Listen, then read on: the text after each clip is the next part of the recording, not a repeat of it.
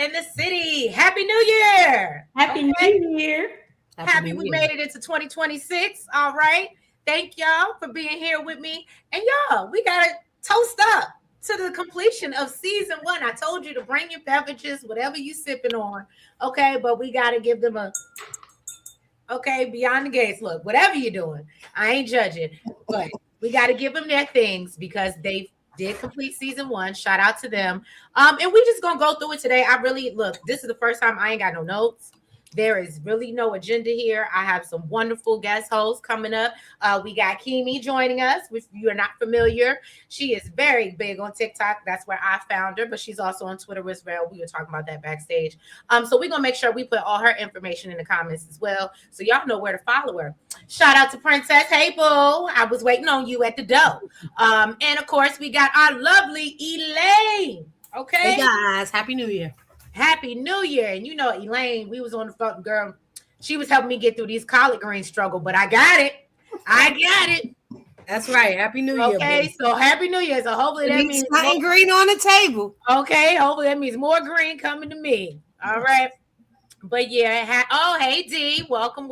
Hey Kamara, welcome as y'all come in.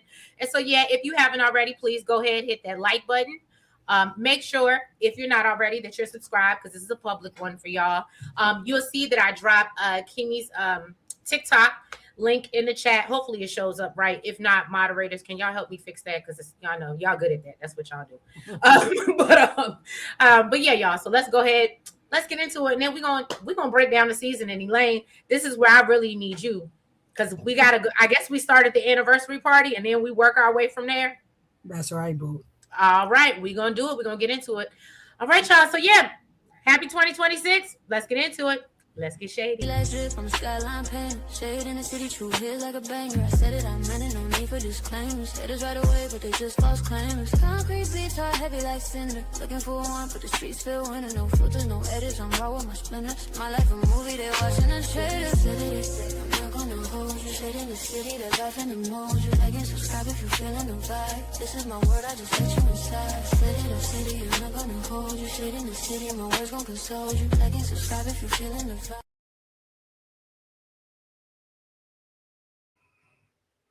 Right, Just Jonda, I see you in the building, boo. I'm about to drop the link for you. Hey, Bobby Wobby. Hey, A. Smith. Look at all y'all rolling in. I love you. Hey, Bobby Wobby. I see you, boo. Right. Okay, so we're going to start something off before I bring Jonda up here, because I feel like it's going to be a lot of us tonight. So, because I did put the invitation out, because again, it's the big, we completed season 1. So if you hear this noise, that means I need to interrupt, okay? Okay, so just so y'all know, because we get to talking, we get passionate, and I don't be trying to yell over y'all. So when y'all hear that sound, that's a great idea, Trees. I be trying to think of some things. I done had some time on my hands these past couple of days since I ain't had 5 episodes back to back. You know what I'm saying? But yeah, y'all. So let's kick it off.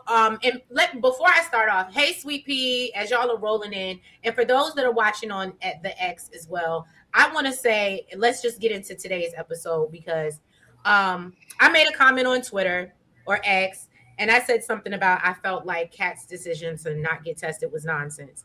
And I just want to say that, first of all, I am so grateful and thankful for all of y'all that support me and follow me on wherever you follow me from. And I'm saying that because although I'm looking at it from a perspective of someone who has had a scare, maybe not breast cancer. I told y'all about my cervical situation. I'm looking at it from that perspective. So, of course, for me, my big thing was prevention, right? Because that's how, luckily, I was able to not go deeper down that journey. However, I appreciate and I love, shout out to Miss Renee and those on X for giving me a different perspective. And I love the fact that nobody was trying to sun me or, you know what I'm saying? Or like put me in my place, and was rather like, hey, Treese, maybe you should look at that from a different light. And I just want to say that that's rare. And we know that. We've seen the toxicity on Facebook, on Twitter, and in other places. So y'all, when I tell y'all, I am so grateful that we have a respectful group of adults that we can all come together, fuss at each other, like Elaine said, and agree to disagree. But at the end of the day, big up the show and love on each other, y'all. Thank you for that. Mhm. I really do appreciate that. And like I said, y'all made me see a different perspective from a different side, and I appreciate that. So thank you. And y'all, anybody want to weigh in on that? I think today was actually the most peaceful day on Twitter Mm-hmm. because Mhm. it was such an emotional episode. Mm-hmm. I also get Kat's point of view.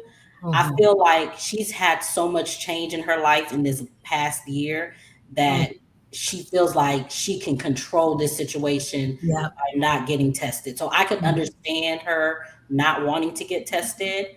But I also feel like, girl, go get tested because you never know. But at the same time, if your mama don't have it, then you don't have to worry about it. Right. But I get where she's coming from. But Well, what I loved, and shout out to, I believe it was J.R. Robinson Ross that responded. And if I got your screen name messed up, I apologize. But she made a good point when she said, there's people who it's just like AIDS. It's just like people know STD, like something might be wrong, but knowing is just so. Like I said in my tweet, ignorance It's is a bliss. burden in itself. Right, right. You know what I'm saying? So it's not just this situation. And when she made me look at it, I was like, yeah, people really do this all the time. yeah. All the time. And I guess I just never realized that. So it's strange because I just been through this past year with my family, my own family. My maternal aunt was diagnosed with triple negative breast cancer, but it was at Oh, zero. wow. I'm so sorry. It was at 0 stage. She's 73, and she made the decision to have a mastectomy. She got her breast taken off, Mm-hmm. and her decision was when she came to on her own, and then she told us, and she had a family meeting with all of the women because she wanted to tell us that we needed to get checked. She's 73, but she was like, listen, this is very important. I got checked. It was a very regular exam, but I got an enhanced test. And she was telling us because under normal circumstances, an enhanced breast exam cost $40 more. And if your doctor first of all doctors don't tell you, oh, Right. you can get a more enhanced test that shows everything, Mm-hmm. but you have to pay out of pocket a little bit more. And if they tell you, most people are like $40. No, I'll just have the whatever. But it could be the difference between knowing and not knowing early. And Mm-hmm. so, her decision was one that was right for her, but she wanted all the women in the family to know. We have a large family, and so only she's one of the 2 people in our family that have had breast cancer.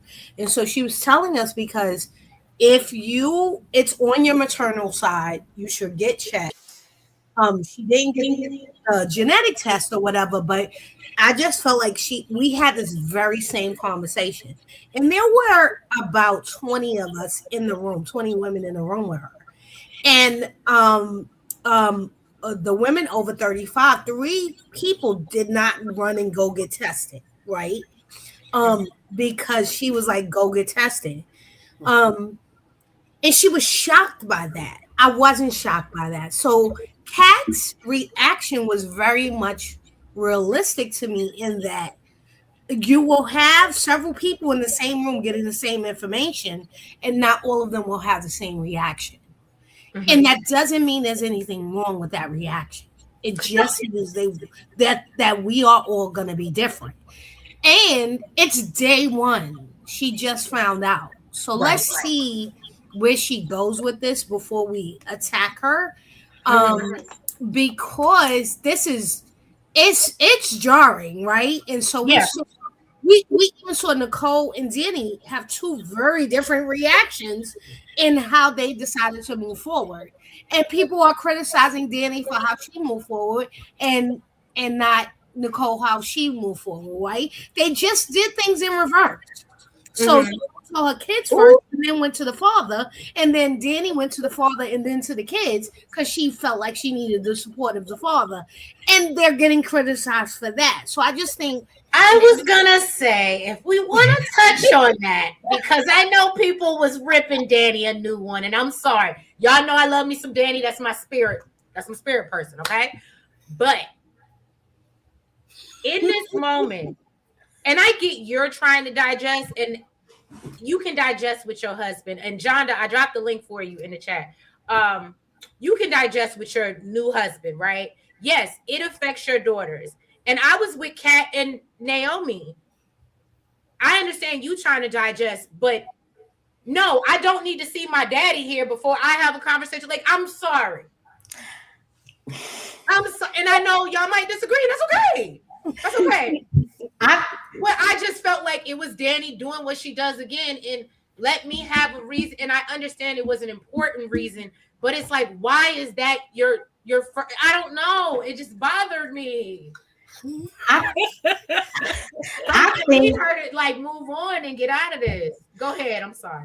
Oh no, it's okay. I think it's because for me, I thought my thought process behind her, going straight to him was whenever she would get bad news, that's like her go-to. Yeah. And so I understand, like, you got a new husband, you don't need to go to him. But at the same time, I feel like with this type of situation, Danny is already neurotic as it is. Right. I think Bill was going to be the one that would be able to help her tell the news to those girls. And I'm going to get to them girls because they irritated my soul when they was going off on their mama about this situation. Like, yes, like this damn mother. You can't be more upset about my mother than I am upset about my mother. Like, that's my mama. I got to digest. I just found out not even 12 hours ago. Like, I just found out the same time that y'all found out. Ain't nobody tell y'all behinds to go over there and pop into y'all grandparents' house unannounced. That's y'all's fault. Like, well, apparently that's what everybody do around it, just in general in Fairmont. Right. Okay. But y'all don't. Can y'all not agree that I get what you're saying, Kimmy and Kimi, but that is unhealthy. That is an unhealthy codependency. It is very unhealthy. She's gonna have to get out of it. Hopefully, Andre will help her get out of it. But like for this situation, like I said, I feel like Danny needed that person. Danny is not strong like Nicole is strong enough to give her kids those news without somebody there. I think Danny really needed Bill to be there because he can console the girls in a way that Andre couldn't. So that's why I was just like, I understand her going to Bill first. Just like Nicole, she called Ted. And it looked like she was going to tell him first, but it was just like, I feel like if she would have had Ted there with her, then maybe they could have talked. Well, I don't think they could have talked Kat into it, but at least she would have had somebody. You know what I'm saying? Because like she was also at a loss for words where she couldn't say nothing. She took a long time telling this story. I was frustrated with Nicole. She was like, "Well, yeah." I was like, "Come on, bring it down. Come on, you got." I think that's how Bill felt when Danny was over there. He was like, "Okay, let's get to the get. Why are you here? Hey, John, welcome in, baby. Hey, Cleo. Hey, Quake. Hey, Net. Hey, Corey. I all see y'all came in the building." So yeah, but I like Elaine. I like how you said it was just like they all said the same. They did it in reverse, each one of them, but it also speaks to each character. Like Danny again is that neurotic person. She's gonna need somebody there to give out bad news. Nicole can do it on her own. Like she can stand on her own. Danny can't do that. So that's why she needed Bill. So I was okay. By the way, it's very indicative of what we've seen this season to bring it, full circle, sort of looking at the whole overview. Danny has spiraled out of control without Bill. And she needed someone to be her anchor, and that's how her and Andre connected. Andre was her anchor. Her family left her in limbo and was like, this problem that is Danny. Oh my goodness. They sat around talking about her, but they didn't do anything for her. They talked down to her. Nicole lectured her. Her mother lectured her about, stand up, do this. You don't need Bill. Bill is this. I know my husband of 30 years is a dirtbag, but that doesn't stop the 30 years of him being there. And so I thought that I hated to see her go through that, but who has Danny been all year? That is who she's been all year. Who So at least has she's Nicole consistent. been all year? She left Ted and didn't look back. Mhm. I respect it. I love it because I can't stand Ted. Ted is like the gum on the bottom of my shoe. And so but my people here know I don't have it for Ted. However, Nicole stood on who she was the whole year. No, she didn't. Go ahead, Jonda. Jonda said, hold on. No, she didn't. I think we are giving Nicole too much credit over Danny.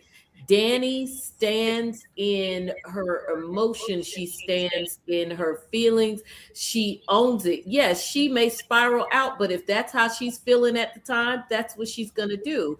Yes, she did. She did get with Andre. I don't know if I necessarily feel like he's the heavy in that relationship. I still kind of feel like it's her. Like he fell in love with her first. He wanted to take things further and she just kind of fell into it. I mean, Danny's a lover girl, right? And so I don't want us to feel like her being a lover girl, or maybe it's just me. I mean, everybody can feel how they want to feel. I told you she's my spirit person. That's why, because I'm a lover girl. I don't feel like being a lover girl should be kind of an indictment on her strength, so to speak. Whereas with Nicole, there are things that in Nicole's situation, and it's so funny because I told you I'm dedicated. When I became a member, I'm going back. I've probably finished listening to all the old members only episodes. And today I was listening to one where you guys were having an amazing conversation about Nicole. And it was those episodes ending with 102. But at any rate, and it was about how Nicole's reactions and how Nicole holds back, and how she doesn't stand in her stuff, which is why people keep things from her a lot of times, because they don't think that she's able to handle it, or they don't want her to handle it, or they don't want to put more on her. So yes, I agree with you. She left her situation and didn't look back, but she kind of had to, because Ted was just such trash. But most importantly, I agree with you all when you say this situation shows who they are. Danny and Bill, no matter what their situation is, stand 10 toes down united for their kids. When it comes to Nicole and Ted's kids, it is all Nicole. It's always been Nicole, because Ted is not their emotional touchstone. He has admitted that. You guys talked about that in that episode as well. So I think that it's not so much the fact that Danny needed Bill. It is that exactly what you all said in a nicer way. This is who Bill and Danny are for their kids, which speaks well of them and is going to piss off their spouses if they don't figure out a better way to do it. But this is who they are as a united front, dysfunctional or not. I agree. I agree. I think that was a very good assessment. All right. So if we're gonna go all the way back. Oh, by the way, quick and dirty, if I could speak to the breast cancer. Yeah. No, because I'm posting y'all's so y'all do y'all thing, because I'm actually posting y'all's links in the chat. I just posted, awesome. Thank you. Yeah, I just posted Kimi, and I'm getting ready to post Jonda's, and I'll post Elaine's Twitter as well, so y'all can see her cutting up on a regular basis. Speaking on the breast cancer, because as you and I discussed, I'm a breast cancer survivor as well. And so this definitely touches very deeply with me. I did not have triple negative, but I know several sisters in the mix who have had that one, and it is treacherous. I appreciate how they are doing this storyline. I appreciate the information that they are giving about Black women and how our health is treated in particular. And I think that that's why it was key that they gave her triple negative, because of the fact that it affects Black women disproportionately. So I think all of that is great. My only gripe is this is an opportunity for a tremendous PSA about about preventative care and cures. And my thing is, if you can do Glade ads and all of this stuff, then I'm okay with this one issue being completely heavy-handed, one-sided. I don't feel like I get in a story that it's fine for Kat to make the choice that she made, but from the standpoint of this being our soap for our community, I feel like it would have been perfectly fine if they all just swayed to one side and said, oh, we all got to get tested, and they all piled up in the limo and everybody got tested without the whole debate about who was and who wasn't. And I think that's just selfishly for me wanting our people to have that message.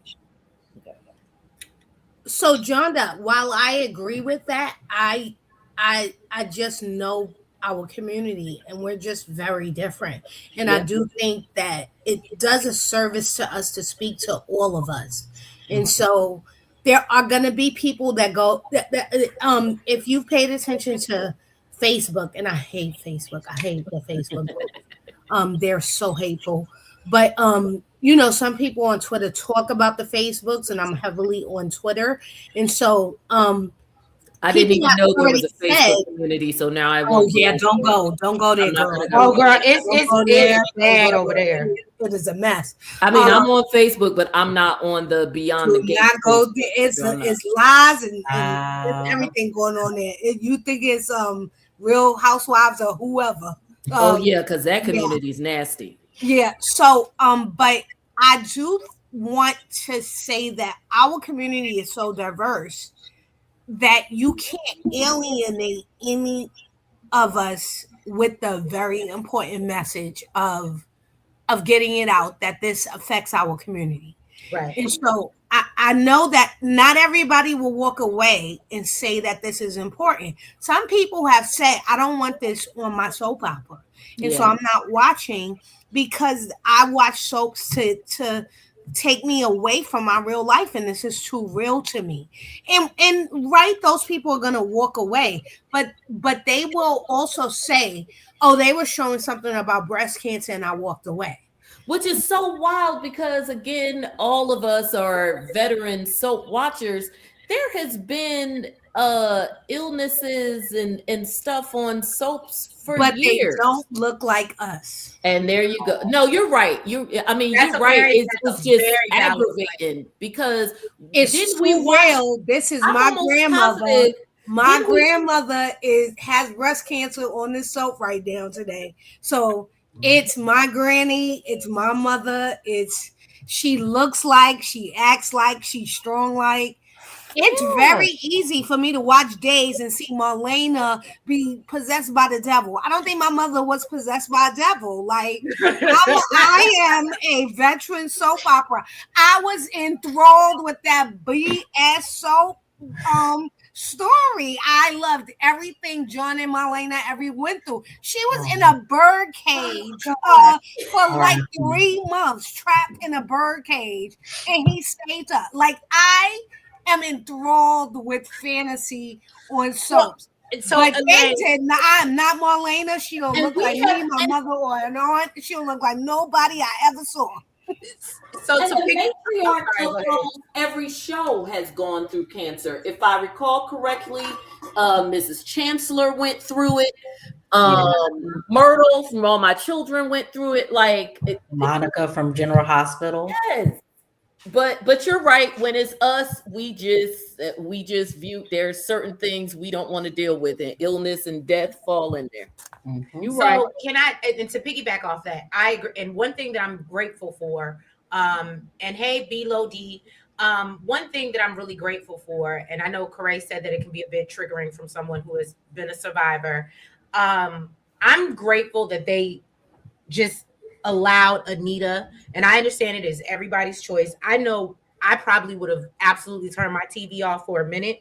I've had someone in my family who's decided I'm just no longer going to get treated. And they didn't decide to share that with us. But then when you're sitting up at the funeral and you're trying to figure out what happened and why all of a sudden because they were having a, private battle. And, that's their decision.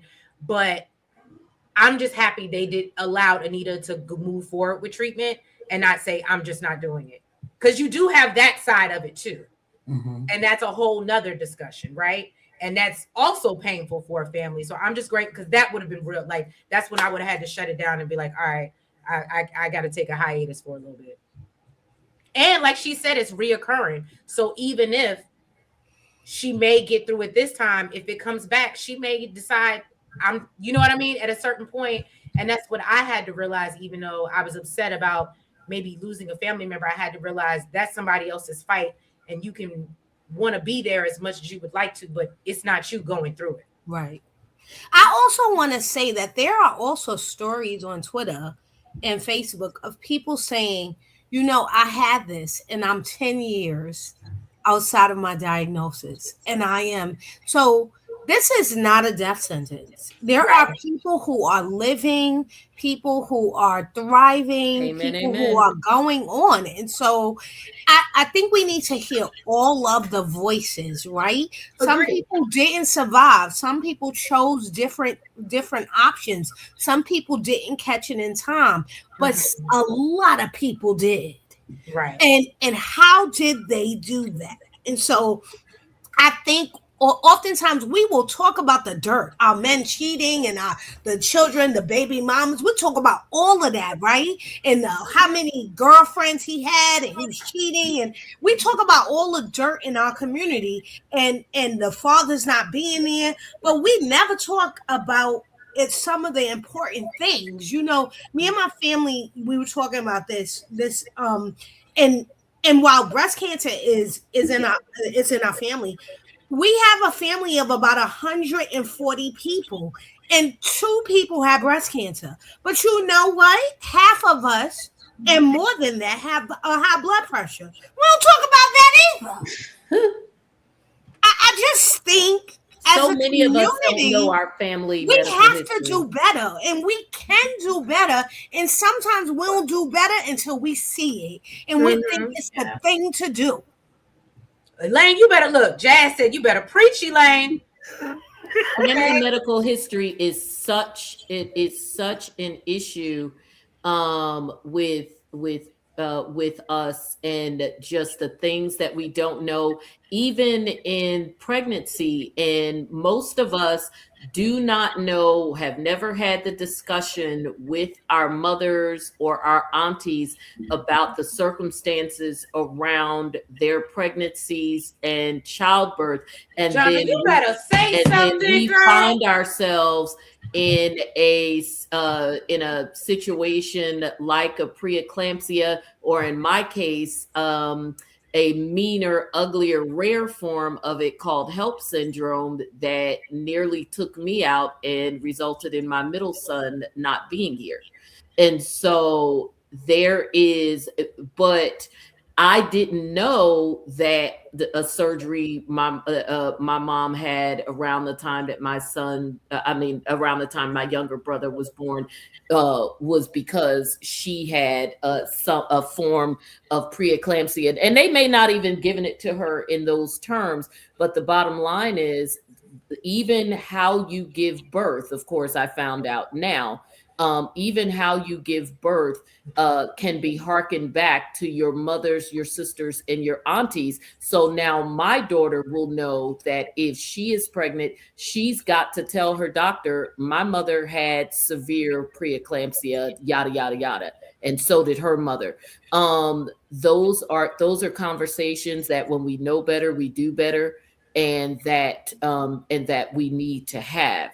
And as it relates to the non-treatment, I guess if we're going to explore that, perhaps I would have preferred that they did it with one of the older characters, like maybe Danny or Nicole, who were reluctant, because I think also, because we know they're writing this not in real time, but within the past several months, I think having it be a younger character kind of gives me a little bit of the Ananda Lewis situation. And remember, she chose not to get treatment. So, so it hits on so many different levels. And they may not have thought of that, but when I look at Kat, and Kat being that age is like, ooh, so anyway, that's just my thing. Kamara, I think great point.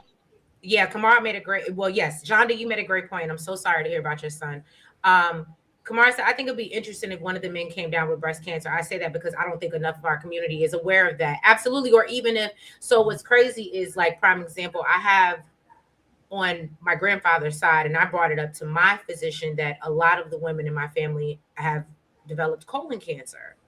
And so I remember I was like, this is really like a thing. Like, I'm really scared. And so I remember approaching her at the age of starting at the age of 36. And I was like, when can I get a colonoscopy? When can I go?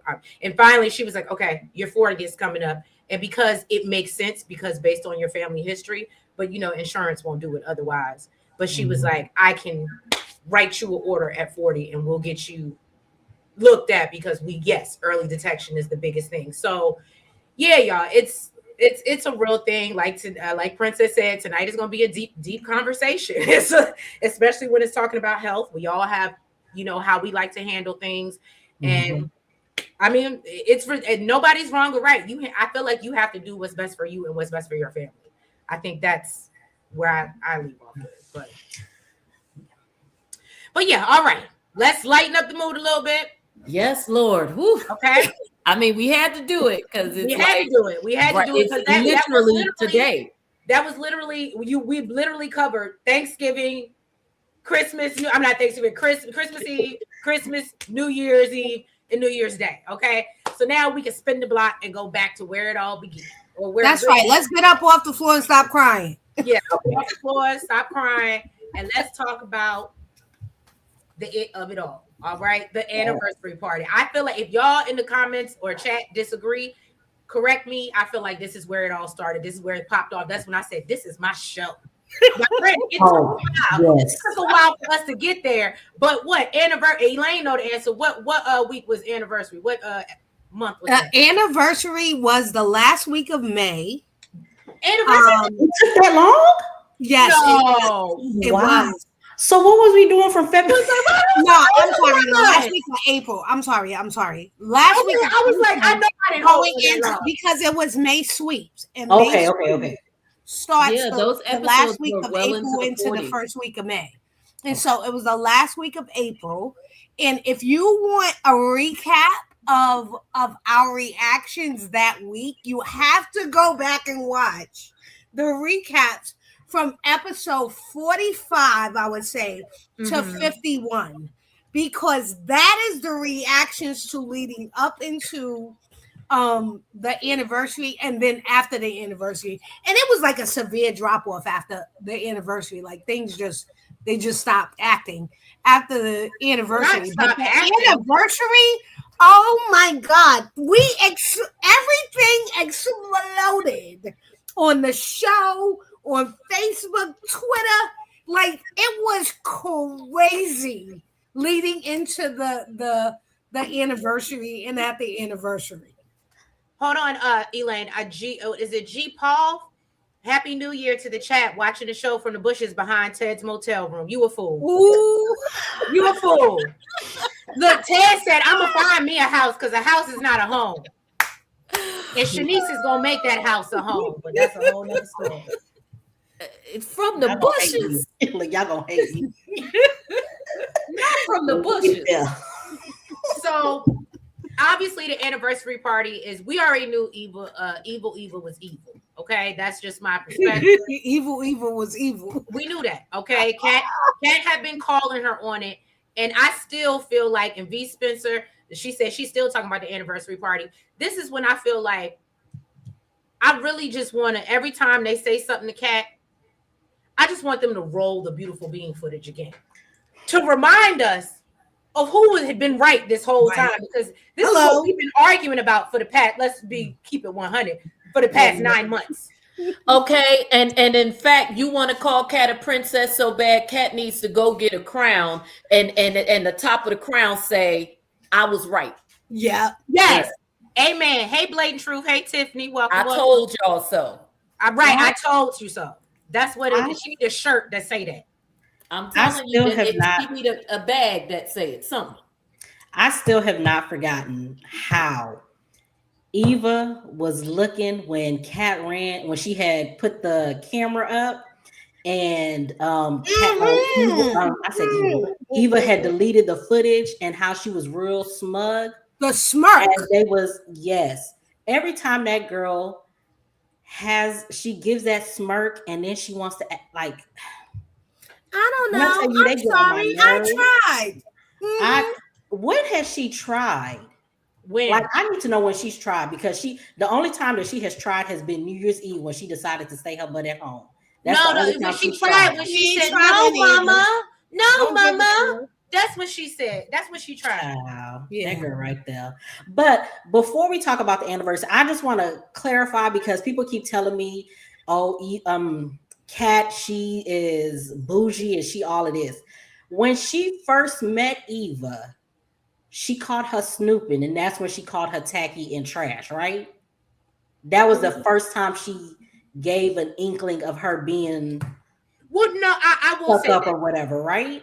And Elaine is probably the best person to answer this question. But before she goes in, I'm gonna say I do think that Kat gave off classist vibes or elitist vibes, because she always commented on what Eva was wearing. So she may have not yet called her trash, and that's why I said Elaine is probably the better person to answer that.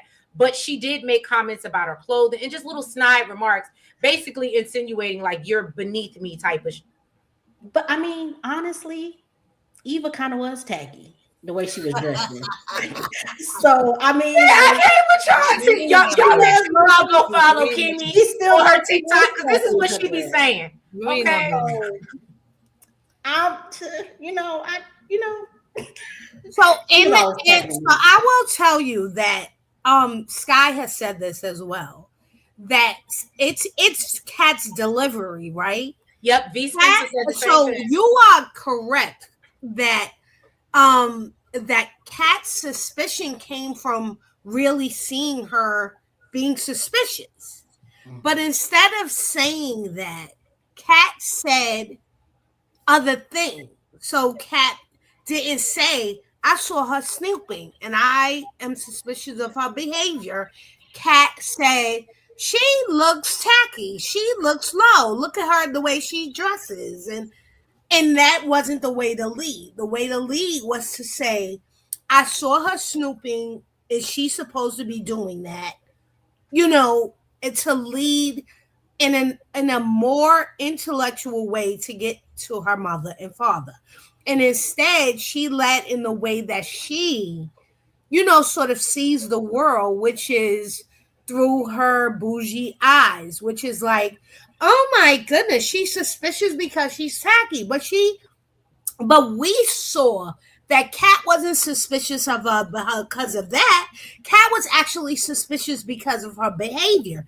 Even when she told her parents about she couldn't tell them about the camera and everything, because she would have to admit that she set up the camera to try to trick Eva. Even then, she acted like, "I just don't like her." And that doesn't make sense if you don't give me something to go on, right? You can't come to me and go, you should be suspicious of your friend because I said so. But you got to give me some clues. Like, the evidence is 1, 2, 3. You got to give me something. You can't go, "And it's because I feel," or "the clouds were blue this day." Like, that doesn't make any sense. And so you have to make logical sense to your logical, critical thinking doctor parents, right? Especially Nicole. Yeah. And so Kat is suffering from not being able to articulate herself in a manner where her parents will respect her opinion. She's relating in a way that she understands, that Dingy Chelsea understands, but not in a way that true doctors of the world will understand. And so I do think she's suffering from that. And even while I defend and say she's been absolutely right, I think you're right about that. I think this just goes back to showing what has been said over and over. They Ted and Nicole are trash parents because by now you should know what even Anita finally admitted, that they have always known there was something a little special about Kat having a third eye. They didn't use those exact words, but they have referred to it. Kat got instincts and Kat tends to see things. If you her mama and her daddy, why y'all don't know that about that? We know Well, our kids quirks and different things, and I certainly by now she 26. You ain't figured out that baby seeing things. You ain't figured out that baby is the one who dreams about fish and know that people pregnant. That's Kat. I love it. Hold on, Jonda. Let me stop you real quick. Thank you so much, Blatant Truth. Happy New Year, everyone. Thank you for the $9.99 super chat, starting us off right into the new year. And I also wanted to highlight Jazz's comment because you a whole fool and I can't with you. She said something about we can't be mad at Kat because them clothes be looking like tablecloths and curtains. So you know what? V Spencer ain't no better. Say Eva and Nine Lives Leslie. Oh, I might have to steal that V. They nasty, vile, gutter snipe right about the hood. Well, Kat didn't do herself any favors by hurling insults over facts. Like Elaine said, very, very good point. Kat's too honest for her own good. Absolutely agree. Okay, so I think we all on the same page. To be honest, I don't think they would have listened to Kat even if she did articulate it better. Okay, Jazz. Okay. Yeah, I don't think they would have either. So speaking of that, well, you know what? Let me not go to that. So we still on it. So then obviously we know the breakdown, like Elaine said. Nicole never looks back. Okay, she's like, I'm done. This is when we start to see the emergence of Carlton. But I think the next big shocker was Martin's secret. Correct me if I'm wrong, Elaine? That is correct. And I also think that Nicole was kind of she was teetering on the fence. She was working on the fence. Still probably 70-30 on the dumping you. But there was a moment, and then the Martin thing put the nail in the coffin. Again, correct me if I'm wrong. Well, the Martin and the Leslie thing, because we got to remember Ted supposedly slept with her again. So yeah, that's what it was. No, but before that was he invited her to go out, and then remember she had to choke Leslie out in the cafeteria. So, you're right. Ted did not do anything right in getting Nicole back. Remember, he kept running around telling people, I know what's best for Nicole while not doing anything for Nicole. We saw him with Eva and Leslie more than we saw him with Nicole for 2 whole months. And so, and they could say what happened off screen all they wanted. It didn't happen off screen and it didn't happen on screen because Ted is trash. He's garbage. He is the gum underneath my shoe. He didn't do a thing. I think we see that he, and I think Treese said this. She said this term. He is emotionally unavailable. Mm-hmm. And unintelligent. And he was hiding it. When you have a partner who is emotionally available, you can hide it by simply standing next to them and claiming that I'm with her and I'm emotionally available. But when Nicole was no longer standing with him and he had to actually stand on his own and be available, he thought he wasn't to his children. He was not, and his wife. So what I said, he sent her flowers and he was proud of that with his weak ass. Go ahead. I'm sorry, Kimi. No, it's okay. But what I don't like about this whole Ted situation is when we had the old Ted, he was down for his kids. Like we saw him, well, I don't know about him and Martin, but with him and Kat, like they had conversations, they had, relationships. The way they talk about Ted and Kat's relationship and how it's played on screen is just like a complete 180. Because it's just like even Nicole today was saying how that's the only person that could get through to Kat. Kat is her, her jumping board or whatever you want to call it. But then it's just like I feel like the writing did Ted no favors by only showing him with Eva and Leslie, because it's like from when he first started up until now, it's just like it's a complete 180. And again, I don't know if it's because of the recast or not, because that's a whole nother conversation. But I just, again, I like Ted, but I don't like him. So it's like he's not on the bottom of my shoe, but I still feel like his relationship with Kat, I feel like was so much better in the way they talk and say stuff. But again, they just they threw him under the bus for Leslie and Eva. Honestly, that's how. Oh, Jonda, I think this is the writing. And and that's why it's just like, why would y'all do that for your leading man? Because like even with Bill, like I'm sorry, Cammie, I think this is the writing. They wrote this. So I also want to say, as we discuss the anniversary and how we traveled to this point, I want to point out the writers that started with the show were veteran writers from other soaps that came on board to help Valjean start her soap. This was a really big venture for her. They wanted to start her up good, and they left in June. Her co-head writer left in August. And so what we are seeing on our screen are different people who have different visions for the show and who may not believe that the old writers did the right thing in the writing of the show. And so I want to keep that in mind as we discuss how people have changed, how things have changed.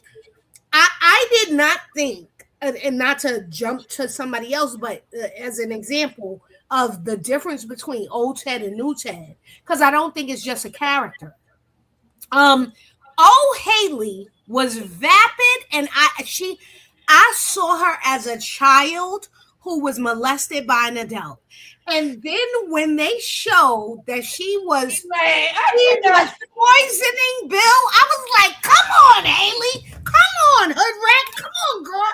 I see you differently. I have not seen her as a child bride since. And so that's a good thing that they did, but I think that was always coming. But I just want to point out how writing before and writing now can change your complete view of how characters look on screen. Agree. Yeah. But you are terrible with that. I ain't gonna repeat it, but you are terrible.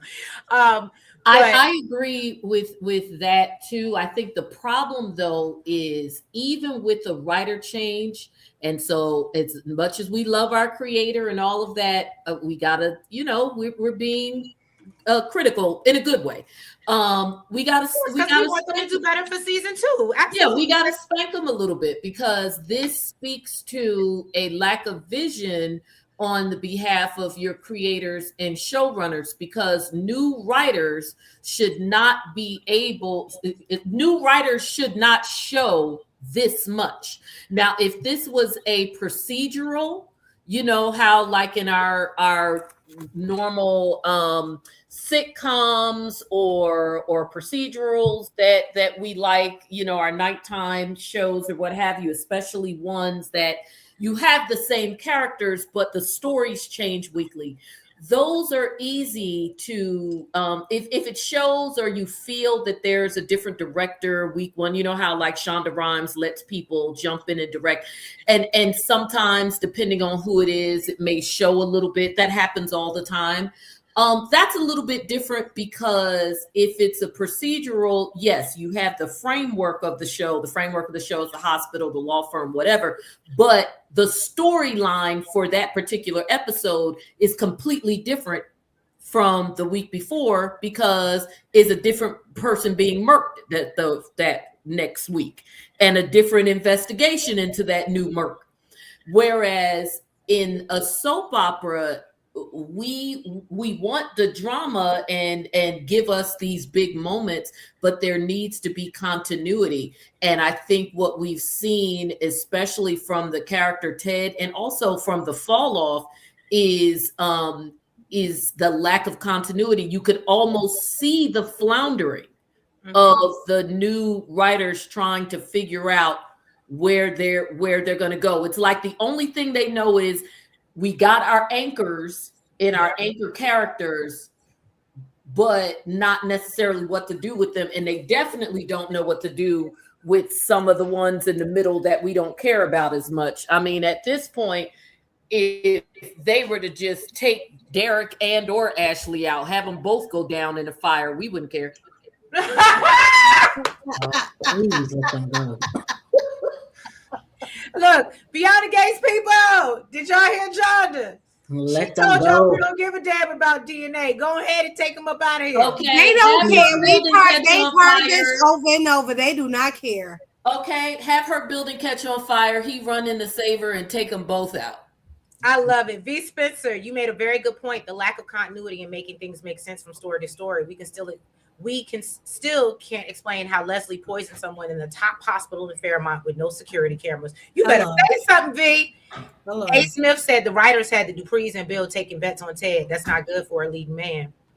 Okay, and what about the fact that we got Andre who can enhance a photo, although we didn't see it, but we're left to assume it was a photo that he enhanced that was so incredible, but this same person and an entire police force and living next door to DC with the FBI and your daddy is a senator and all of them, y'all can't enhance the video from the hospital that shows Leslie going in the room. Hello. And why can't they ask Shanice? She talked to her that day.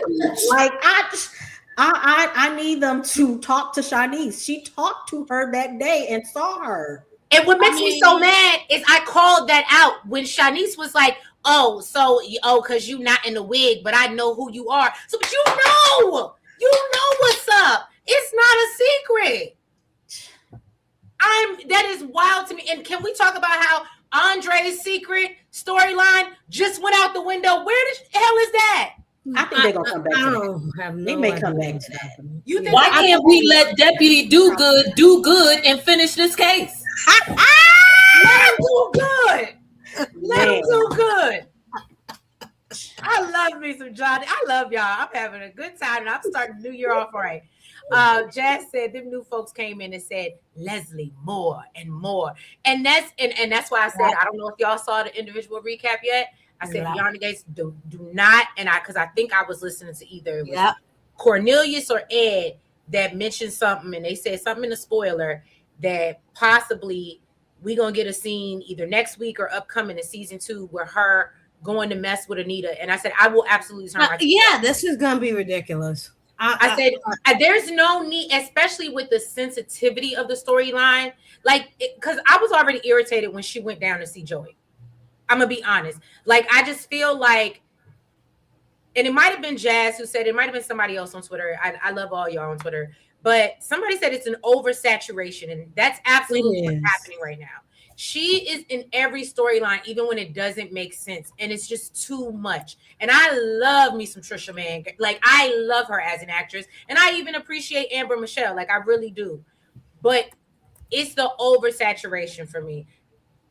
And then can we get into, and I don't know how y'all feel about it, but since we was talking about Evil Eva, because that was one of the things we didn't touch on from this past week or so, but I actually did feel bad for Eva. Hold on, y'all, before y'all start throwing tomatoes at the Hold on, y'all.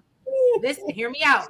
Like I said, that's why y'all like me. I can play devil's advocate. I'm not one way. I felt bad because this woman has made her feel that her self-worth is in her pussy. Yeah. And when Isaiah, and I told y'all I thought Isaiah was just after the cootie. Okay? He didn't make a secret about it, Trace. He didn't, but the people was like, no, I think he really liked her. He kept asking for it, hitting at it, talking about it. They throwing tomatoes in the chat. So the point I feel you. The point was I felt bad because I was like, here he is, like, even if he's bullshitting, and I believe he might be bullshitting and just trying to get what he wants. Maybe he's a homosexual and he just needs a place to stay. I don't know. But the point was, I felt like he was saying all the right things, but But unfortunately, she was just like, no, and what do you mean? And it always goes wrong. Nobody ever likes me outside of my coochie. And I was just like, oh my God, like, this is what you like, this is your self-worth. Like, that's how you, all the books you read, and you ain't picked up a self-help. That's why she be reading all them love books. But I feel you, because I think Isaiah really does like her. He seems to be like one of them people that can go all in for a relationship real quick, real fast. And like I said it on Twitter, I was just like, wow, I hate that she called herself a sneaky link, because it was just like, girl, you're so much more than that. Like, I don't like you, but you are still so much more than that. And yes, your mom has really made you feel like like you said, the only way that a man will really want you is for that. And it's just like, but also, I need her to stop talking out of both sides of her ass. Because you can't say that you want to be wooed and then take him back to the bedroom. You can't say that you will not be like your mama and then go and sleep with your sister's boyfriend. You can't keep saying all of these things and say, I'm so much better than that. I am, woman, hear me roar, and then go and kiss this man that you met you gave him a pin, and now you kissing on him and sleeping with him. Hello. You can't do that. You gotta, like, I want more for you, and I don't like you. I need you to want more for yourself. Okay. Come on. Like, I need you to want more for yourself. And until you want more for yourself, I can't rock with you. Can the church say amen? Amen. You better preach. But I can't want more for you than you do. That's right. And that goes back, and I hate to say it, and I guess they making it a comparison, but I hate to say it, that goes to Cat too. Oh, baby, I can't want more for you than you want for yourself. Girl. You want this, and y'all, can I tell you? And I know y'all heard when I said it. Cat looked good when she walked into that New Year's party. Yes, and can I tell you, literally, as soon as I saw Tomas on her arm, I was like, that's all right.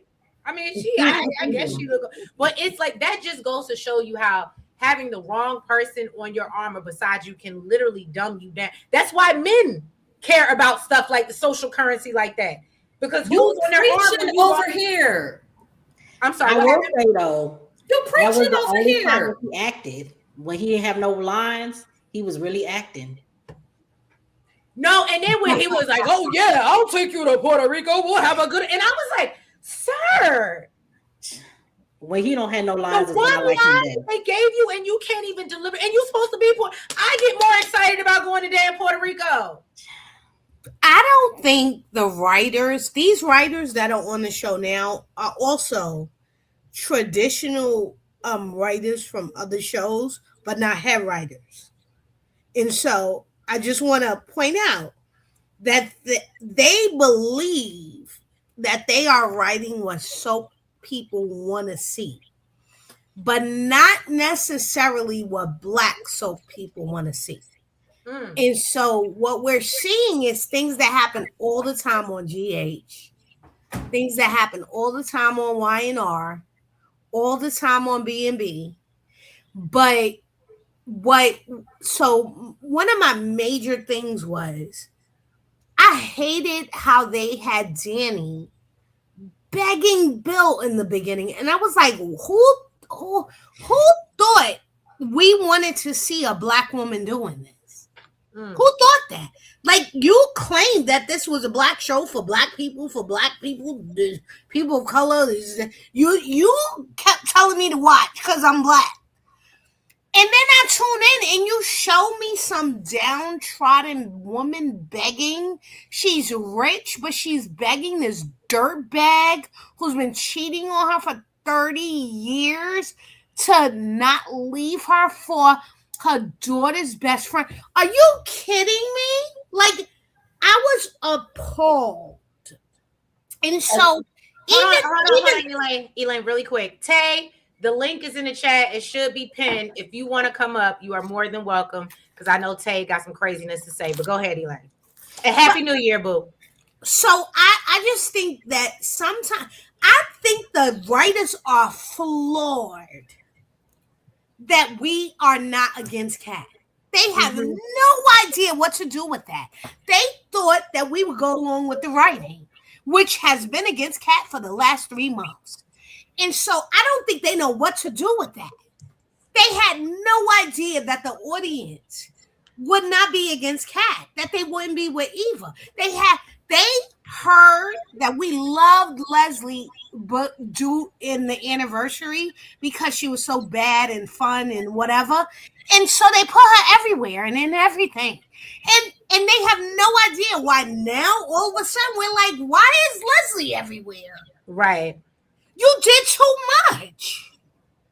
And they have no idea what this audience, again, this audience wants to see. I watch a YouTube recapper who's a white guy, and I left him because he made some comments that I thought was semi-racist. And I think I discussed this with Treese early on. It wasn't racist, maybe, but when people start to talk about things like, oh, Anita and Vernie are uppity, I get cold, and so I'm out, and so I feel like that's code. So I left, but now I'm tuning back in, and even he's like, listen, I thought this wasn't a traditional soap, so why are you doing traditional soap things? And so I don't think they are paying attention to the fact that we tuned in because you told us this was different. You told us this was new. You told us this was for us. And then it turns out this is a Tyler Perry daily soap. Whoop! I didn't want to say it because a lot of people have literally, Elaine, a lot of people have been telling me, and I said, and I literally have to say, my boo came to me and he said, it's giving real. He was watching one day. He said, it's giving real Tyler Perry. I said, it's just filmed at the studio. It ain't got nothing to do with, but literally a lot of people, I've been getting those comments a lot. And I hate, because y'all know why I don't review Tyler Perry anything, because I am not going to, I already know I'm not going to like it. I'm going to be very critical, and I don't want to tear another Black person down. So I just choose not to watch it because I already know going in what his MO is. I learned that from the damn Divorce is Black. I will never get that hour and change back. I'm sorry. But the point is that, yeah, and I've been hearing that from a lot of people. I thought they did film. Princess, what you mean? I thought they are filming at Tyler Perry Studio. Are they not? No, they're in Georgia, where are they but filming? not I here. thought they were in Atlanta. They got their own spot, if I'm not mistaken. Oh, excuse me. Look, correction. Yes, I am CBS has never a above sound reproach. stage. Yeah, because the guy who played Andre came out and he was just like, we don't film on Tyler Perry Studios. We are not a Tyler Perry, but y'all sure look like it. So now, you know, It's interesting that you said how what they told us in the beginning, and just to piggyback on what Elaine said, it's almost like they did a bait and switch, right? Because when we had that first couple of episodes, when we saw Danny like wild out, and I was loving it. I fell in love with her from day one. I was like, yes, give me some old school Erica Kane, but like a sister would do it. Yes, bring that Gat to the wedding. Like, I loved it. I had no issue with that because that's soaps. You know, you got to go all in big. And so I thought that was great. And I still was like, yeah, sister, you know, give it to us big. We like our stuff big because, like you said, it's for the culture. Then, like Elaine said, they went left with her begging and wanting. She didn't come out and beg, but we knew that's how she felt, that she wanted him back. No, you were just supposed to be on some crazy, you did me wrong. I didn't have an issue with the way that Danny was wilding out in the beginning until I realized she still want this man. I didn't have an issue with her wilding out in the beginning because, number one, we were still married for the whatever our marriage was. We were in it, and you were doing the chick at the office, and then you dumped me, and you rubbing it in my face, buying her a house in my family's community, all of that. And on top of that, for the chick, you was in my house eating my meals, befriending my child, and then you go and then you sleeping with my man. So I didn't have an issue with Danny wilding out as much as she want to. Go to the house, blow it up, do all the things. Like, so Jonda, she shouldn't have wanted him. To piggyback off that, don't forget, Danny was the one that suggested Haley for that job. Do y'all not remember that? Oh She Lord! said, Yeah. Every I time you recommend. remind me of that, you make me mad all over Yeah, again. she was the one that said she recommended Haley for the position because it was like assistant or something. It was it wasn't paralegal yet because that's what she is now, but it was like an office assistant. And I guess she needed a job, and so Danny was the one that said, "Oh yeah, let Haley do it." Haley was part of the family, right, Elaine? Mhm. She absolutely Yeah, was. so Danny had every right to be tripping. We just didn't want her tripping and wanting to trip back up on that. That's Okay, what we did. But I mean, it was all she knew. I hated her. I went back and watched that scene when she went to the hotel, like right before the night before the wedding, and she was Oh, begging him, and I was just like, oh my god, I can't believe they got my girl begging like I this. couldn't believe that But either, at the especially same with how we time, know of I Danny was now. mad. But it was just like at the same time, that's all she's known. yeah. Like she got with him right out of what it was, what, 18, 19 or something like that, when she was young, because she was doing her like modeling and then they met. Mhm. So that's all she knows. So her like begging him and accepting all his cheating and all of that, I mean, we hate to see it, but I'm pretty sure a lot of us know a lady or two who's done she that thought or who having a is piece doing of a that. man was better than not having a man at all. Yeah. No, Danny but was it was his lover and his secretary. Okay, hold on. yeah. Let Tay, since you just got up here, what you guys say, Tay? Hey y'all, happy new Hey, year. happy New Year, Hello. boo. Yes, Elaine, I was just as baffled by that scene as well. Like, because I think that, you know, our women do kind of they low key beg the man back even when he ain't no good. But they don't just be like, please, Bill, don't do this. Please, Jeff, like you can't do this, Hakeem. Like you gotta take me back. It's gotta be us. They don't do it like that. They do it in other little ways, like well, the kids ain't gonna be going to no wedding with you and unless you come over here and see me and all that type of. That's how they try to do. They look big in the man back. They don't just be blatant like that. And I was just like, what is this? What is going on? Because I felt what she was feeling in the moment, like, dude, is you for real? Like, this Danny, Bill, like, you really about to marry this girl? Like, are you really gonna marry this girl? For real, for real. Like, after all the stuff we done been through, I done let you cheat in peace. Like you really about to marry this girl, Bill. Like this is Danny, this me. But when she was like, please, Bill, like I was just and I couldn't take it even with how we know of Danny, because even with the Bill stuff, and I know she probably felt low in the inside, they didn't show us until like that moment that made her look like a complete and utter fool, in my opinion. And it seemed like he had a he was prideful in that moment when she was sitting there begging him, which that made me, every time now that I really know what Haley's plan is, which I always had a feeling that she was up to something with him. I i just can't wait for the plan to be executed, because like he was sticking his chest out, even like how he tried to act like he's so for the family now and stuff, everything. But the family that you claim that you are so for now, and you don't play about your girls and all this type of stuff, that's the same family that it was no need for you to beg or to go and bribe the Duprees to get them to come there, because of you knew what Martin had done.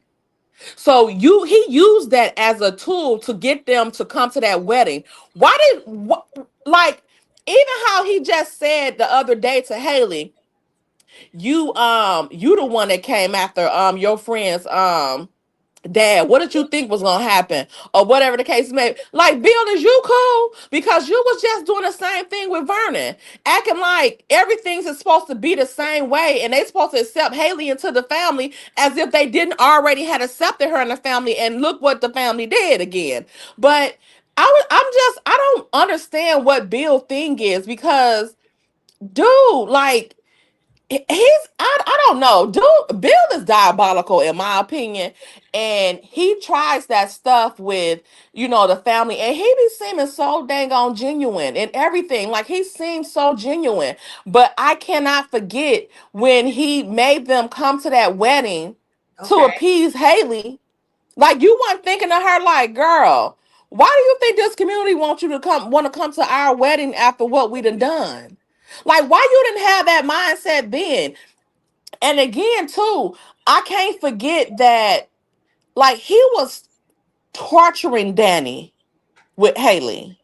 It wasn't like you did your file, y'all did your thing, but he was torturing that girl with her. And I You're felt right. when You're right. Ted, when they did that stuff to Ted that day, like in that moment, I felt Ted, like, Bill humiliated your daughter. Like, he intentionally did it. Ted ain't know Leslie was gonna come there and act a fool like that. But Bill intentionally humiliated, like, he annihilated Danny in that The community whole in front of family. everybody. So, Tay, to piggyback off that, and I ain't even gonna Go ahead, hold I'm you because sorry. I'm a Bill sympathizer. I ain't even gonna hold you. I start. Let Are me y'all tell on you. mute and I can't hear? I can't hear anybody. You can. Can y'all hear me? I can hear you. Can y'all Yeah, hear I me? can hear you. We hear you perfectly. We hear Okay. you. Oh, okay. Now I hear y'all. Okay. Okay. But no. So to your point, Tay, I absolutely agree that. Wait, I can't hear Trees. Oh, Trees, you you talking? did? Yeah. Can you hear me or no? Can everybody hear me? Yeah, I can hear you. What the Okay. heck? I'm gonna go out and We come can back hear in. you. Yeah. Come back in. Yeah. Come back in. I'll wait for you to come back because I'm a Bill sympathizer now. But she had literally, as she was going through it, I was like, oh yeah, he really was a piece of shit. He really And was. listen, he was. I That agree. He wedding was. thing, that wedding thing makes it very tough. It does. Because yes, he did things for her, but that wasn't just for her. He was on some Right. himself. And it's one thing for you to go to Vernon and Anita, because you want, they are the grand dame and grand whatever, grand sir, I guess, of the community. But you remember what his parameters were. He required everybody to come, Yeah. including his kids who were not happy, Right. and Danny, who is the ex-wife that Right. he cheated on. So there was that was insidious on a whole other level, and that Yeah. wasn't just about Haley. He can try and say that now, but it wasn't. That was him. He was on some Get get back. back how you like me now type stuff, as opposed to just leaving them alone. And I get it. He And knew that. why? Yeah, and he knew. I do agree that he knew that Power. if they came, everybody else would come. But everybody else would have came if just Anita and Vernon came, because right. they're the Right. most important people in the community. He wanted to stick it to Danny. And yes, I've had my Bill sympathizer moments too, because he all big and strong looking, but Bill, when you dig too deep, Bill make it hard. Okay, hold Yeah. on. So let me tell Tay this. Okay. So now that you can hear me, Okay. as John just said, I'm a Bill sympathizer. People know. I couldn't stand Bill. I used to feel about Bill how Elaine feels about Ted, or how we all feel about Ted at this point. But he softened up. We see emotional moments. We break down. He clearly. I'm not now. Here's my thing. Because clearly you had what seems like maybe not the best childhood. So, you got these trauma issues. Then you meet this lovely woman from this good family. You want to be accepted. Hey, Gonda girl, welcome over. You meet this wonderful girl. She gives up everything for you, and at the same time elevates you. And what I've always been told, and y'all can correct me if I'm wrong, because some of y'all are a little bit more experienced than me here. But I've always been told when you build up a man, that's the quickest way. He'll never appreciate it. That's when he leaves you for the next best thing. Yeah. The one that doesn't make any money, that can't help him at all, that can't really offer him anything. So I just feel like it was that type of situation. And so I'll say to you, Tay, you reminded, like, as I was sitting here, like, well, no, and Bill is a better person now. And then when you went through that, I was like, damn, he's really fucked up. He's really fucked up. And then now he's trying to blame it on Haley. Like, no, it's you, because you should have had them same sentiments with Haley when she wanted to move beyond the gates, when she wanted the people to come to her wedding and all of this stuff. You should have had that same thing, Bill. Like I said, I sympathize with him sometime, because even like watching him having these flashbacks of his family and stuff, again, he seems so genuine. Even Right. when he's talking to like Naomi, like when Naomi told him that he was DOA to her, like I felt for him, because he looked like he was messed up. I don't think he want Chelsea to love him and like him and stuff like that. Oh But no, but his he main really care person about is Naomi. Naomi. Yeah. Yeah. Yeah. He deserved that. I ain't feel bad for him in that moment. Naomi is a reflection of himself. Yeah. Mhm. And I think she knows she is as well, which is good, speaks to the trouble she's having in her own relationships, because she thinks that she is her father. However, beyond that, um Bill, I wanna remember, Bill was played, and there is no greater sucker than someone who thinks they can sucker you. Mm-hmm. Mm. A con artist is the easiest person to con, Yep. because they think they know it all. Everything. Yep. They And smarter than so everybody. to Didn't see we talk about Bill this be last week? conned this way, yeah, to see Bill be conned this way is an education on not being too hot on your horse, because Bill may be a fixer in his past. We ain't seen him fix a damn thing since he been No. on screen since last February. Not Well, one didn't thing. he? Okay, so where we were at was Martin's secret. So did he not? Because it damn sure wasn't what's it, but Randy. And Randy, if you end up in the chat, because this is public, I'm sorry. I know how you get your Joey fixed it. yeah. Oh yeah. And while he was in the mix of getting Joey to fix it against Vernon's what Vernon actually wanted, um he wanted to fix it, because and this goes to the two different people that Bill is. Bill is a weak man who made himself vulnerable to a woman who is using him and is playing him, and he is also this person who really loves his family. And we've seen Bill give the children in the Dupree family more empathy, sympathy, and love than their own father. And I'm talking about Ted again. We know, girl. We know. I still don't think they gave Kat her just due on finding Chelsea. Right. Sure We didn't. didn't talk about okay. So thank you, Tay Talk, because again we're recapping the whole season 1. Oh, okay, okay. So yeah, so thank you, because we were talking about big moments, and so that was a big moment. We got a shout out to Brianna, I believe her last name is Roberts. Shout out to Brianna, who played Allison. She did a phenomenal job. I definitely thought it was crazy. Y'all seen me with ketchup on my forehead this year, and the big eyes, the big crazy eyes, and we had a lot of fun. Hilarious. But no. So yes, thank you, Tay. So even that, I love when somebody put in the chat, and I love what they're doing for breast cancer. Why didn't they put nothing about stalking on that screen and give us some type of awareness? Because that's a real thing, especially in this online climate. Especially in this online climate. That right. I think they did miss the mark on that one. Good catch, Trees. Good catch. No, it wasn't me. And if you said it in the chat, I apologize. I don't remember. It's Bobby Wobby. Bobby. Thank you. Oh, good job, Bobby. Yeah. Because they should have responded upon that, especially with us, like everybody really on this stage that does content creating. Like that is a thing. It's a thing. And then young people, all of it, just that whole awareness, and even people who are not like big content creators or what have you, people expose themselves so much online, and you just never know who is watching you, and it's crazy, and people will try to get you. It will turn violent. I've certainly represented many stalkers, so it is real and it is prevalent. Oh, let me tell y'all. Are you okay with me telling them, Jonna? Can I tell them? So we got a resident Shade Squad lawyer. Okay, on the on the I was about to say, not her representing the So stalkers. when she say she representing, because she in court representing y'all.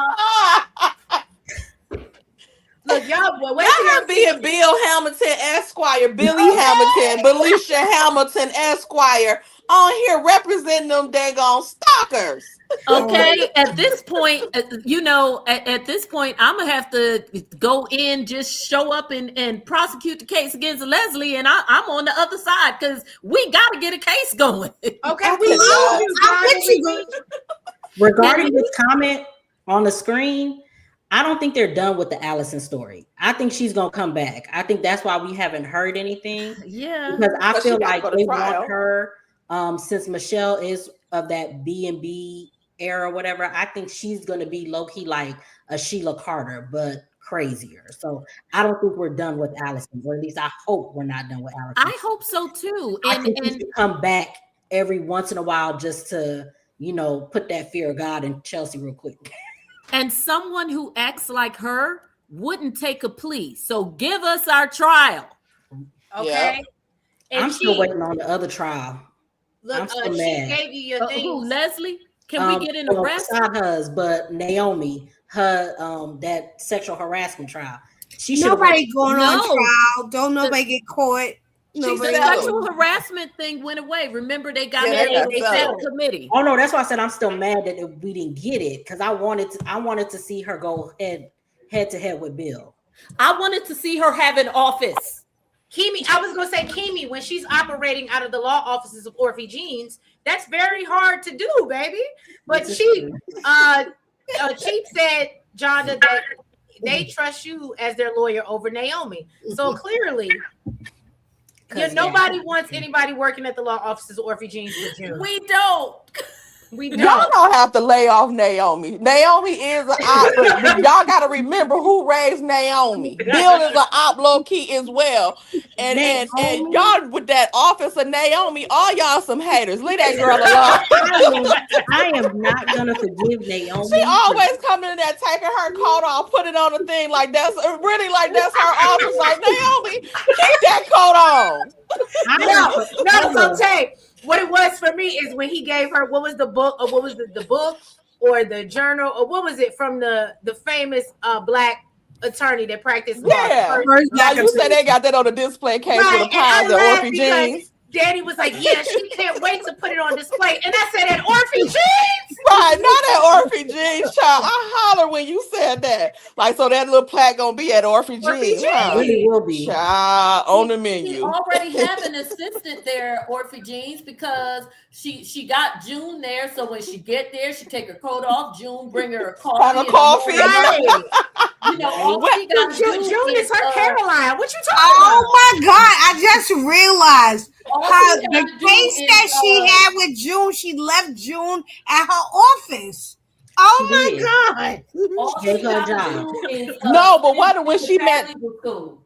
when she met with the girls for the harassment lawsuit for Bill thing, they all met there and was looking around and stuff like we can't be seen in public. First of all, y'all are in public, so this confirms that Orphe Jeans in that booth over there, booth number 2, is her office, because it was like why y'all couldn't just meet at her office while y'all want to be in secrecy and all. We can't let anybody know. Anybody that come in Orphe Jeans. And the thing is that isn't Orphe Jeans supposed to be the best soul food restaurant in the DMV? They make it seem like Orphe Jeans is that place. Remember, even when the articulates, girl, I was about to call them Arcanet to make them Zetas.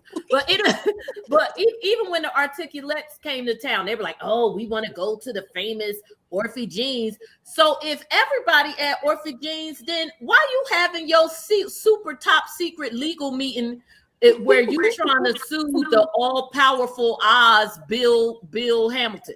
At Orphe Jeans. They ain't even go to Uptown. At Orphe Jeans. Well, I will say we know the Orphe Jeans is there because that's Michelle's, I guess, grandmother. that's named after her grandmother. I thought it was But her I mom. will say they missed an opportunity, and I don't care what nobody says, and I'm sorry, this is where we're gonna have to tussle or agree to disagree, because that coffee shop was a waste of a set.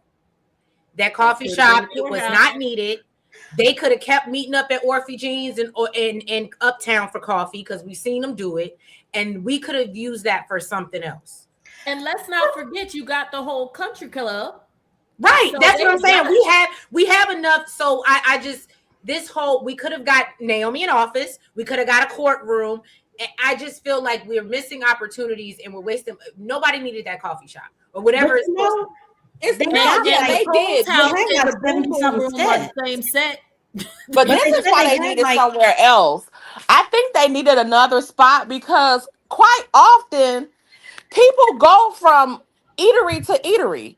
So like they'll go from Orphy Jeans and then go to Uptown, or they'll go from the country club dining area to the little bird cafe or whatever it's called. Like, why would people come from Orphy Jeans and go to Uptown? And both of those are like restaurants and stuff. Like Uptown is a restaurant as well. I know it's like a little lounge place too, but it's a restaurant as well. So they'll go from each place. Like, why are you at Uptown when you just left Orphy Jeans? No, so can I say, Kamara said, we being too judgmental. We on a budget. What y'all want? Law offices or bedrooms? I'm just saying. That's true, because we done talked about, y'all, if we don't get rid of this big comfy couch, I am tired. We are grown people. If we have our own places, I am not doing it on my, and that I pointed that out. Elaine, do you remember which recap it is? I said, I was so pissed off.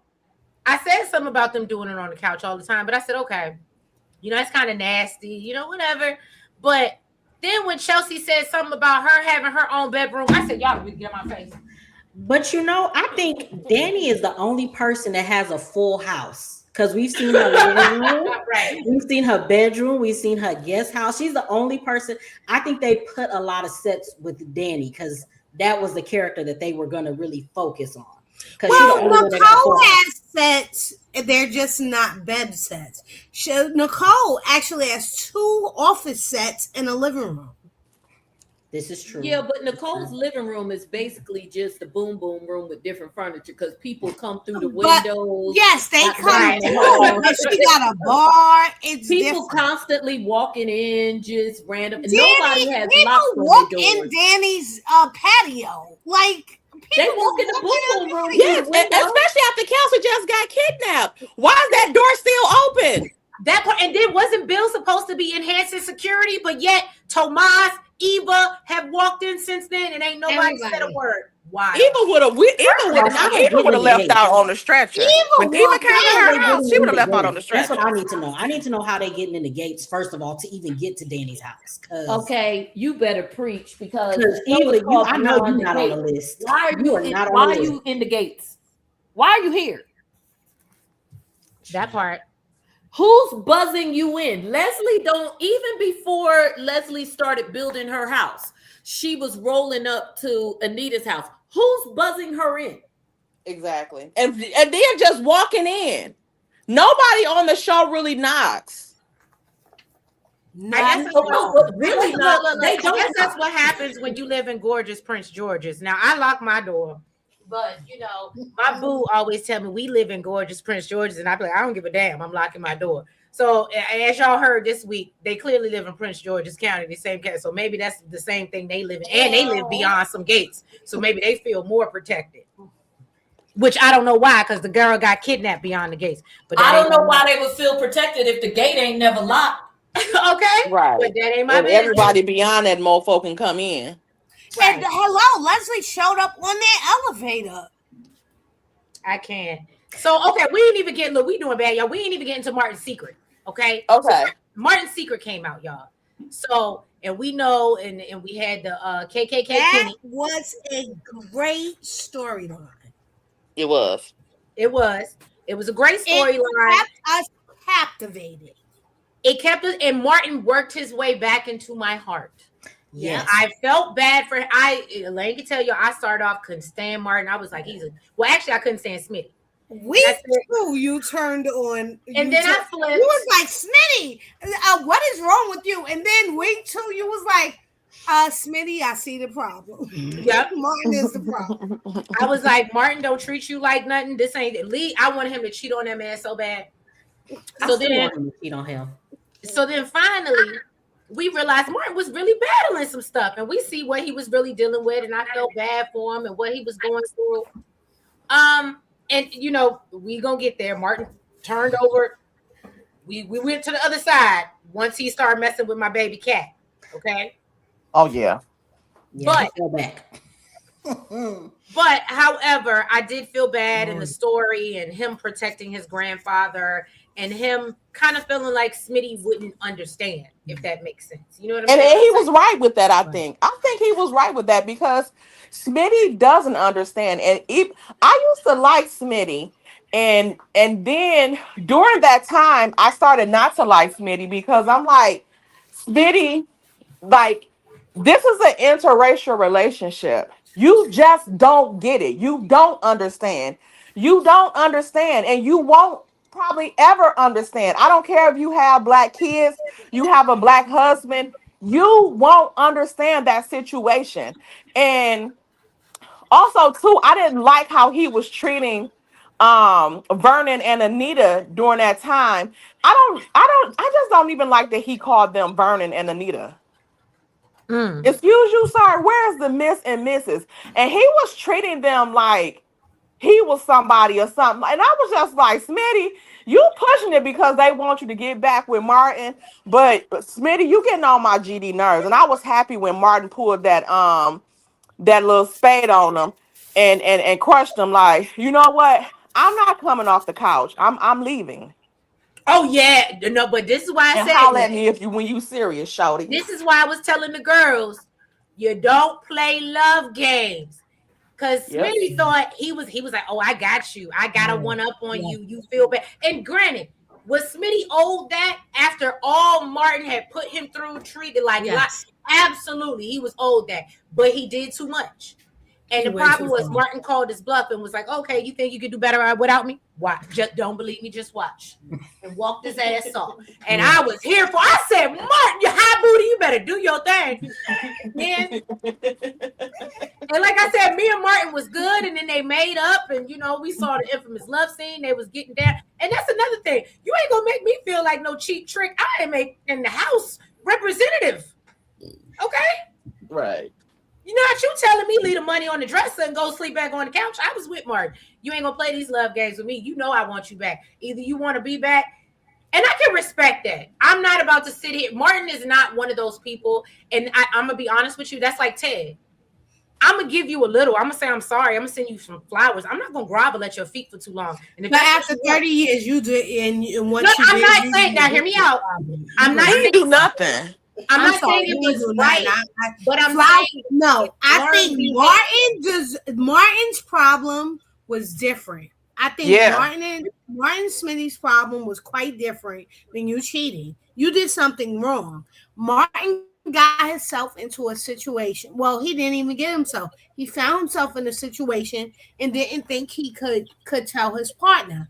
That's not the same. Martin didn't go out choosing to do something. So okay. I was really, I think they could get a good job of making us sympathize with both parties in that story, because that was the first story that we got where we got two sides, and it was hard. And Smitty had points and Martin had points. Yeah. Because in the Ted and Nicole thing, Ted was wrong and Nicole was right. In the Danny and Bill thing, Danny is not wrong and Bill is wrong, right? And so the Martin thing really had us go, oh my goodness, what do I think about Martin? And maybe this went into what I thought about Martin. It did make us sit back and think, oh my goodness, this character and what he's been going through, and I see why he's behaving this way. He's trying to hide stuff. It did make us seek a little further into Martin, and so this was the first deep dive.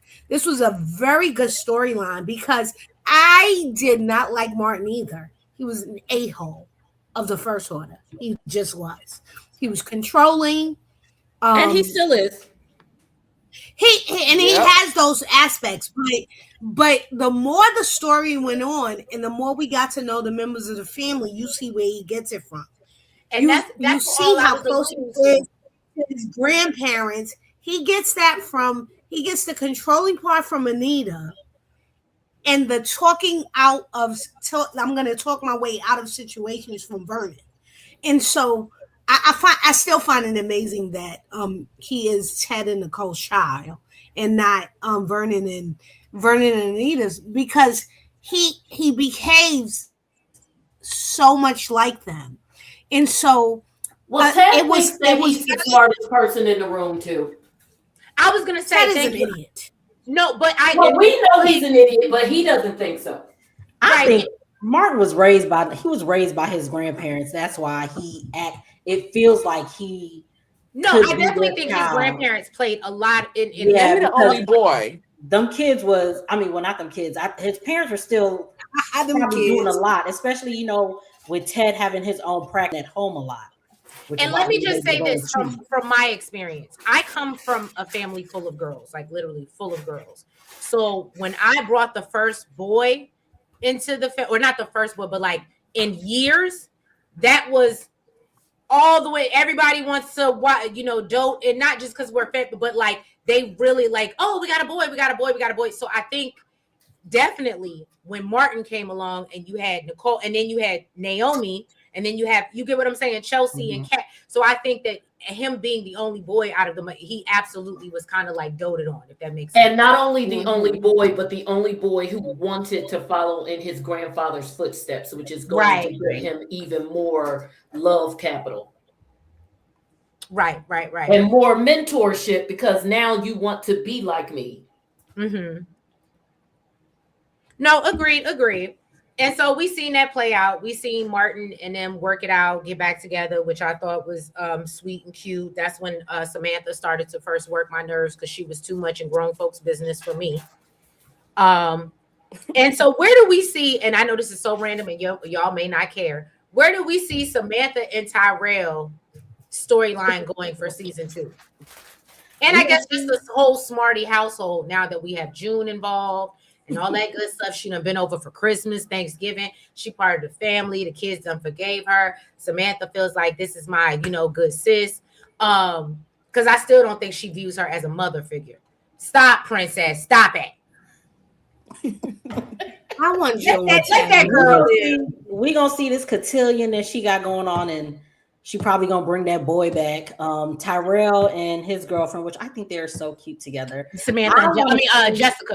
Jessica, I want to see her family and them meeting Martin and Smitty, and then we find out that there are some homophobes, some bigots, because we have to have that, of course, and see how those two play against that. I think they should go there with that. That would be good. I like good. That. And I do think the Smarty kids are going to stay around because you need that age set of a storyline, a la Angie and Jesse, all of those. So, back in the day, Nick and Sharon and whatever, because remember that started when they were teens about on the brink of college. So I think that they will stick around. I think he's going to end up, they'll probably drag out the college thing, but he will end up going to college nearby so that they have him in the story, because they can't put it all on Samantha's back. I mean, even as a 30-year-old, she doesn't move me. I think they're going to build up that college set because Isaiah works at Banneker, and there you go. It's the perfect segue. Yeah, do y'all think the next set is going to be Banneker? Maybe the next set we're going to get is Banneker. Yeah, so we're probably going to get some more college age kids because Vanessa's kids go there, right? Both of them, right? They go to Banneker, right? Yes. So Kimi, thank you for bringing that up. Somebody brought it up earlier in the chat. Where the hell is Deanna? Y'all gonna stop playing in our face? I think they casted her because they've been posting. There's this girl that they've been posting around that she looked like she could be Deanna. Like she's ambiguous. Because they play fast and loose with the youngins. But I think they casted her because there's a Yeah, girl I that heard they said she did cast casted her. but we But don't know my who she's thing gonna is with play. Vanessa, like, you not sure like how your daughter is doing because you're always asking, what's the boy name? Donnell. Donnell. You're always asking, and I don't even like how they even put that frame in there. Like, what boy you know is going to be that quick after he was so in love with his father? Boys of all people would be like, if this man don't get away from my mama. Yes. Can we talk about how Vanessa's the op for everybody? Oh, Did yeah. you? Okay, I had a question before you go into the obness, because Vanessa she is. Oscar? Yes. When she asked the stuff about Nicole, when she asked Nicole, did she say Leslie's name or did she say somebody? Somebody. That's why she the op. Cause Okay. ma'am, She been an eye, but yeah, Mhm. that confirmed. Because I'm like, wait a minute. What does she mean we got her blessing? You didn't tell her it was Leslie? Oh, so I missed that, y'all. I thought she did tell her it was Leslie. no, she said Hell no, said she didn't say it was somebody. Leslie. Yes, She did she not. Because Nicole, I'm sure, is not even keen on the fact that Leslie is involved. And again, now Yeah. you're going to have a criminal involved in something involving her granddaughter. Because Right. remember, little Shorty, that's her grandbaby, so she wouldn't want no No criminal offense, Nicole involved with don't that. care about her grandbaby either. I'm sorry, Nicole don't care about her daughter. Nicole don't care about her grandkid either. Ooh, And if I she think she do, kind of care about the grandchildren. She be over she there. We don't see care her about mess with she them don't more care than about Ken. Cat, but she gonna jump over Cat and Yeah, care she about the don't care granddaughter. about Cat. Girl, She them ain't followed up with grandmamas, Martin. them grandparents is different. They'll throw their kids in front of a bus. Let me tell y'all Mhm. something. Jonda's Just right. to say the grandchild. Sorry. Jonda, I gotta give now, Elaine. I agree with you on very valid points, but like I said, we just had a conversation about my son, and Jonda and Tay made very valid points. I absolutely, and I love my mom to death. Please, if you're watching, I hope you don't take this the wrong way. Absolutely, think she would throw me in front of the bus, but make sure she take my son first. So that is very true that grandparents feel their way about their grandchildren, okay? And they might Yeah. love you to pieces, but they gonna go down to town for their grands, okay? And I don't Period. understand it because I'm not there yet, but I get it, okay? So yeah, I'm there and I've seen it on both ends. So yes, my children are good as gone. If I gotta say one of the grandchildren, and it's the same with my mom. I'm out of here. If it comes, she gonna get them grandkids and throw me under the bus. So yeah, I think she do care about the grandkids. Yeah, she do because She come around. Yeah. when the whole when Samantha was being fast, she was like she took up for her against her daughter. So it was just like, yeah, she cares more about them grandkids than she do about Kat. yeah. But yeah, back to Vanessa. Ma'am, you are a friend to no one. Money is your friend because there is no way that you sold Haley a house. You sold Vanessa a house across from your best friend's mom. Now you over here telling the man who killed your husband, you telling him to go in on a free clinic with the tramp that helped break up your best friend's marriage. And then you being sneaky about it because you were just like, oh, I was talking to somebody about a free clinic. No, ma'am, you are not a friend to nobody but money. And I hate that for my girl that I used to like because I don't like Vanessa no more. Ooh, so Kimi, I can't say I don't like Vanessa no more, but I already told y'all how I feel about Vanessa and how she treat her kids, and I feel like she's a terrible parent. And I've said it, and the fact that, and let's just touch on that for a second. The fact that Danny looked at this bitch and told her, "You know, you're a great mother, right?" I said, "To who?"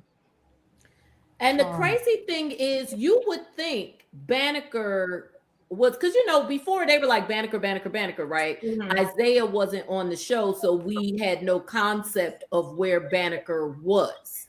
So when she would talk about her kids, the way Banneker and whatever, you didn't make the connection that Banneker, I guess, is basically like, I guess, a UDC or a Howard or something. Banneker is right in DC. You would Right, think it's that, right in DC. You Yeah, would think that Banneker was in Colorado with the way that it's so hard for her kids to come. Like your daddy, the child's father died, and I literally forgot that they were both at this school that is around the corner. And to your point, Like- Jonda, I have cousins at Maryland Eastern Shore, and they come down more frequently than, you get what I'm saying. Those kids, if what they're trying to make us believe, like you said, location wise, because obviously if you haven't figured out, we're kind of locals, but location wise, yeah, the way they're making Banneker sound, them kids should be able to at least come up every week. It definitely show up on holidays, and the fact that and even Donnell talked about it when we were coming home for break, so they were coming home when Doug was alive. So now that he's not, you just leave your mother and say, cool. That's weird. Yeah, but the fact that he Because of even that came there to pick up his snowboard for skiing or whatever the case, whatever they was doing, that show you how close it was. It's because of Vanessa. And plus Isaiah works there now, because remember, right. Fairmount Crest is not a town. It is the Fairmount Crest is a gated community. Subdivision. Exactly, it's a gated community with a country club in it. But they all live in whatever town. I don't know if they've ever said what the town is supposed to be. They just let us know. They finally let us know, because we were. In the beginning, the big talk was whether it was in Potomac or whether it was in Prince George's County. And so now we know for sure that it's, I mean, they made hints to it because they were so close to DC, but yeah, it's Prince George's. So we know that Isaiah assumably lives outside of it, because pretty much anybody who doesn't have a mansion lives outside of the actual subdivision. So they all live in that town. And they're able to go to Banneker. Isaiah is able to go to Banneker right down the street. I mean, he looked like the type that probably ride a bike. Not right. No, don't do that. He give me electric scooter. Don't do that. He give me electric scooter. Yeah, maybe electric scooter with his saddlebag. Yeah, I see it. He better not have his long tail on no electric scooter. You gotta understand how the DC with those two brains blowing in the wind. You gotta understand how the DC ones right. If she wouldn't have said that, I see him on a bike. But if you know how many people around here be really biking and electric scootering to where they do to work, I'm telling that is a very real. And he mountain bike. He is riding. He's riding a bike. Now he's a brokey. He isn't commuting unless it's close. Well, you know, we got the metro out here, Chief. I don't know if you're from here, Chief, but we got the metro, so he can get on the metro. He's a brokey. He a brokey with a record. No, he don't have no record. Remember, Elon was able to clean that up, so he ain't got no charges. Yeah, that's right. He's a troubled brokey then. He's a trouble. He got issues, but he cleaning himself up. Y'all ain't gonna do that to Isaiah. I know people don't see it. I like Isaiah. I do. I know it ain't the best acting in the world. I like Isaiah too. Yeah, I like Isaiah too. I just, it's a turn off because of the whole Eva piece. That's what it is. You don't like, because I'll be honest with you, that was like, I said this all the time, but when they paired Andre with Ashley, for some reason, I loved when Andre first came on the screen. I was like, oh my God, he's so fine. And in the minute they paired him with Ashley, I was like, ugh, why he dressed like that? Like, I just found so many things that I dislike about him because of who he was paired with, because I didn't really care for her. Because even Derek, I learned to like Derek once he wasn't next to Ashley. Yeah. Ashley. But I think part of that too with the Andre and Ashley thing is that it just made no sense. No. There's zero chemistry. There's nothing that even alluded to it. All we saw was them, I think their initial scenes, just talking, and he's kind of giving her moon eyes. Now, I understand why she would think he was hot, but there was nothing she was serving that would give him thing. And then they delivered a baby together, and then the next thing you know, they're practically in love. And I'm like, huh? So I've been turned off by that because it felt so forced. Now, obviously, it's writer, so everything is forced, right? But that felt more forced than anything on this whole show. Yeah, I felt like they was trying to shove that in our face. And another thing about this that I didn't like too, but I don't like the hold on, Tay, because I wanted to say this. Okay, go ahead. V. Spencer, you right though. I gotta give my girl her things. Ashley looked good on New Year's Eve though. I don't know what they did. She did. She looked good. I said, who this? She did. Okay, go ahead, Tay. I'm sorry. I didn't like, and I like I said, I don't like to always bring up the race thing, but it was just I didn't like the fact, and you touched on it the other day on one of your reviews, um, about how Andre had done more for Ashley to woo Okay. her than he did for Danny, and I didn't like that. Like, first of all, Danny is of the upper echelon. Mm-hmm. Why would you think it was okay to approach her in a booty call way? And off the bat, that's how he approached her off the bat. He wanted to sleep with her and he slept with her and she did it. And then, but for Ashley, you want to go through all this romance and set up a whole pairs, recreate pairs for her and send her this and send her a beret and all of this stuff. Mm-hmm. When I'm like, he ain't do none of that for Danny. He ain't even took her to looking. Orchid Jeans. I I was will looking at the say, effort. I was looking at the effort because when a man, Yeah, I didn't like that. Like Danny is the one that come from the high class society. That's what you're supposed to do. That's what they're taught to accept. That's why I don't understand why they were all in this agreement. Why don't you want to move in with Tomas? Why you not gonna move in with Tomas? Like that's not how any of this works. You're supposed to the way that they look like or act like they were raised. You are right? supposed to come to that girl with a proposal, Oh, you an better. engagement, a that's what I lavish was gonna wedding, say.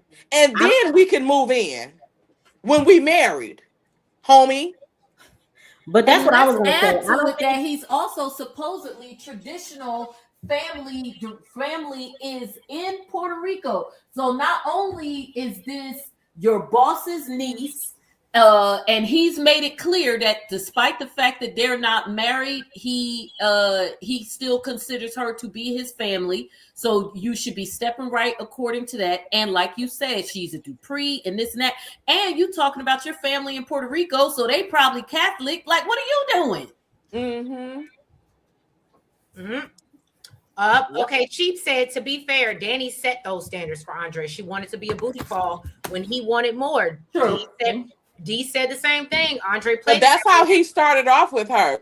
That was, I mean, they both set their standard from the beginning.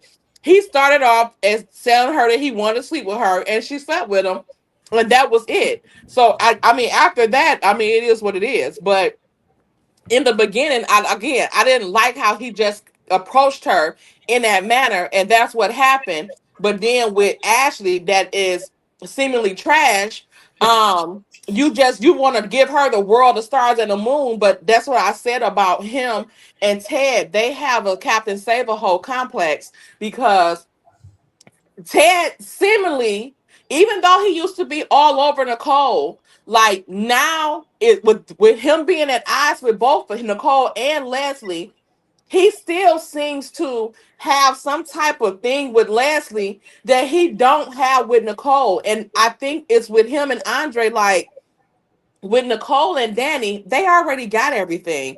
You can't impress them like that with just material stuff or just because you're a doctor. She's a doctor too, and stuff like that. You can't impress them with trips to Paris because she's been to Paris millions of times. Ooh, So, but with Nicole, I mean with Ashley and Leslie, they can flex on them and they make them feel like there's something as to where Nicole and Danny, that stuff they used to.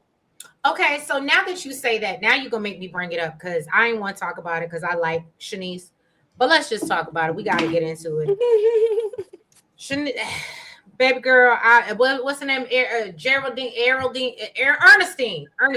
Ernestine. Respectfully, I wasn't trying to mess up your name. Um, if I would read this script, I would hate that these writers are doing this to me. Because I'm sure if you don't pay attention, you see what people say about you. We loved you. We was caping for you.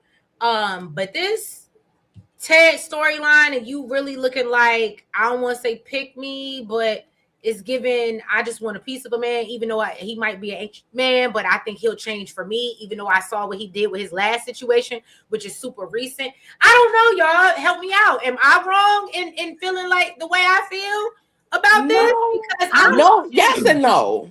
I Yes and genuinely do no. love Shanice, but I just don't want I just don't want her with Ted. It's too messy. She deserves better. And I don't want her taking that baggage with her. Does that make But sense? this is the thing too with them. You have to realize that even though Ted is a piece of S, um, the other people in town and stuff like that, they don't see him like that because they only heard about his indiscretion. They didn't like actually see it in live action like they did with Bill. Like they didn't see it in live action. So what they Okay. seen of him was a good man. He took care of his wife. He took care of his son. He pampered his daughter and all of those things. And he's a doctor. He's a family man. Hold on, He hold on, hold adored on, his hold on, Tay. wife. Hold on, Tay. I gotta cut you off at that point though, Mhm. because then my thing is, but we know Shanice knows who this bitch is. We know she was this scary bitch in the wig pretending to be jump off a roof. We know she was the lady that came inside the hospital and possibly poisoned Laura. So I get what you're, and that's why I felt like when she got off that elevator, or when she went on that elevator and she looked at Ted, like why? So that's what I'm saying. You see all, not just Nicole, because Nicole Mhm. ain't no real baggage. That's just a marriage that ended. Okay, Mhm. we're talking about that's still going after you. That's No, still fighting no. for you.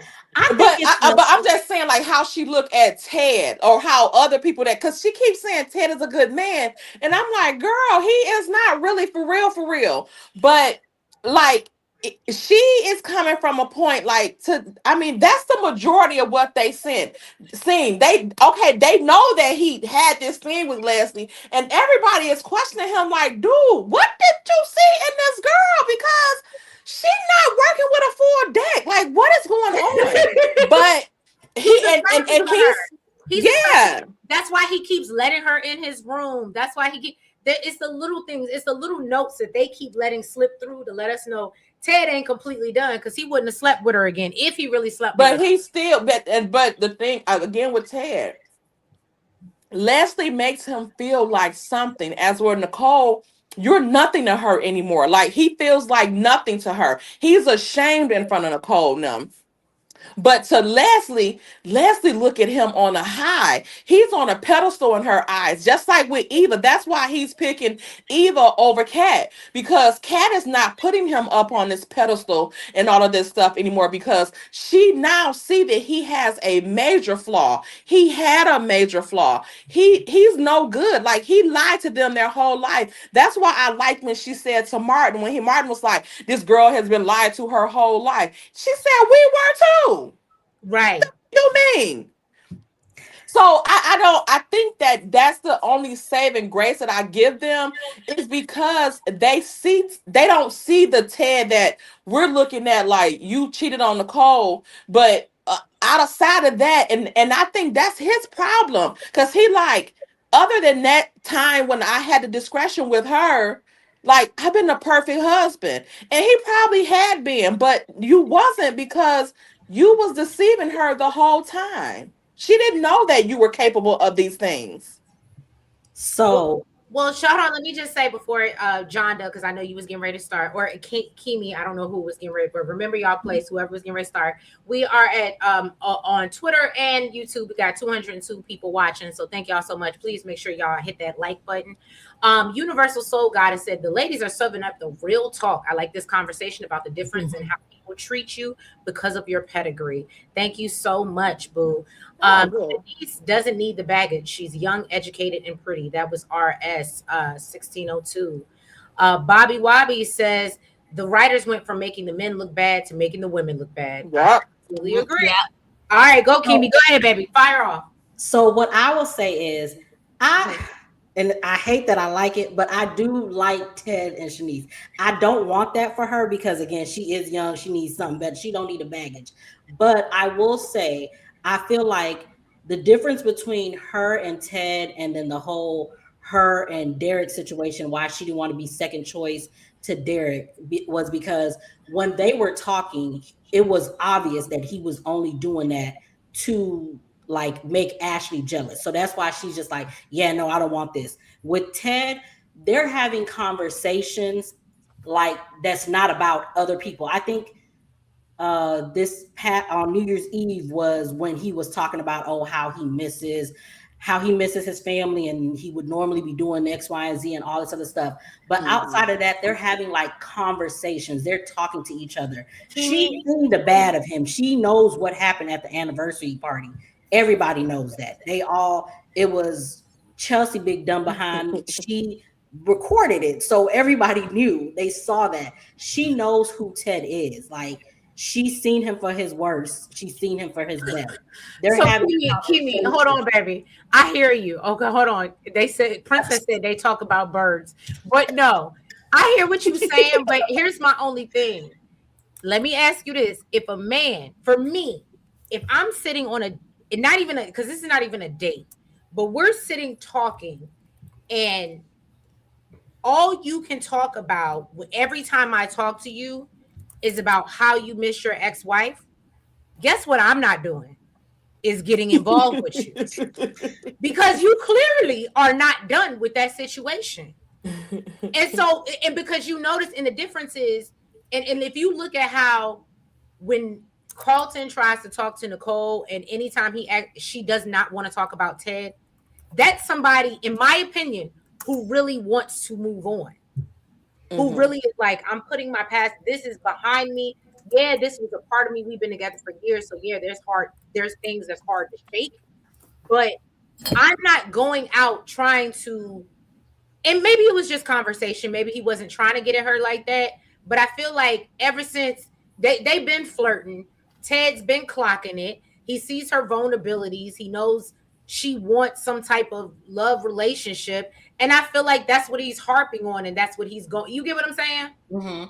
Right. Like even with the bird feeder, he's trying to be her protector. Oh no, even though you don't like birds, let me teach you how to like them. And then I'll protect you. You know what I'm saying? And it was like, but I don't like birds. And for somebody who don't like birds, ain't shit you can do to protect me because there's more of them than there is you.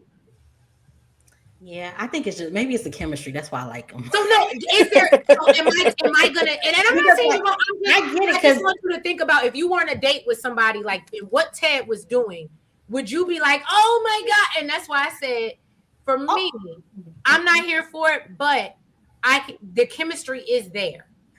And that's why I said I hate that I like it because again, I don't want that for her. I don't want Ted for her because Ted, you got Leslie still there. Right. And so it's like no matter if Shanice gets with you, that's gonna be her headache. And I don't want that for her. And again, I think it's just the chemistry that's making me overlook all of that. Because if you got good chemistry, I can overlook the stuff that I would normally be like, yeah, no, I wouldn't. You can overlook all the red flags. Yeah, I could I could. I mean, not in real life, but for the show, I could overlook it for the show. And can I tell y'all? In real life, I wouldn't do it. So can I tell y'all random prediction for season 2? Leslie, and I'm sure y'all already thinking this from my content creator heads. Leslie's gonna come after Shanice.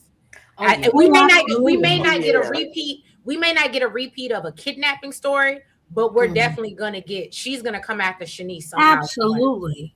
She is, and I think that'll be when she gets caught. Yes. So but if they get rid of my me, I don't think they've done enough. So for me, I don't think they've done enough to show Ted has changed. So to me, it feels like Ted has settled on, okay, my wife is divorcing me. I'm not over it. I still think she's wrong, whatever. And this woman is attractive and paying attention to me. So let me move to her because she can make me feel like a man because my wife is not. And so to me, I don't want this for Shanice because Shanice seems like a nice character. I think she stood up for herself when saying to Derek, I don't want to be the second choice. And so to see her put herself in Ted's path, I also have a problem with, again, and these are the writers, her setting Nicole up on a date and then encouraging Nicole to move forward with Carlton. That part. While also pursuing Ted and stroking his ego. And it looks like you a sneaky bitch. And Yeah, nobody I don't likes see him. it that way. No, it is. She's not like You pursuing can't on Ted. the It's one just hand, he goes, happening. I Let can't me help say, I but don't see it that way. see, you can't say to I can't help but feel. You can't hear him say, I can't help but be sad that she's moving on, and not understand that you had a part in her moving on. That part. And then to say you're great, you're a good man, you're a great man, you're a good person. Right. Let's Are you share confused on why he's divorced? You should have beans and greens on New Year's. Let's meet up. Oh my goodness, you bought me a cage or whatever you did, whatever. So I don't like that part of it because it looks contrived. It looks like you're plotting. And I don't think that is Shanice's character. It's not who we've been introduced to from the beginning of the show. And so I have a problem with that. This week I also had a problem with, and I normally don't have a problem with this, the fact that Shanice is with Ted on New Year's and the young people at a club watching a concert. And she should be with the young people at the concert, but she's with Yeah. old lady restaurant getting catfish or whatever they're doing. Yeah, even Ashley was at the club. Yes, and so how do you have?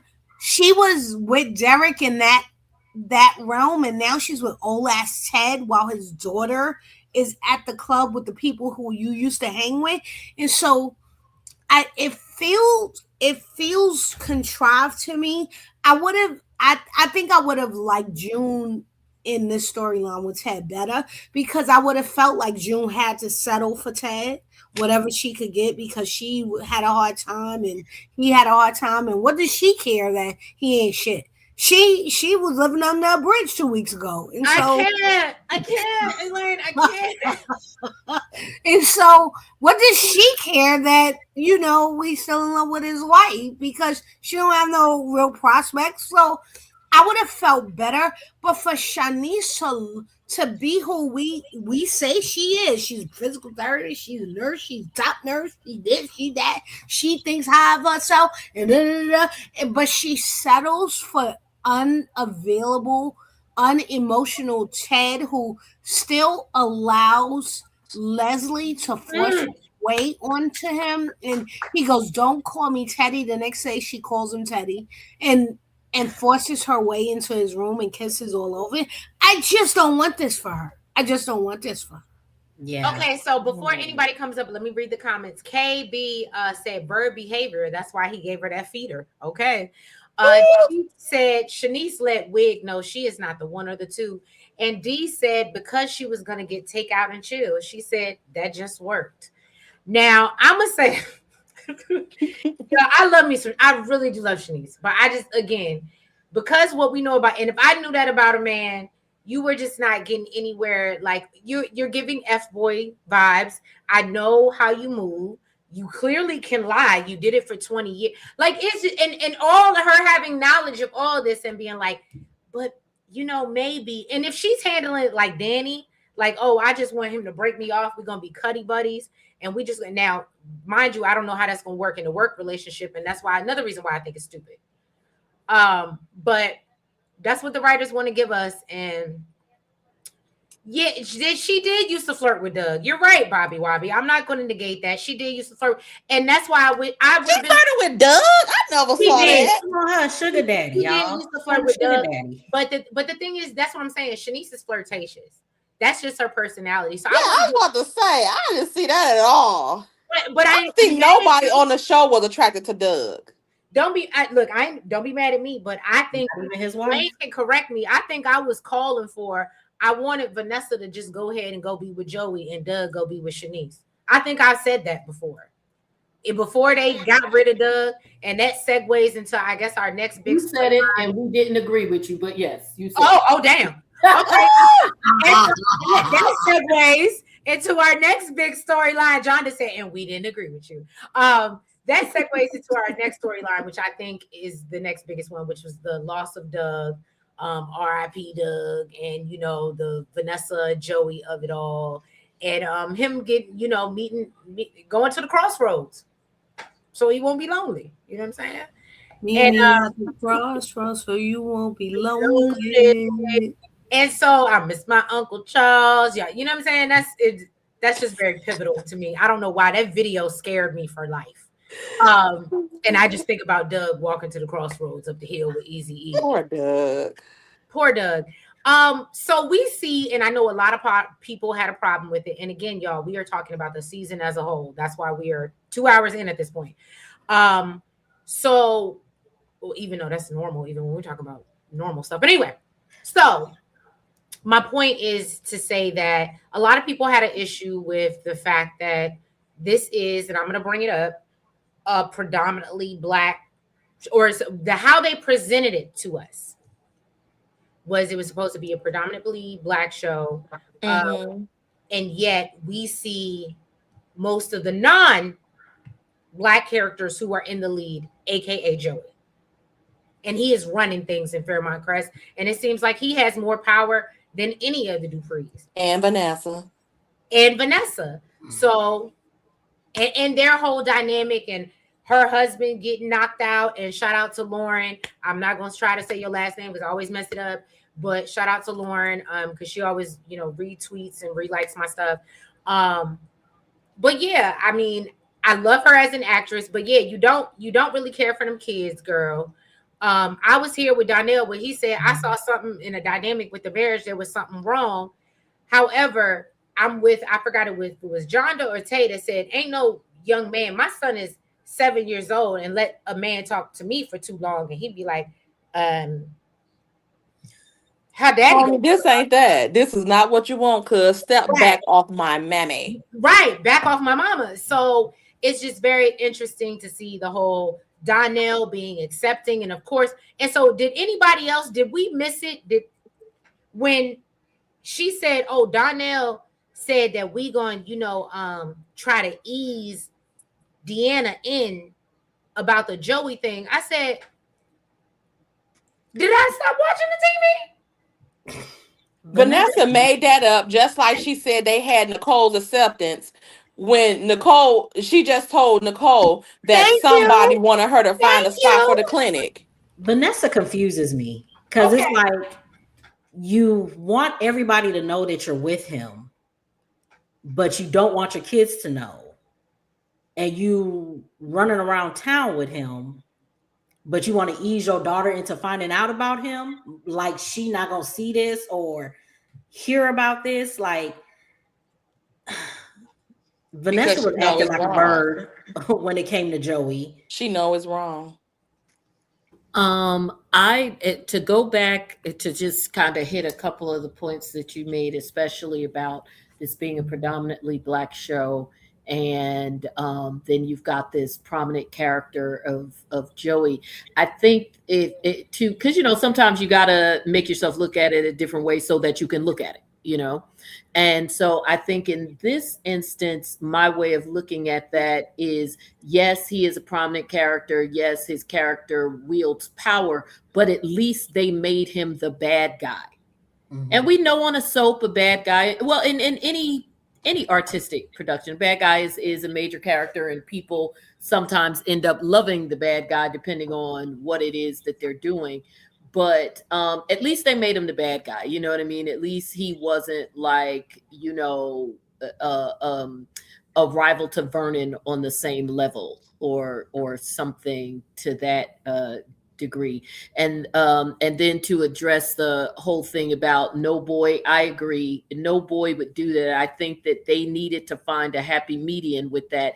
It is fine that Donnell said, I could see that you all's marriage was whatever, because they do see. And certainly if they didn't really recognize it when they were younger, they certainly recognized it by when they're older. You hear people say it all the time. Kids know way more than what we give them credit for because they're living with you. He could have made that acknowledgement, but still not be like, and I'll walk you down the aisle to the next mofo. They like, yes, guys, it didn't have to be the whole enchilada. That, right. And again, like you said, culturally, all things, it just wouldn't happen. Although I don't think little white kids would either. Like, boys don't play with their mamas. Okay. And then finally just with somebody said her being his bottom is just somebody said in the comments, and I agree, that once Doug died, that became another set because ain't nobody gambling no more. Because Yeah. Joey got an office and a casino set. Now let's just do Joey's office. We don't need to see the casino. Ain't nobody gambling. What office Joey got? We've seen Joey. I could have. Well, I think that his office is the high rollers room. Not the room that everybody can just walk back there into, that he be calling himself doing business in. Yes, like Naomi, like Orphe Jeans. Yeah. I think his office is the high rollers room, because remember, in this past episode, to your point, Jonda, he was it Vanessa or somebody, Leslie walked in and he said it's $500 a hand or something like that. That just, so it was still a casino room, but he was basically letting them know, if you walk in here, you got to come in here with a certain type of money. Because I think he even said it's closed, but he said it's $500 a hand. So that's his high rollers room. And I guess he ain't got that many high rollers since Doug left. And so that's why he's always able to screw Vanessa and have his conversation. But he conducts too much business in that room. I agree. In order for it to be just a high rollers room. Like, he never knows who's popping in back there, which is crazy to me, for him to be a mobster and everybody can just walk in that room nilly-willy. That's why I'm like, okay, I see if it's a high rollers room, but it can't be a private room for high rollers, because too many people just walk in on him unexpectedly. He don't have the door locked. There's no security standing right there. Like, what are we doing right here? Town. Nobody's got locks in that town. Yes. Not even at the casino. Look, Sheep said Haley don't even meet Brandy at the casino anymore because she realized it ain't safe. It ain't safe. It ain't safe. She said it ain't safe.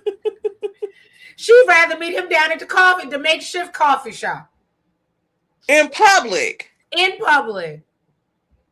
Y'all. Well, now I'm confused. Is June working at the coffee shop or Orphe Jeans? No, she works Orphe at Jeans. She works at Orphe Jeans. But that's why I said we didn't need this coffee shop. They could have took it down to Orphe Jeans. Just like when Anita and Dan, and that's what made me really realize it. When Anita and Danny had coffee and she got that call about she needed to come into the hospital and they were down in Uptown having coffee, I said, why did we make a whole new set? That was for Haley. Right, because Uptown is not just a nightclub. You could do whatever you want any time of the day at Uptown. And Joey did a whole class for Vanessa, rented the bitch out. Remember? Yeah, on Thanksgiving. Like, you could do whatever you want at the two places. I ain't even gonna hold y'all, and I know y'all not gonna like this. I can't wait to see what Joey gonna do for Vanessa for Valentine's Day.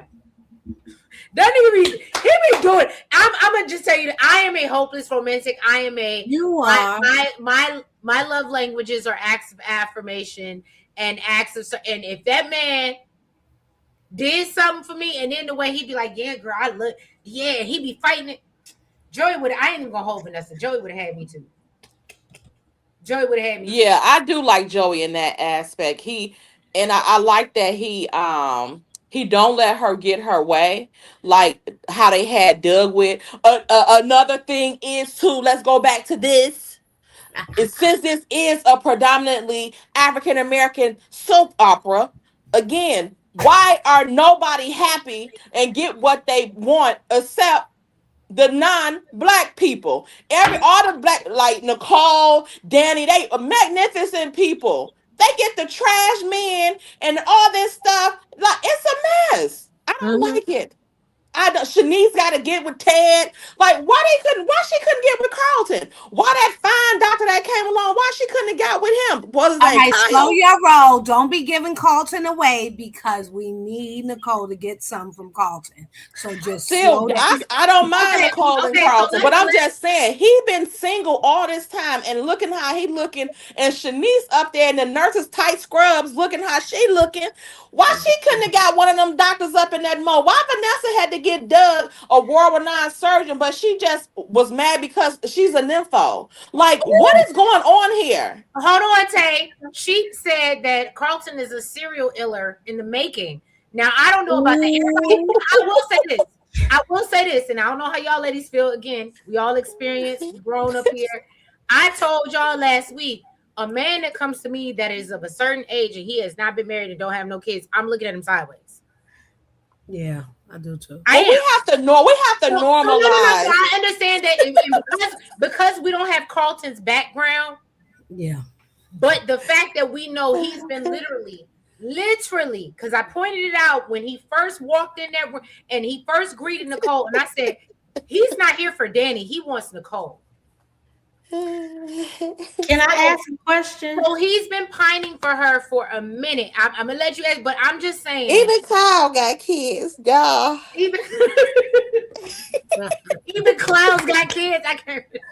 I said Kyle. Ain't that the other doctor? Yeah, even he got kids. Even Kyle got kids and has been married before, and he had an unfortunate situation. But usually, when you maybe again, Chad, correct me if I'm wrong, because I understand we moving into it where people are single and like I'm focused on careers, so I'm not saying this is everybody, but for me, hey M Chive, I seen you come in. For me, if we were going to first date and Carlton, as good as he looked, if he told me he has never been, I would ask about his serious relationships. If he never said he's been married and try to dig deeper, but you ain't got no kid, and we got to imagine Nicole and Ted are probably in their 50s because Danny and Bill are in their 50s. That's another thing I want them to do when this new season starts. Clarify the ages of these people. Give us some ages. They can't do that. Divorce your brain. Yeah, they don't even do that in traditional soaps. Brain when watching this show.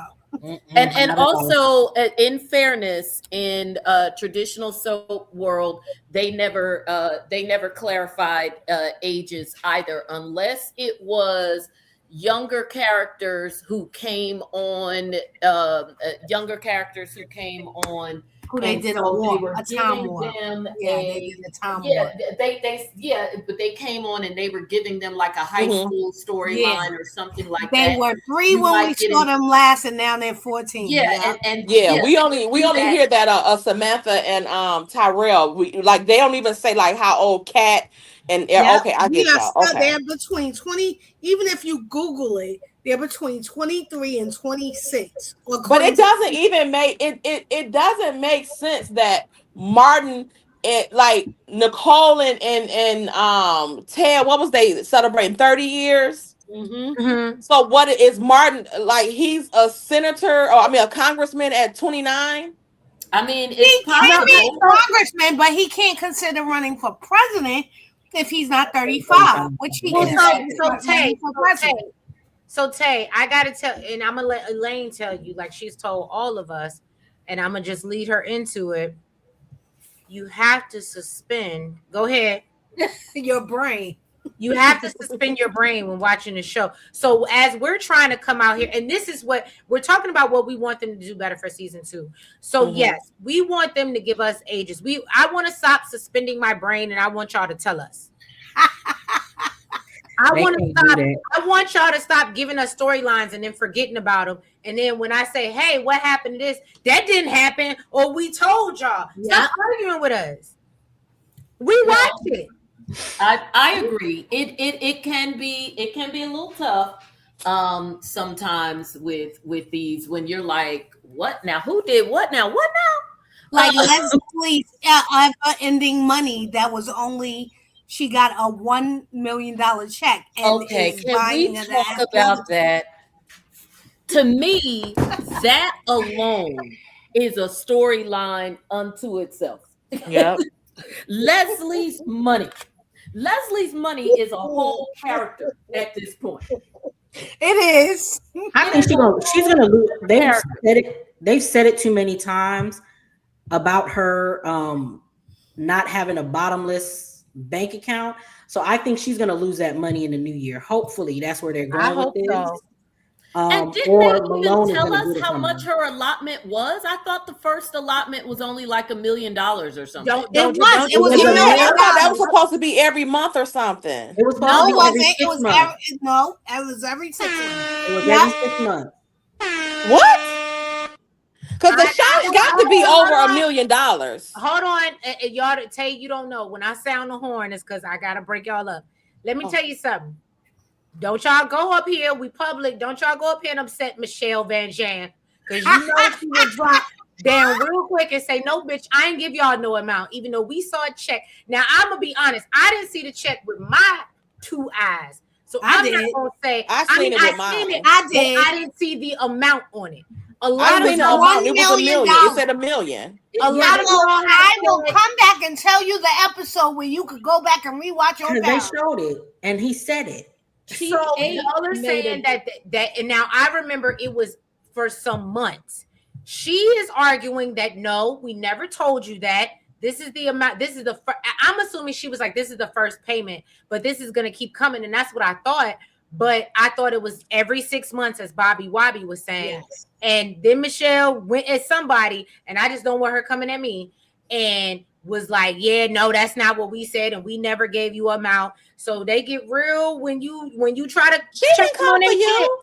She can come for you, and we gonna come for her. Michelle, get on the panel. So let's be clear: the Duprees have, Anita allegedly has. Well, first of all, I'm gonna go Cheap Eights comment, which is very funny. Leslie has more money than Anita, who created the fund to begin with. Hello, exactly. And that's the part that's crazy, because remember, Vernon comes from, the Fairmount Crest that's his father that's on the wall.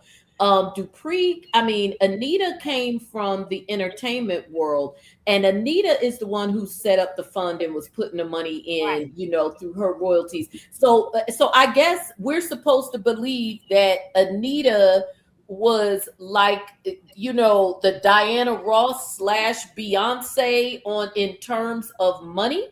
Like, come on, but again, suspend your brain, because the way that Leslie is spending money, you would presuppose that this fund has $100 million in it, because the house she building alone would be like $10 million. Exactly.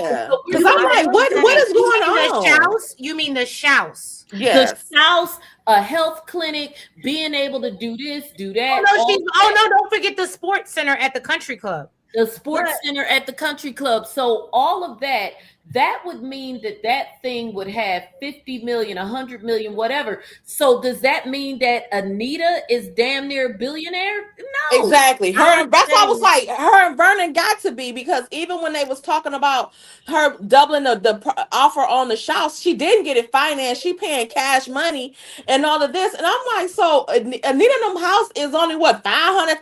Like, what is going on? I will say, me and Trees. Hold on, Elaine, hold on real quick. I know Kimi wanted to say something. I will say the only reason why she can say that she got all that money is because she did say that her, like, it's yielding investments or something like that. So she was getting money on top of her returns or something like that. So that's the only reason why I say she's getting money coming in. Now, regarding the clinic, that's why she's going to Joey, because she wants him to be the backer, so she don't use all her money. Since Naomi, with her big dumb behind, told her to do that. But again, she was only, that first check was $1 million. They showed the check. The man said it, she said it, and they said it was going to be every 6 months. It ain't been 6 months since she got that first check. So when she was talking about she was going to double it on the house that she was trying to get, at that point, I was just like, all her money is going to be gone just getting the house. But then she was just like, oh, I'm yielding investments on top of investments, when Anita was telling her that she wasn't going to put no more money in it. That's why she was just like, my money's making money for me. That's what she was saying. So, well, KB said something about the apartment building she bought for Eva and Peaches. Your money ain't making money that fast unless you out here flipping it with the Tinder swindler. So come on. And can I just say something? I commented on it in the recap. I felt a way that you over here moving, you want to move into this luxurious hotel where you don't have to, you're going to take my room and then you're going to move me back into the place that you wanted to move out of. How was that a gift? Right. That was and you didn't even buy new furniture and stuff. I'm in there with good time furniture. Because she's selfish. She did that just so she could be closer to Ted. That's the only reason why she did it. She ain't do it just for to give anything to Eva. It's always about Ted at this point for her.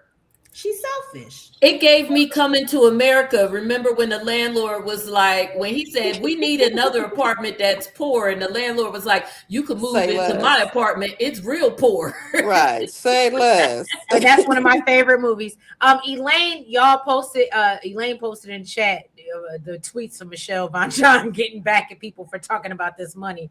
Y'all could go look at it. But yeah, it gets real. She gets real upset when y'all question her narrative and her story. I mean, me and Treese actually got on the live one day and was like, wait a minute, how much money are we talking? Because how much is property in this area? I live in New York City. She lives in the DC area. In New York City, in a non-gated community, you can spend $500,000 on a home, a 3-bedroom regular house with 2 baths, no security, no gate, you don't even got a gate to the door, and it's $500,000. And so this is a gated community in DC. DC is very similar to New York City, and so we discussed the area that they are saying she lives in, where worst case scenario, where she's buying a house, she is destroying the house and then having another one reconstructed. Come on, guys. Come on. I mean, I know Jonda. I said my piece, but I'll let Jonda, who's from the area as well, explain that's not here for where they live. Those houses are easy $1 million. Over $1 million. Right. I live in Prince William County, Virginia, and they're going over $1 million. But it is over $1 million. They're like in the Fairfax they're in like the Great Falls in Loudoun County of Maryland. Tyson's Corner. Tyson's, but so you're in a gated community, you're building in a state, then you have to assume that you're going a couple million plus. Then on top of that, you're doing a demolition. The demolition costs money. Hello, they don't do tear downs for free. He knocked it all the way down. Yeah, the whole thing is crazy, and that's only for the one thing. She purchased she bought the apartment for her daughter. She's renting an apartment for Peaches. She's in a hotel room every day. She's now state-of-the-art athletic center. Yes, and the state-of-the-art athletic center. Whatever, that's millions. This is a country club. I work at a college, athletic center. I thought it was 50 million, but the athletic center at my little brother's college, it's called the Hennessy Athletic Center, was $250 million. Yeah. But I thought she bought the building and Peaches have a spot in the building, but Peaches in the hospital. I thought she purchased the apartment for Kat, but she's renting the apartment for Peach. Dusty Eva. Dusty. Either way, it's too much money going out and not enough coming in. Yes. And Eva still dressed the same way. Like Eva ain't got nothing but earrings. Oh, yeah. It's Jupal said, it sounds like somebody is fixing the books like Jamie Foxx and Dreamgirls. I cannot.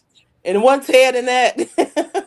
Yes, he was. Ted and Ted was in there. Yeah, Ted.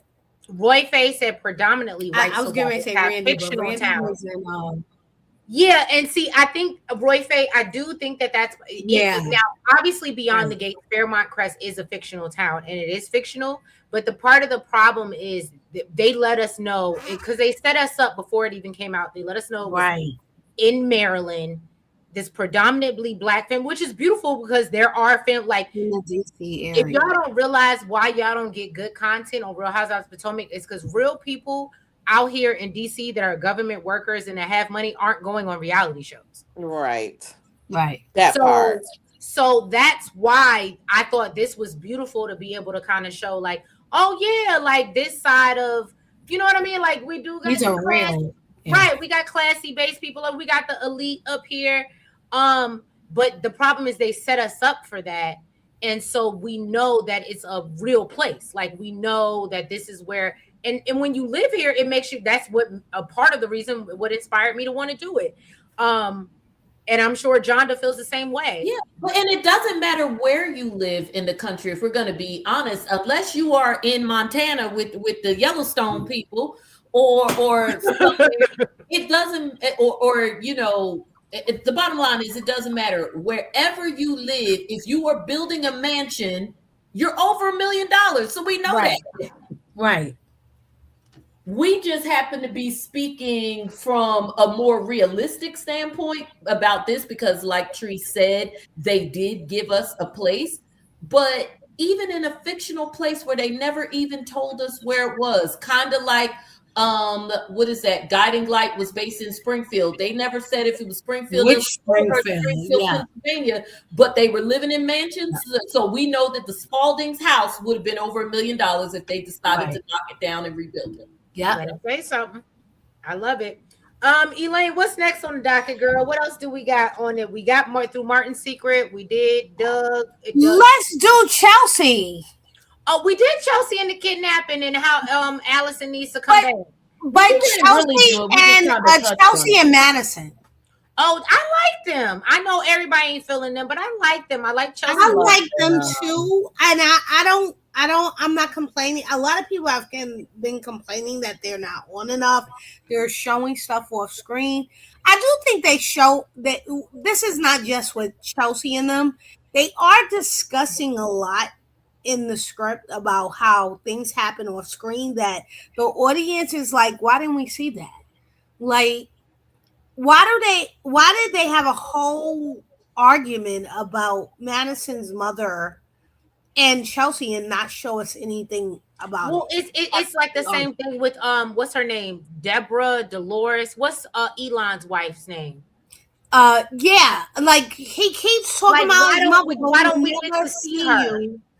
And I'm sorry, Isaiah looks like a supreme a-hole for not going to see his mother until now. Exactly. Like, I don't know what you are going. I understand you don't get along with your father, and I completely understand because his father is an a-hole to him. So, but the people keep telling you your mother wants to see you, your mother wants to see you, and you going, I don't want anything to do with them because of him.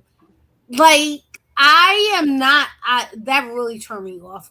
And you still seeing Jacob, and Jacob deal with your daddy too. Yeah, I'm really turned off with is because of his talk about his parents and not his parents, his mother. Because I understand you and your father, don't get along. But when the people are like your mother, you meet with her. Why are you having coffee with everybody? She wants to meet with you. Why can't you go have coffee with her? When he's at work, why can't you go to the house and see her? Like, right, you don't miss or be with Eva. You know what? I don't know if this on your list, Trees, but can we talk about how Leslie seems to be some type of perv or something with those actual innuendos that she make and talk with her daughter, talking about her and Ted getting down, talking about Eva messing with Tomas and how was it with Isaiah and flirting with Isaiah and what is going on here? Okay, so hold on, Tay. You weren't here for it. But I'll let you sound off because, girl, you clearly need to get that off your chest, and I ain't mad at it. Oh, I'm sorry. Okay, so I'll catch it on the replay, y'all. No, because I want you to sound off because we didn't get your opinion. But we did talk about it, and I said that I said, and I think Kimi said, we both felt kind of a little bit bad. The people was throwing tomatoes in the chat at me because I did say I felt a little bit bad that Eva thinks so less of herself that she dumbs herself down to her coochie and that's all she's worth. And that was taught by her mother. Absolutely. Every conversation we see, you better go get that man. You better go put it on that man. And mama, what do you mean, mama? And it's right. And it just be for the point of just having the intercourse with the person and nothing else. Like, it ain't even like she trying to trick her out or nothing. Like, you better get some of that money from that motherfucker about to be a lawyer. Do you know what we working with? Like, it don't even be about that. No, it just be about but that's being a 304. But you realize I mean, outside of when she told Ted she was pregnant, she didn't really get no money from him. All she had was to hang over his head was I was sleeping with you. So But I she think still tried to give. She got money no, from she him. did get her bag because I was sleeping 24 with years you. later. So Oh, yeah, that's what I'm saying, that like I think that she teaches her Eva lead with sleeping together. And then even if like let's say her and whatchamacallit Isaiah don't work out, and let's say he moves on, maybe he meets somebody else, let's say he gets with Kat. He gonna meet Haley and she gonna take him. Or Haley. But you know what? Her or Leslie is always going, but we slept together. And like for some women, that's a thing. Like that's a flex. Like that's but flex. Leslie also thinks that is love. Now I'm with Tay. The talk, the constant talk. Oh, how was it? What? Like, girls, stop. And that's to me when we were talking earlier about culture and who's writing.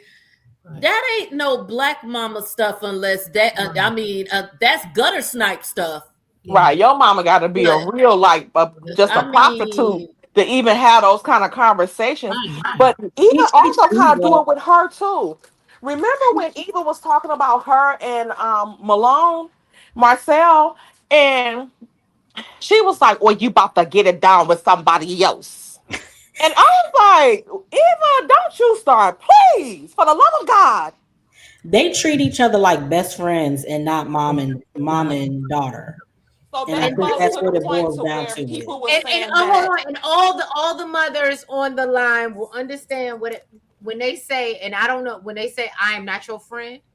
Yeah. I am not. I'm not one of your little friends. But that also goes to the point of people saying too that, or even Ted, like Eva must have had a good upbringing with Leslie before she came and brought her to town with this stuff. No, it don't seem like she had that much of a good, like, it's too conflicting. She act like she was doing all this ballerina stuff on the ice skates, and then on the other hand, Leslie marrying a man that don't have any money, it seemed like, but she didn't love him. So what did you marry him for? Because she saw him from Peaches and she wanted to prove something. Let's talk about it. Wait a minute. We gotta talk about that. Wait, so is that what it was? From Peaches? I believe hands down that Alan is the one she stole from Peaches, and that's why they hadn't told. Okay, because I'm not crazy. Because I thought that before. I said not that about Alan. That's a theory. That's a theory. Did Peaches say that when she came to town? Like, you slept with my man? Yeah, she said you took my man. Yeah. I thought she had slept with him like way before she even got with Ted, because how did Peaches and Eva not know each other then? Because that's what but because when she slept with the guy, oh, wait a minute. That's what I'm saying. She wasn't Peaches wasn't fooling with her, but she slept with the guy. But she slept with him and then left and then got with Ted. I got something for y'all. Your brains. Bill told her, get your shit and go. Gave her some money. She saw Peaches' man. He was already side. And this goes to a deeper conversation that we probably do not want to go into tonight, about her mama's man was probably already looking at her. Leslie already leads with her coochie, and I'm not giving it to her. He's wrong. But at the end of the day, and maybe they were both consenting adults at the time, but the point was, she saw him, he saw her. And I think they absolutely... Look, stop. Leslie's older than Peaches. We know that in real life, because and that shit pisses me off too. Y'all, Peaches without that wig look younger than damn Samantha and everybody else, and I'm tired of it. Not Peaches being 30 in real life. Peaches is like 25 in real life. Yes, Peaches. I'm like, what are we doing here? Younger than me in real life. Yes, and I'm coming on. Peaches younger than you in real life. I believe that. I'm coming up on 40, and I feel like they put a real bad wig on her and tried to tell us that she was 50 plus, and it was even with Leslie sitting next to her, you could tell that Leslie is older than that lady. Even with if they had her weird hair, Leslie looks the same age as Anita. She looks the same age as Anita. Anita just got white hair, gray hair. Yeah. I mean, honestly, you've got the she's younger than her. You've got Leslie probably being damn near the same age as Tamara. I mean, it's a whole. Davis. Clifton Davis. Well, we know he old. I mean, he was with Melba Moore in the With his 70s. fine self. And then on top of it, you got Danny being light skinned in the past, Ted being dark skinned in the past. They probably be mixed race in the future. We don't Can know. I just hold on, John? Can I just say, global warming is a mother. Because the way Danny went from the way Danny went from my complexion to her complexion. Oh my God. And the way Bill, went from dark skin to light skin. Man. Clearly, the way Bill went to the Arctic somewhere and got light. Bless their His heart. skin stretched out when he gained weight when he got older. That's why he looked lighter. But even that in the casting, You did not say his skin stretched out. I just thought that. Oh my God. I almost choked on my water. When I tell y'all, I said, look, I can deal with the Samanthas, I can deal with the Peaches, but when y'all give me these Bill and old throwback Bill and Danny's that don't even look like them, and I understand we change as we get older, but I said y'all not gonna play in my face like that. Right. Speaking of Samantha, go ahead, girl. How do y'all feel about Ted knows that Samantha is the one who came up with the idea for the clinic, right? Right. How do y'all feel about him not saying nothing to to Leslie the other day when she was talking about her clinic? That's a very good point. But do Ted know that this was Samantha's idea? I don't think he does. I think everybody else knows, and he does. He's clueless. He don't know that because he with Vanessa. He's not in touch with his family. Eva told him when they had that lunch. She was just like, me and Mama are coming up with we want to do a clinic, and Samantha brought it to us, and she's X, Y, and Z, and all this other stuff. He knows that Samantha is the one who brought that to them. But he doesn't know that she's trying to take full credit and leave. Like, she's coming to him with pieces of the plan. And so all he's being asked is, will you look at this piece of the proposal? He doesn't know that she's saying, and this is my plan. And this is going to be my idea, and I'm taking full credit. She's going to him and saying, I want your idea on this one piece. And so, listen, I'm not defending Ted. Oh, you got me over. I feel bad now because I'm getting ready to have a fit on myself. If Ted does know, this again points to him being a piece of shit parent and a piece of shit grandparent. Because if you do know, then even though you don't want to work with Leslie, you get on the board because of your grandbaby. When she asked him to be on none of these people should get on board with anything she does. I disagree with that. None of these people should do anything she says that she is tied to. I'm sorry. I don't care. I don't think he should, because off rip, the fact that she's cutting Samantha out. But I don't think he knows that. Well, no, I'm just saying, if he finds out that Samantha is the one who did it, and he knows Samantha's the one who brought it to him. If he finds out that Leslie cut her out of the deal, he shouldn't get on board. He shouldn't be on the board because of the fact that you cut my grandbaby out of it and you took this away from her. I don't think he should be on the board. Anything to have to do with her anyway. I don't think, because she's clearly already taken over the idea. So I don't think he should help her in anything. She gets on my nerves, and I was kind of proud for him to kind of stand up to her in that moment a little bit. That's true. He's still a piece of shit, though. He still took He still tried to take it back. Oh, I'll consider it. I'm like, Leslie, get out of my face. You know what no means? I wish he had that same energy for her this whole time. For a job or something. Agreed. So I gotta agree with Kimi, and I gotta agree with Tay. I was happy to see Ted be like, "But get somebody else to do it." But I get what you're saying, Kimi, where are you going to negate that this is your grandchild's idea? But I will say, I don't remember Ted knowing that this was like, this all came from Samantha. And so I think but now let's talk about Ted. You can see, so this is why Ted is slippery with me. And that's why I can't like him. Okay. Because you go in the same breath, yeah, he could have corrected that, but then you take the time to correct, oh, well, you gave me some misinformation about Vernon, but you went and repeated it, you stupid motherfucker. And Nicole. Oh, Nicole, when Nicole told me, gotta tell her. I said, Nicole, if you utter one damn word, I'm in Georgia on your ass, Nicole. Say one word and I'm on your ass. No, Are you kidding me? So, Tay, what made me mad was then Nicole, obviously talking about the anniversary party, because we went through that. You just going through this big public embarrassment, and I guess because you thought it was family, Right. you told Danny no, literally, because I remember I type up the notes. Literally, you told Danny, nah, we need to wait for them to come to us because I know how it feels. Da da da da da.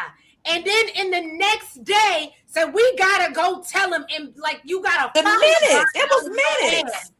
Oh my I'm God. gonna. And not We only need to. Right. We gotta tell her right now, like in front of. And she's like in front of everybody. What? At the Christmas. I was done with Nicole. At Christmas, But the and thing then is, you got I said she significant would others. never counsel me in shit. Never. Yeah. She shouldn't have ran with that at all. Because like you told him, why would you believe this? And then for you to go and actually start to believe it, that you would go that far as to want to tell your mom about it. Right. Yeah. But that's what aggravated pissed with me him off too. from the Her jump. and Ted acted like it could never be possible, it wasn't true. And then for them both to go and run and tell somebody and spread that mess to other people. Like you just acted like that could never even be a thing. And I don't care how much you start racking in your head about Ted and them. I mean, why would you go instead of going to talk to your daddy like, Dad, what's going on? Because you about to pee me off, Dad. Yeah. And the thing that really- hold on. I'm sorry. Cheek made a very good point because I was just getting ready to say this. Nicole thinks just like Ted. That's why they were together for so long. That's the point I was getting. Ooh. And That's the thing point that I was really getting to, because the fact that Nicole couldn't sit, that was weird to me. And I was like, and then I was like, oh, I see what they're doing. Their characters have been together for a reason for this long. But the thing They're not that far me, divided. They're not that far divided. No. And the thing that's crazy to me is he knew when she told him. He was like, no, that's crazy. How do you know? Whatever. So I was already beside myself when he told Nicole. I was like, first of all, Mr. Man, if you think that this information is so important, so whatever, why don't you put on your big draws and go and speak to Vernon yourself? Why would you say so? Technically, this has been your family for 30 years, divorce or not.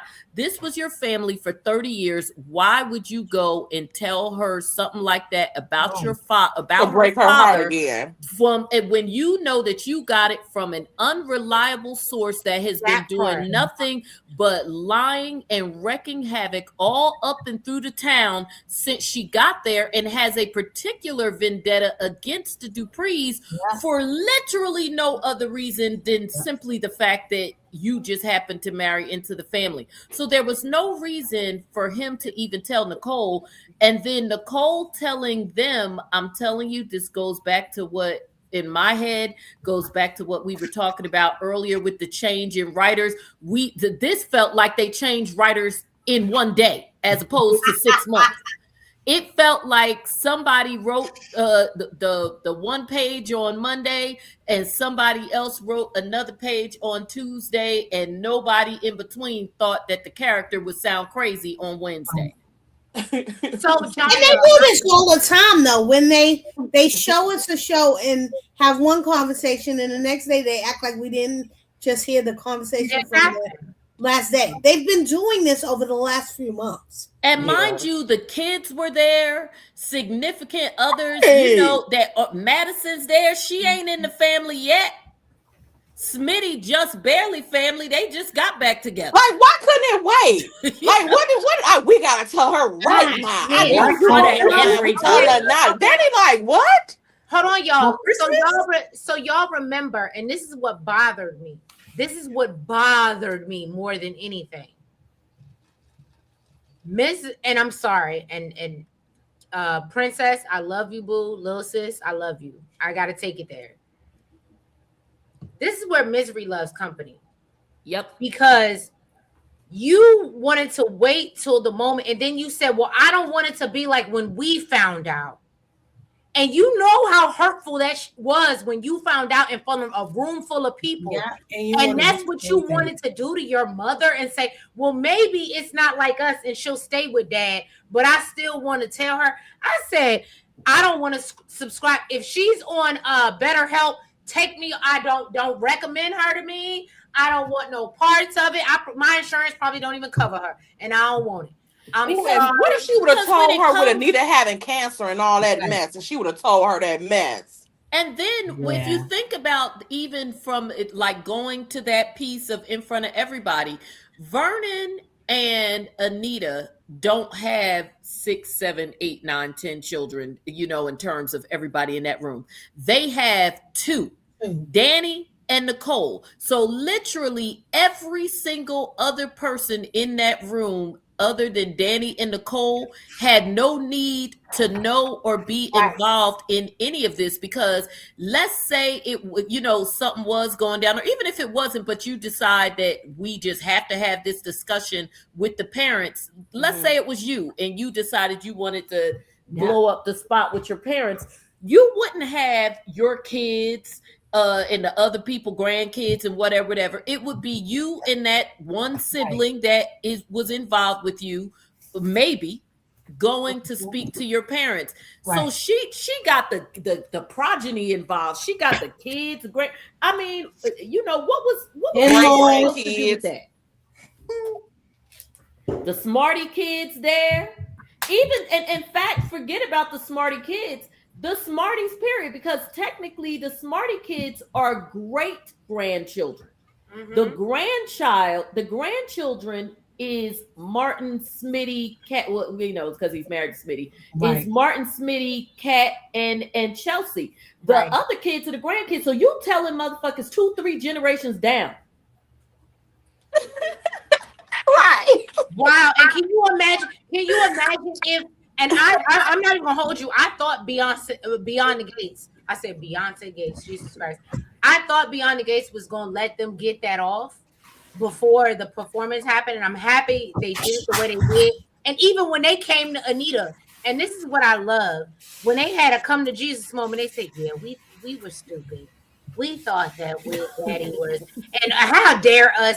And that's what I'm saying. The conjunction to the first day when Nicole was like, Vernon will be disappointed that we think so little of him, to jumping to the next day, and because you see him and Sharon laughing and having a good, like, that ramps up your soul to say something.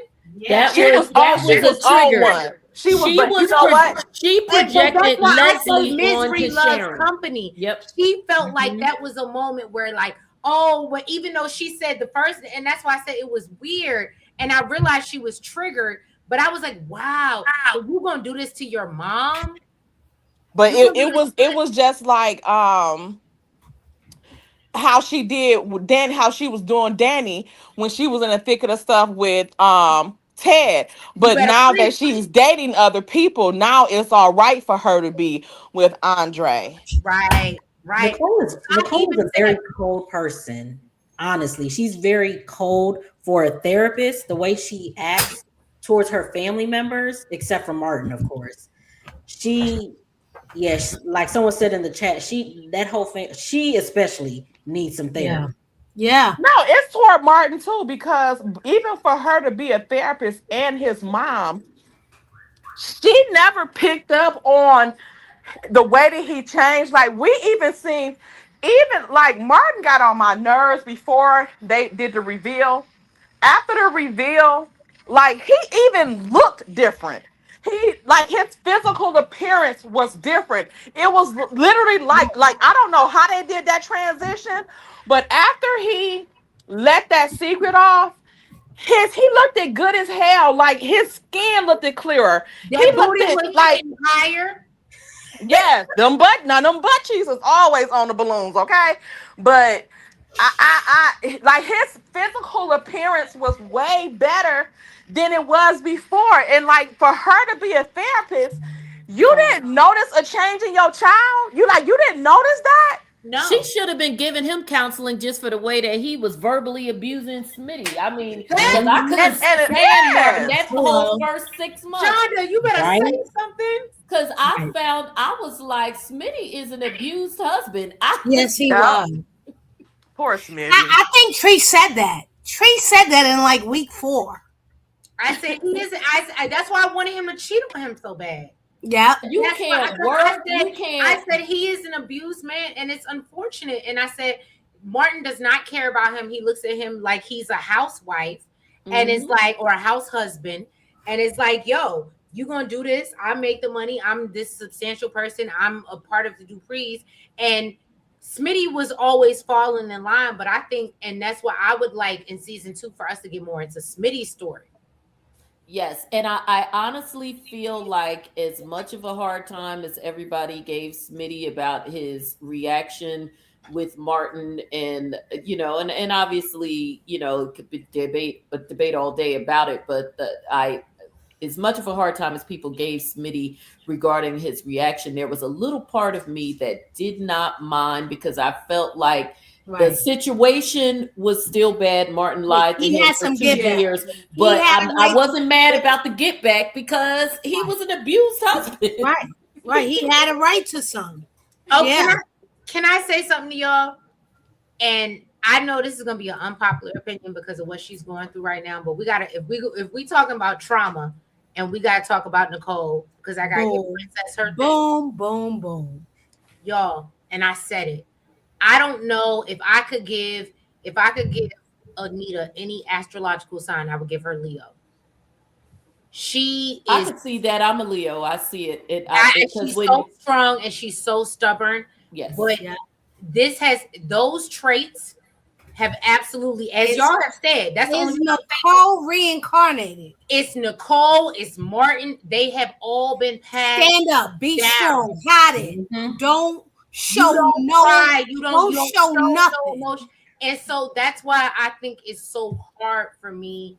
Like, even when y'all see me break down, because Anita does try to be so strong. And when I see her try to be so strong, and I know this is such a big battle, that's hurtful to me. Because, like, at this point, she's a part of my family.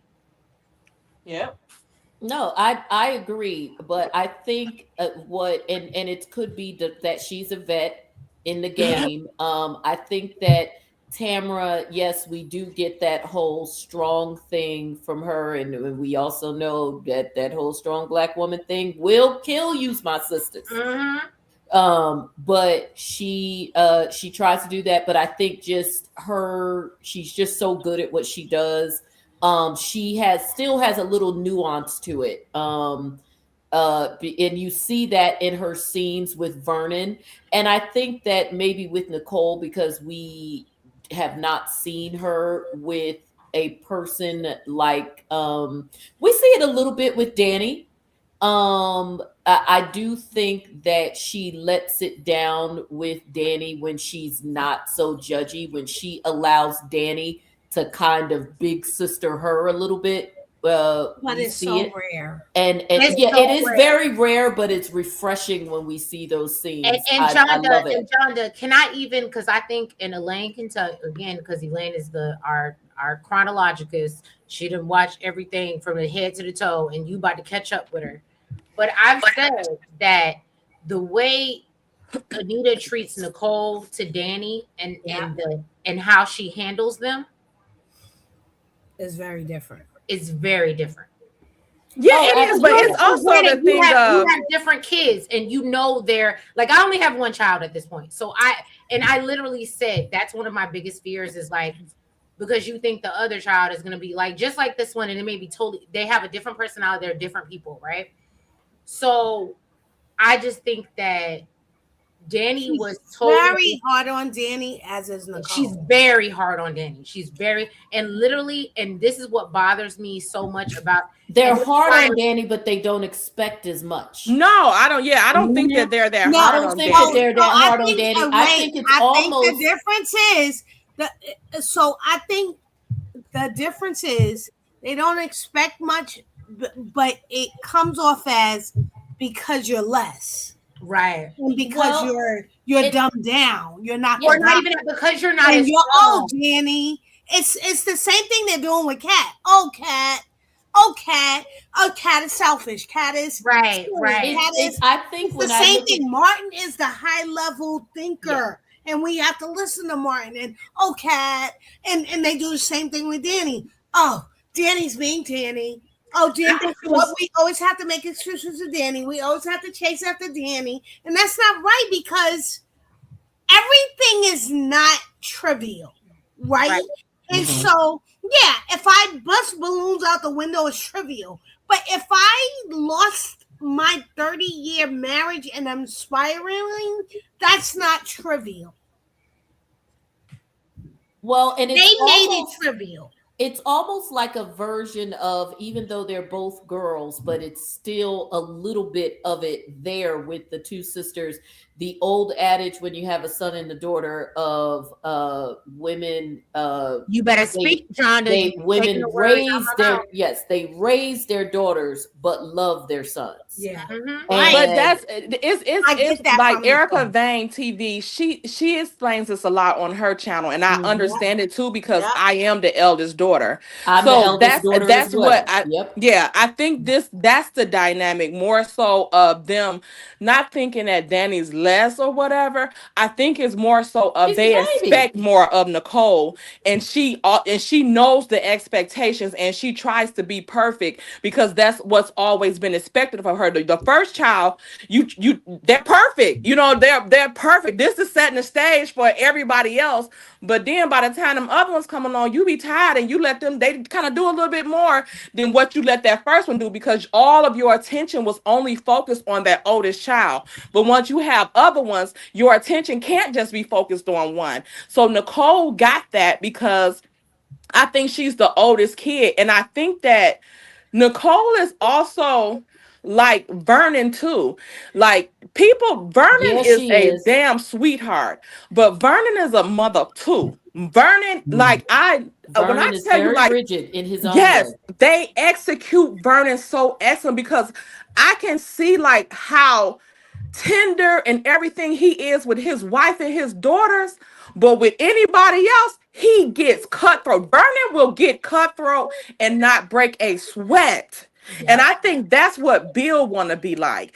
Bill, Yep. he get with other people and stuff like that, but Vernon, the way that he treat his daughter, still he can beat a man, but he still hold his wife and his daughters and granddaughters and stuff like that to this standard. And he just treats them with so much. But to the other world, he's this great guy, but he will get with you in a minute, like how he got with Joey about Martin. Like he will get, like how he got with Bill. Bill towers over everybody on that show, but Vernon and Andre give Bill the most. Like, this ain't that, homie. I don't care how big you is.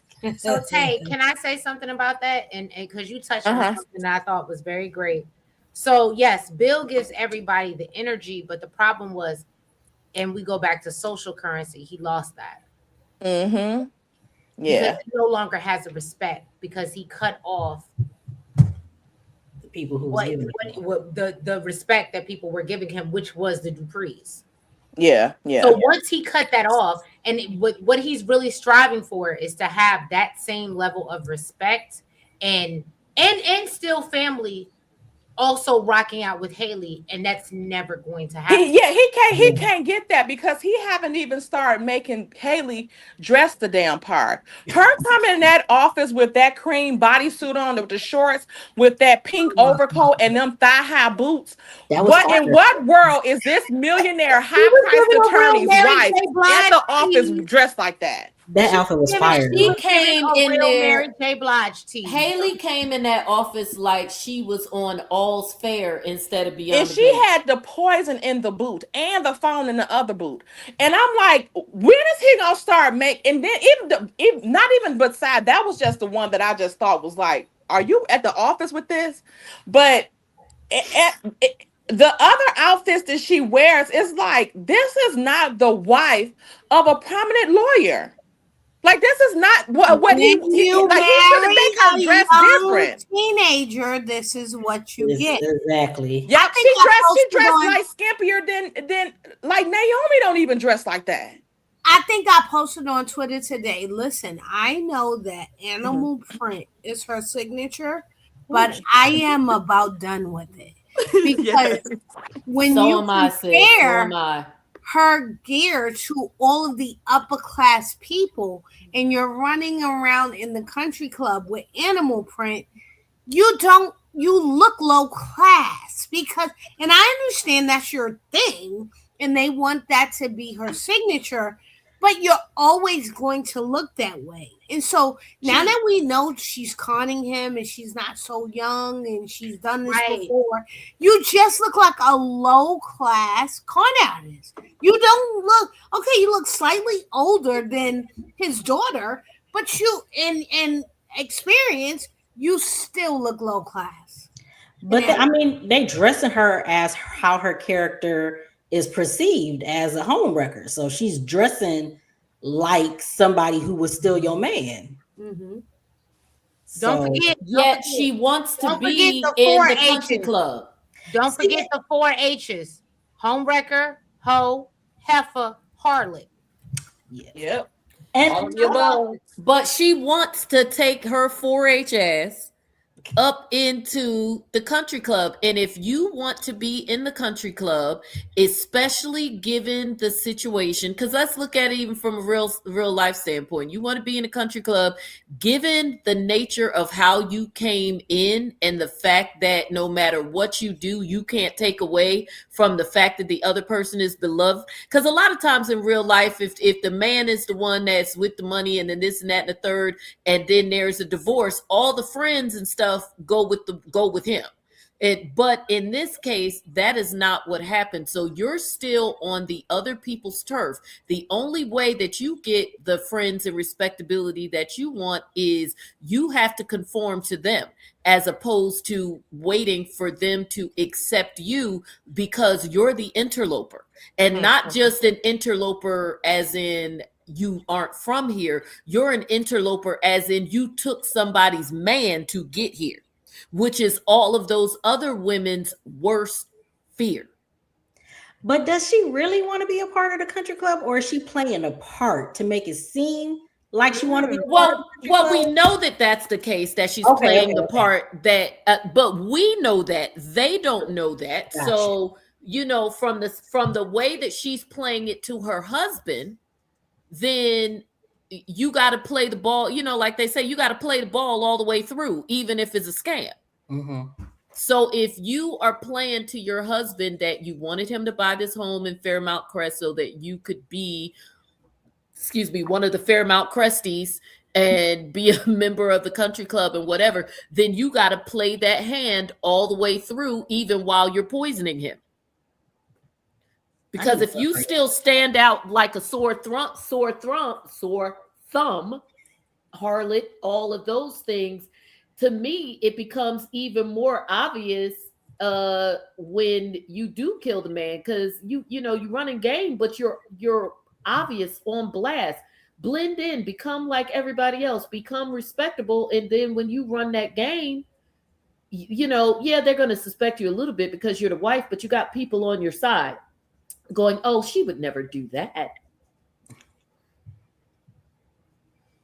I've watched way too much Snapped. I watch. Oh no, I watch all the shows coming up with ways of why the person didn't get away with it, as opposed to going, that's terrible. Right. Hey, Michelle, I saw you come in the building. So what is the next? Okay, so we did Martin, we did the anniversary party, we did Chelsea's kidnapping. Big moments. Doug. We did Doug. Well, we didn't do Doug's death. Do we think that Doug's death? Because we didn't deal with this question. Because I think it's been a lot of fan speculation as well. Do we think that Doug's death is just going to be a case of letting sleeping dogs lie, or is it going to be revisited to ultimately expose Joey? So I'll be honest, I'm a little confused on Doug's situation because I can be quoted, and I'll be honest. I thought this was just a mission for Vanessa. I'm a big, like you said, I watch a lot of snaps. I'm literally me and my boo was doing couch clues last night when and solving a murder mystery when the new year came in. That's my thing. So I really would have thought that by now it would have been out. And I thought that's why Vanessa was doing this. And now Vanessa begging and No, pleading, she sprung. and she's so sprung out. Like that, I'm like, this can't be for you getting justice, sis. Mhm. So I think you love this man. She And does. and I think because I love Vanessa so much, I'm accepting it. But I was more accepting when I thought it was for a ploy. Now I'm like, you just out here looking sad. But then, the one thing again, we talk about effort. Joey has been putting up the effort. Like she gives him a boundary. That nigga says no. She says, "All right, fuck you," and then that nigga show up and say, "I'm gonna do whatever you said I was gonna do." I just hate that it's the white men on the show. And that he's a murderer. That too. Yeah, I don't. I think he might acquiesce to some of her demands and stuff like that because he knows at the end of the day he gotta keep her under his thumb. He can't be in a situation to where he can let her go, especially right now. He has to keep an eye on her.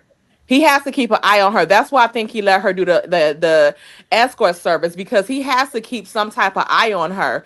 But as far as Doug, I think that because has it been confirmed that Doug is actually sick or in real life? Well, no, I think I that don't know that Elaine knows better than I do. The Elaine is our I don't resident. know that it's been confirmed, but Okay. Because I um, think that they might just have him off for a while to see how so that goes. yeah, I don't Um, think it's been confirmed, but I if he is not sick, I think it's a plot to bring him back when he is able to yeah, give him time. He's yeah, not an actor that's on a bunch of stuff. And no. so if it's a plot point, I think when he's ready to come back, they will pick up the Joey sort of got rid of him thing again. But now I think they're going with the flow of what they have on the canvas because this is who they have on the canvas. I it always struck me that they were not planning to get rid of him when they got rid of him.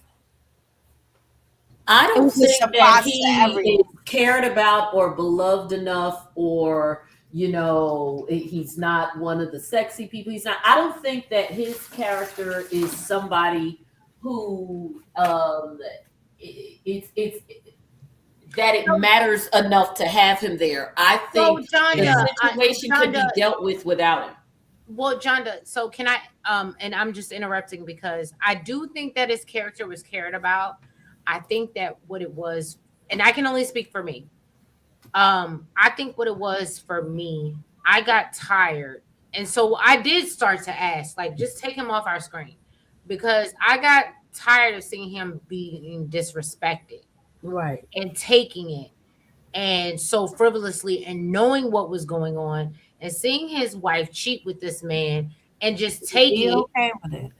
So at this point, like when Doug left, it was like shocking, but it was like, no, we had been calling for this for a while because at the end of the day, you and Vanessa don't really have a marriage. She's getting attached to this other man.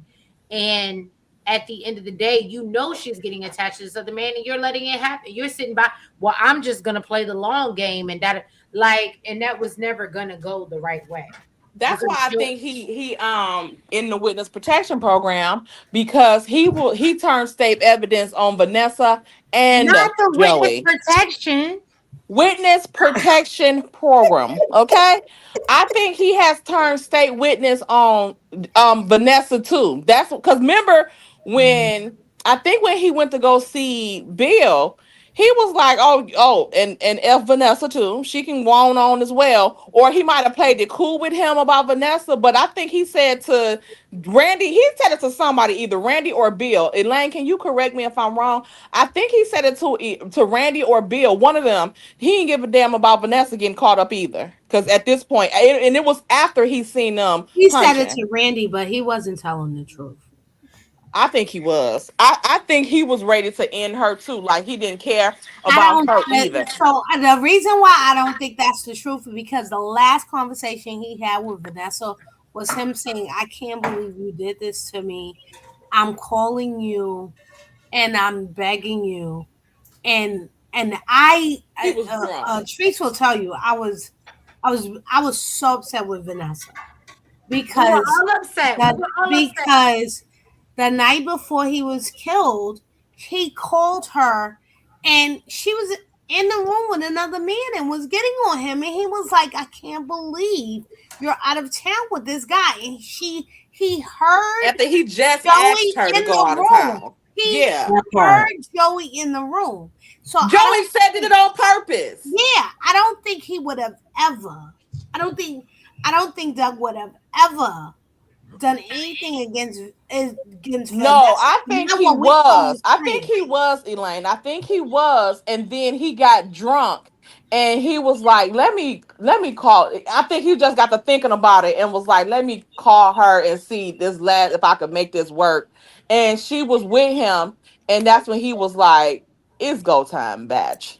You know what? I maybe I'm just cold because I don't feel any kind of way about that final phone call between the two of Wow. them. I don't feel bad. I feel absolutely nothing about it because at the end of the day, you all had an arrangement that you were fine with until you kind of felt like in this particular instance, because it was probably like you knew that she had playthings, and as long as it didn't get serious, which it sounds like the arrangement was. Whereas in this one, you could tell that it was a little different because you do know the person you're with. You could tell that she was a bit enthralled with him, but at the same time, you were fine for her to be in danger and to deal with this person, of course, on the terms that work for you because of your debt.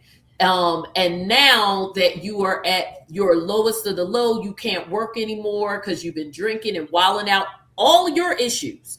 You've been doing all of these things. Now I got to stop and feel bad for you. Yes, she was away with Joey. And of course, I think that's part of what makes, could pull on the heartstrings because he did sound so pitiful and you're in there with another man. But what difference would it have made if he wasn't with Joey and she was just at work and was like, okay, yeah, I don't got time to talk to you right now. Or if she was I'm with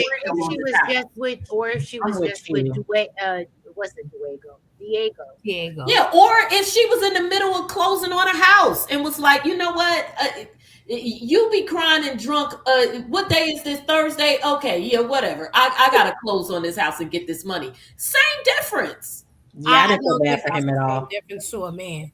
It's not the I same. did feel bad for him. I I felt bad for did. him because again, they still had the I was up arrangement. from the floor up trees. The arrangement wasn't for her to be all frolicking and falling in love with the guy. And she told him also that she was going to stop messing with him because now it's seeming that he again, and we can't forget. I know Doug was wrong for the gambling and things like that. And I understand him again because I gamble. So I understand, the gambling thing. But I think that Joey, I'm not Joey, what's his name? Doug realized that because actually, Joey set him up for those losses. He set him up for that stuff. And so that he could use Vanessa. Oh, I don't know if he has some again, but I still don't understand how Vanessa even had the audacity to tell Joey that she would never cheat on him. How was you cool? Like you like and Joey's sitting there like, girl, go, let's all check, please. Check. Joey was asking for the check because that's what I said. I don't understand what are they going through with this Donnell. Yeah, you have my blessing. And then with Joey like your husband not even cold in the grave yet, and she like the son and everybody else is thinking the same thing. Like Okay. So what? hold on, Tank. What it was for me is okay. This is what threw me off. I thought there was a plot that Vanessa had set up to come to us with the bullshit, and she was going to get, Joey arrested. But that's not what happened. When this bitch was, I am telling you, I'm not going. And I said, Vanessa. Cool it. And you did what you want. See, that's what trees for. Cool it down. You got to slow it down. You're gonna lose control. Like, I was like, what the fuck is going on, Vanessa? Like, you are really going down bad. And that's when I was like, oh, this is not a scheme that she set up no more. This is a real thing. But how, again, back to how y'all keep talking about like how she want everybody to, I'm with Joey. She want him to admit that he with her and everybody. But again, she did that thing with her son. She didn't want her son to know. And then she did this. She didn't want the police to know. And then she did the same thing when Vernon caught her in that room, that back room. Oh, I'm just with my business partner and we are conducting business. Goodbye, Mr. Dupree. The back room with no locked doors. With no locked damn doors. Like, why would you not be like, hey, Vernon, me and him just got through that. See you next week with Nicole for Christmas. Like, why didn't you do that with him? Because you know Joey not no good, and you know you look like a fool. You know you look like a fool. Right. So did they drop the whole money laundering part of this? Because no, they still that's still going on. That's why I don't get where this is going. Okay, so they in love and now she a real criminal's girlfriend. So that's it. She gonna be a real trying to be Bonnie and Clyde on the run. Like that's why we need Cheap. What Cheap said, we need more Anastasia. I know y'all don't fuck with her, but I like her. And right. So what in? And so the Duprees are like, I'm very concerned about you. And I'm talking about Danny and Nicole. I'm very concerned about you. And she's like, fuck y'all. This is my man. Leave me alone. Don't judge me. And okay. And the end, what? And Joey's like, I love you. Okay, and that's the end. I don't understand where we go with this. It's about Can I tell y'all the difference? Danny said, I don't like that shit, but I'm gonna accept it because you my friend and whatever, and we're gonna ride together. And I don't like that. And we would have. I love when Danny said, we would have rather you pick any other man in Fairmont Crest, but you know what? I'm gonna ride for you. Nicole's never gonna say that. No, ever. Because she shouldn't have to. She don't feel that way. She don't feel that way. And yeah, but told her that she's gonna, be okay with her. But it goes, and it goes back to her being, unfortunately, they introduced us as Nicole and Vanessa being best friends. But Vanessa's first scene was with Danny. I ain't get that. It should be Danny and Vanessa. Right. Yep. That's what I'm saying. Danny and Vanessa are more because Danny will call her and say, I don't like that shit.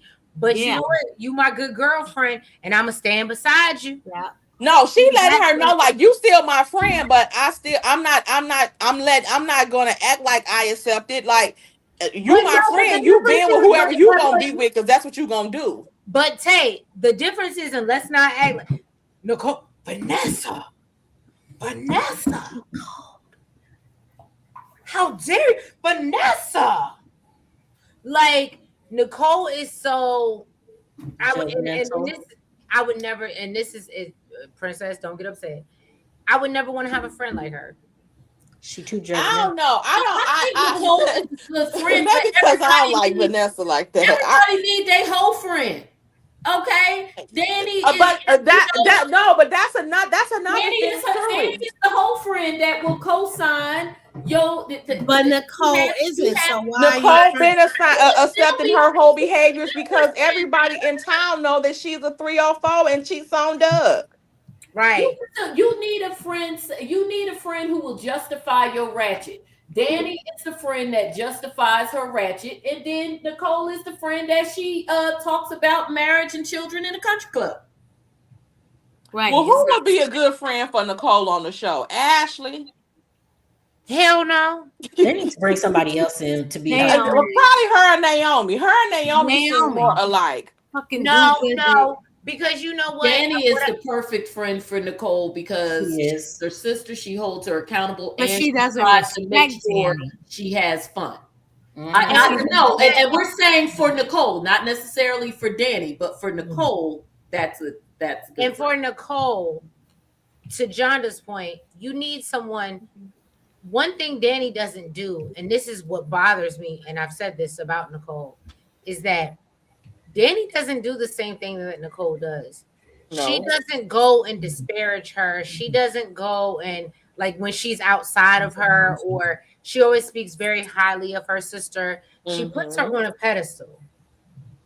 And so even if she's interacting with her friends and her counterparts who are on the same, that's still her oldest and that's still her family. And that type of loyalty. So to Jonda's point, that's what Nicole needs, because even when Nicole treats her like shit, Danny is still going to be there for her. Right. And Danny does hold Nicole accountable. If you watch some of their scenes, she just does it in her own way. Because He does it directly to Nicole and outside. well, yes, that's true too. But you know, she's got the soft, sweet voice and whatever, so you know it doesn't sound like she's giving it to her. But you know, Danny. Yeah, Danny is. Yeah, she's like a little been a cute younger little sister. puppy. And you know, when you're the younger sister, you still it's like sissy, you know, you do this. You can't say like you need to get yourself together, right? That's older sister talk. But when you're talking to your older sister, you gotta sort of get them to see your point. So you gotta influence while maintaining that big sister, that younger sister, little big sister respect. Yeah, she does that very well with Nicole. I can't Okay, say y'all. that. So I think we talked about Anita's C word situation. I don't know if you want to add anything to that, Tay. We got to close out with the articulate, because I think that was the last big thing and that leads into everything with Leslie getting her money. And I think that will lead us into it. But if you want to, because I know we talked about that at the beginning. So do you want to? Y'all was on here crying and stuff, because baby, no, we wasn't on here crying. That was just me. But no, baby, it wasn't just you. I didn't even do no thing on it because it was Vernon and Anita, baby.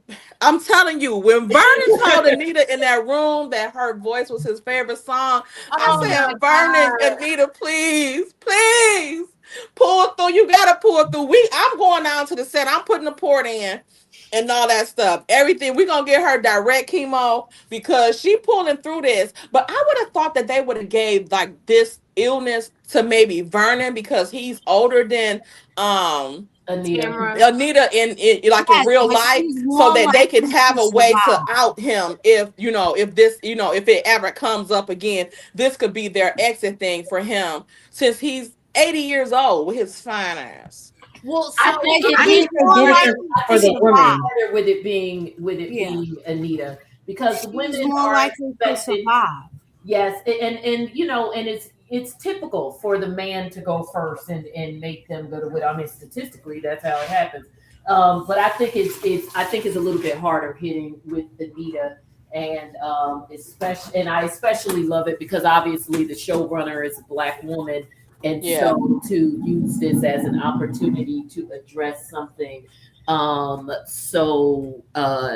unique to us by going with the triple negative and all of that. So I think it had to be, if you were going to go with one of the matriarch of the show, it had to be Anita. Yeah, I think and everything again has been executed perfectly, especially with the entire week for your consideration to the daytime Emmys. Yes. Like the last 2 weeks, the last 2 short weeks will equal out to maybe like 1 week. But yes, it has been magnificent. Like the acting has been superb with everybody. The way that Vernon had the girls go and talk to it, let Anita tell them by herself first. He told Andre, and then they connected together to, go over what was going on and all of that stuff. It I think they did a great job with that story. The explanations, explaining things to people, having her actually in the room, and the doctor talking her through the steps as she's doing the biopsy. I love doctors like that, even though I don't like women doctors, but I love doctors like that that explain everything to you while they're doing it so that you know and you're in the know about every step of the way and what's going on. Pull your phone out so you can record this, because you're going to forget some of this stuff. And since you don't have anybody here, you need to record it in case they have some questions. You can play the record and let them hear what's exactly going on, even for your questions, because you're going to forget a lot of this stuff by the time you get to tell somebody else. So all that stuff, that was it. That's all I had to say about this. Right. It was And just it was so sad. it was a wonderful medical lesson. It was, like you said, the recording, it was step by step for what you Mm-hmm. to do. I know as someone who has been through it, I'm sure other people, whether it's cancer or other illnesses, can speak to this as well. Mm-hmm. Once the doctor initially tells you whatever the diagnosis is or whatever your test results are, Mm-hmm. every word they say after that is like you're talking to Charlie Brown's teacher. It's like Yep. wah, wah, Wah, wah, Mm-hmm. wah, wah, wah, wah, wah, wah. wah, wah. You are in a fog. So it's not even a matter of, yes, you'll forget stuff, but you may not even hear it. Like they're talking and their lips are moving, but they might as well not be saying a word for all the good it's doing. Right. Yeah, and Um, it's also telling us, Black women especially, how you are supposed to be treated when you go to your doctor's appointments, to these type of things in the medical field, because we get overlooked so much about different things, and our Yeah. stuff get excused away. This is how you are supposed to be treated when you go to the doctor. It don't matter if it's for a loose toenail. This is how you're That's supposed to be right, treated. Tay. That's right. Mm-hmm. So yeah, I love this. I really love this part. And yeah, we can. I don't want the emotional storylines, because I do No, like because to have the I emotional stuff to cried. cry, but oh, it's a lot. It was a lot. So what I want to say is that I hear so many storylines, and what I love about Beyond the Gates, um, unfortunately, we do hear so many storylines because we are supposed to be stronger. And I'm not trying to, let Mm-hmm. me just preface, I'm not trying to offend any of the men out there, but we are supposed to be stronger. So when they get sick, we carry that weight. We're their caretakers, we're their caregivers. But when Mm-hmm. it comes to us, Mm-hmm. Carry that you'll around. be surprised how many men all decide I can't deal with this. Yeah. And they Yeah. can check out. I They can't decide handle they it. are allowed to check out. And they Yeah. are allowed to check out, whereas we're expected to be hospice nurses. Yeah. Even with that, I think I forgot what she was. Maybe she was an author, the B. Smith lady that Yeah. just Yeah, I passed know. away I a know. couple She years said don't that ago. she you had get the, my Even she had pressure the up. restaurant up here in DC. I yeah, remember. Yeah. Don't you get even my with pressure her, up. like she allowed for her husband to have his mistress move in with them when she was sick because She of Right. she had dementia. She ain't allowed nothing. He did Right. it. She didn't know. what? Yeah, Yeah, she she had had dementia. dementia. She had She had She had dementia, baby. dementia. Alzheimer's. She had no idea. I thought they said that y'all get this. I thought she allowed No, it to. she did. She wasn't. She didn't have the mental capacity to allow it. And Wow. y'all are piggybacking to my point with, and that's why I said I'm so happy to see Verna, because it doesn't work that way with us as Most women. Yeah, of the he said, time. he give it to me. Give that to me, baby. He said, I know I can't do it for you, I but you love give me that whatever line. else, give I it to love me. that line. I loved it. Oh, He said, "Give it to me," because she wasn't gonna give it to him. yeah, She and was that's gonna why I try said to they And could she not manipulate wasn't. have And her. we Vernon in know this she wasn't. role of a cheating role. Like I'm like, y'all can't do this to him because At we this need time. some Right. example on here. Yeah, of a because man everybody is loving a his wife and dirtbag his on the daughters in a show. respectful way. Yep. Like Everybody is a both of dirtbag them. on the show. And he Yeah, both can't of them. do Like it. Bill, like you have so much admiration for your daughters and stuff like that, but you're not a good father because look how you did their mama. And Right. not just like you can't, fall in love with nobody else, but look how dirty you did her in that process. Mhm. Like, look how dirty you did her. Like, that's not good for your daughters because your daughters had to watch their mother up the mag at a wedding, all for every millions of people to see because of the daughter's video streaming it. Why was And she the even video daughter streaming looks the for her Okay, Bill's hold on, wedding father. no, anyway? hold on. That goes back to a bigger point. Y'all remember when Kat said the reason why she don't want to move forward with Tomas is because she's seen what's happened with Danny. She's So seen what I happened to don't. her mom. So you know what? You are absolutely right, Trees. I don't think enough has been said about The how trauma Kat these is people. moving in the way she is because of the trauma that has happened with her parents. She saw her parents in a perfect marriage, and she saw how to behave in a perfect marriage for 20 years. That did not work. And so, what does she need to do to make her relationship work? She's doing all the wrong things. It's accepting bad behavior. It's not, it's it's trying to, she learned that she needs to try to make it work. She Yeah. doesn't know what that looks like because she didn't see her parents Right. really try to But make it and work. Nicole should have been telling They think her. that everything was okay. This is, we've seen, Nicole sympathize with Eva because Yeah. she has a dysfunctional parent and a parent that does wrong. We have not seen her look at her own child and say, what has my marriage and the destruction of my family done to my child to lead her to behave this way in her own relationship?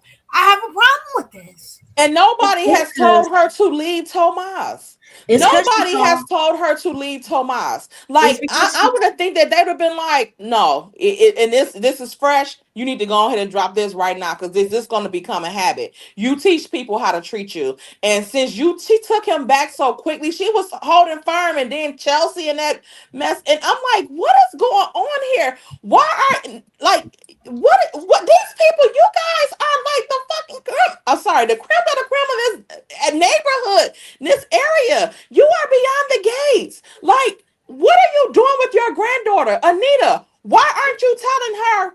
Thomas ain't the one, baby. He slept with your sister. I don't care who she is, how long you done known her, half sister, quarter sister, piece of sister, sister. I don't care. He's no. If he It's will that, sleep with your sister, he will sleep with anybody. That that means he'll part. sleep with Chelsea. He'll sleep with your mammy. He'll sleep with anybody. It's because she's seen Danny do it all the time. Right. That's Oh, what she's seen. Like her parents had a good marriage for what she's seen. Danny is the one that she saw get cheated on and kept But going right, back to but the man. take it So right. that's how she sees a relationship with someone who cheats on you because Danny was begging this man to come back to her after he cheated on her. So that's what she knows. And the fact that again her mom would divorce her husband of 30 years for an indiscretion that he had way back when, but tell her daughter it's okay to be with this man and she ain't even been with this man for 6 months is mind-boggling to me because Nicole should yeah. have told her, I divorced your daddy and I was with him for 30 years. For You less. ain't been with Right. him for 6 months. Let him go.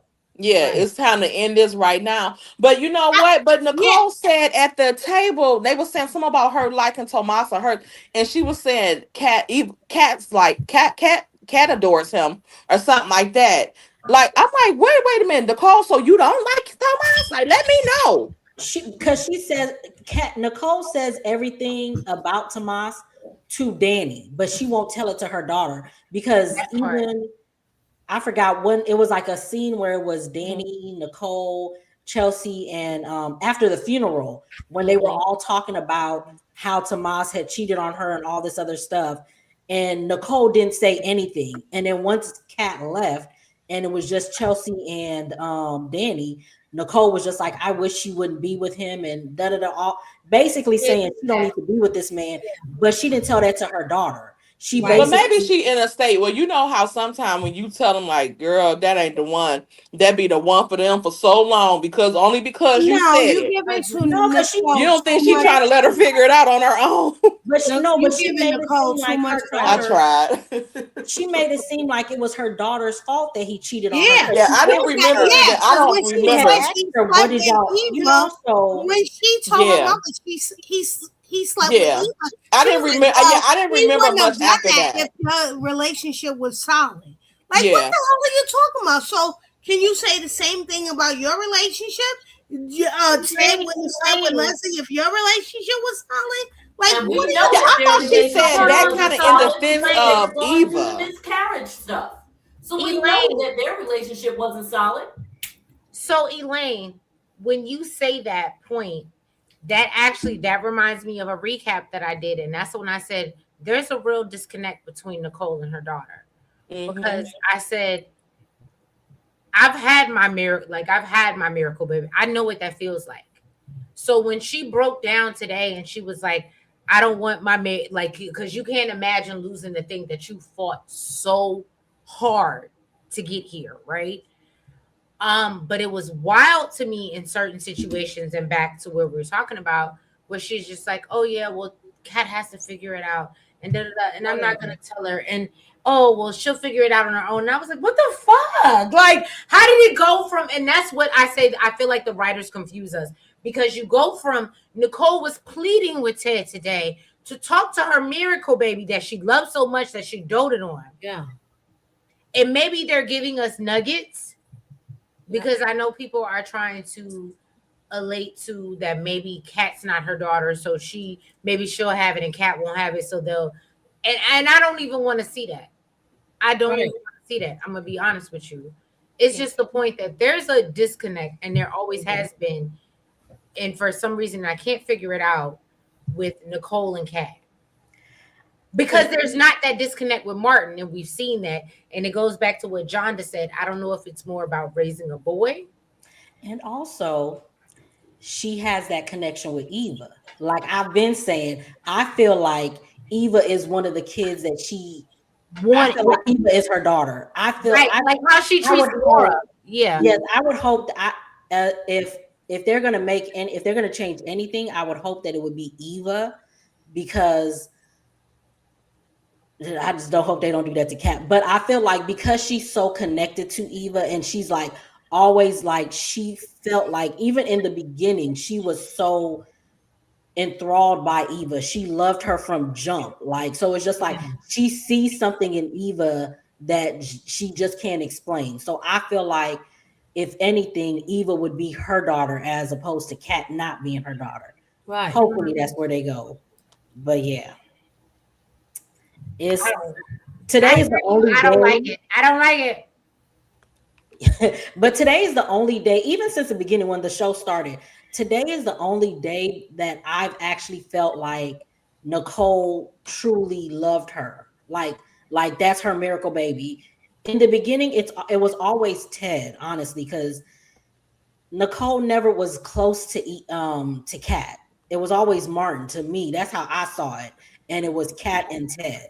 So Right. today was the first time that I've seen it where it's just like, oh yeah, that's her daughter. That's her daughter. But I hope they don't do that to Kat. If I they make hope her Leslie's baby, I child, I hope they don't do that. Yeah, I may check out. I hope they don't do yeah. that.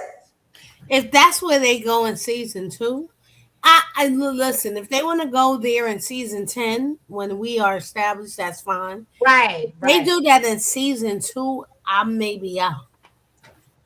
Just like if they showed us Vernon was actually cheating, I would be out.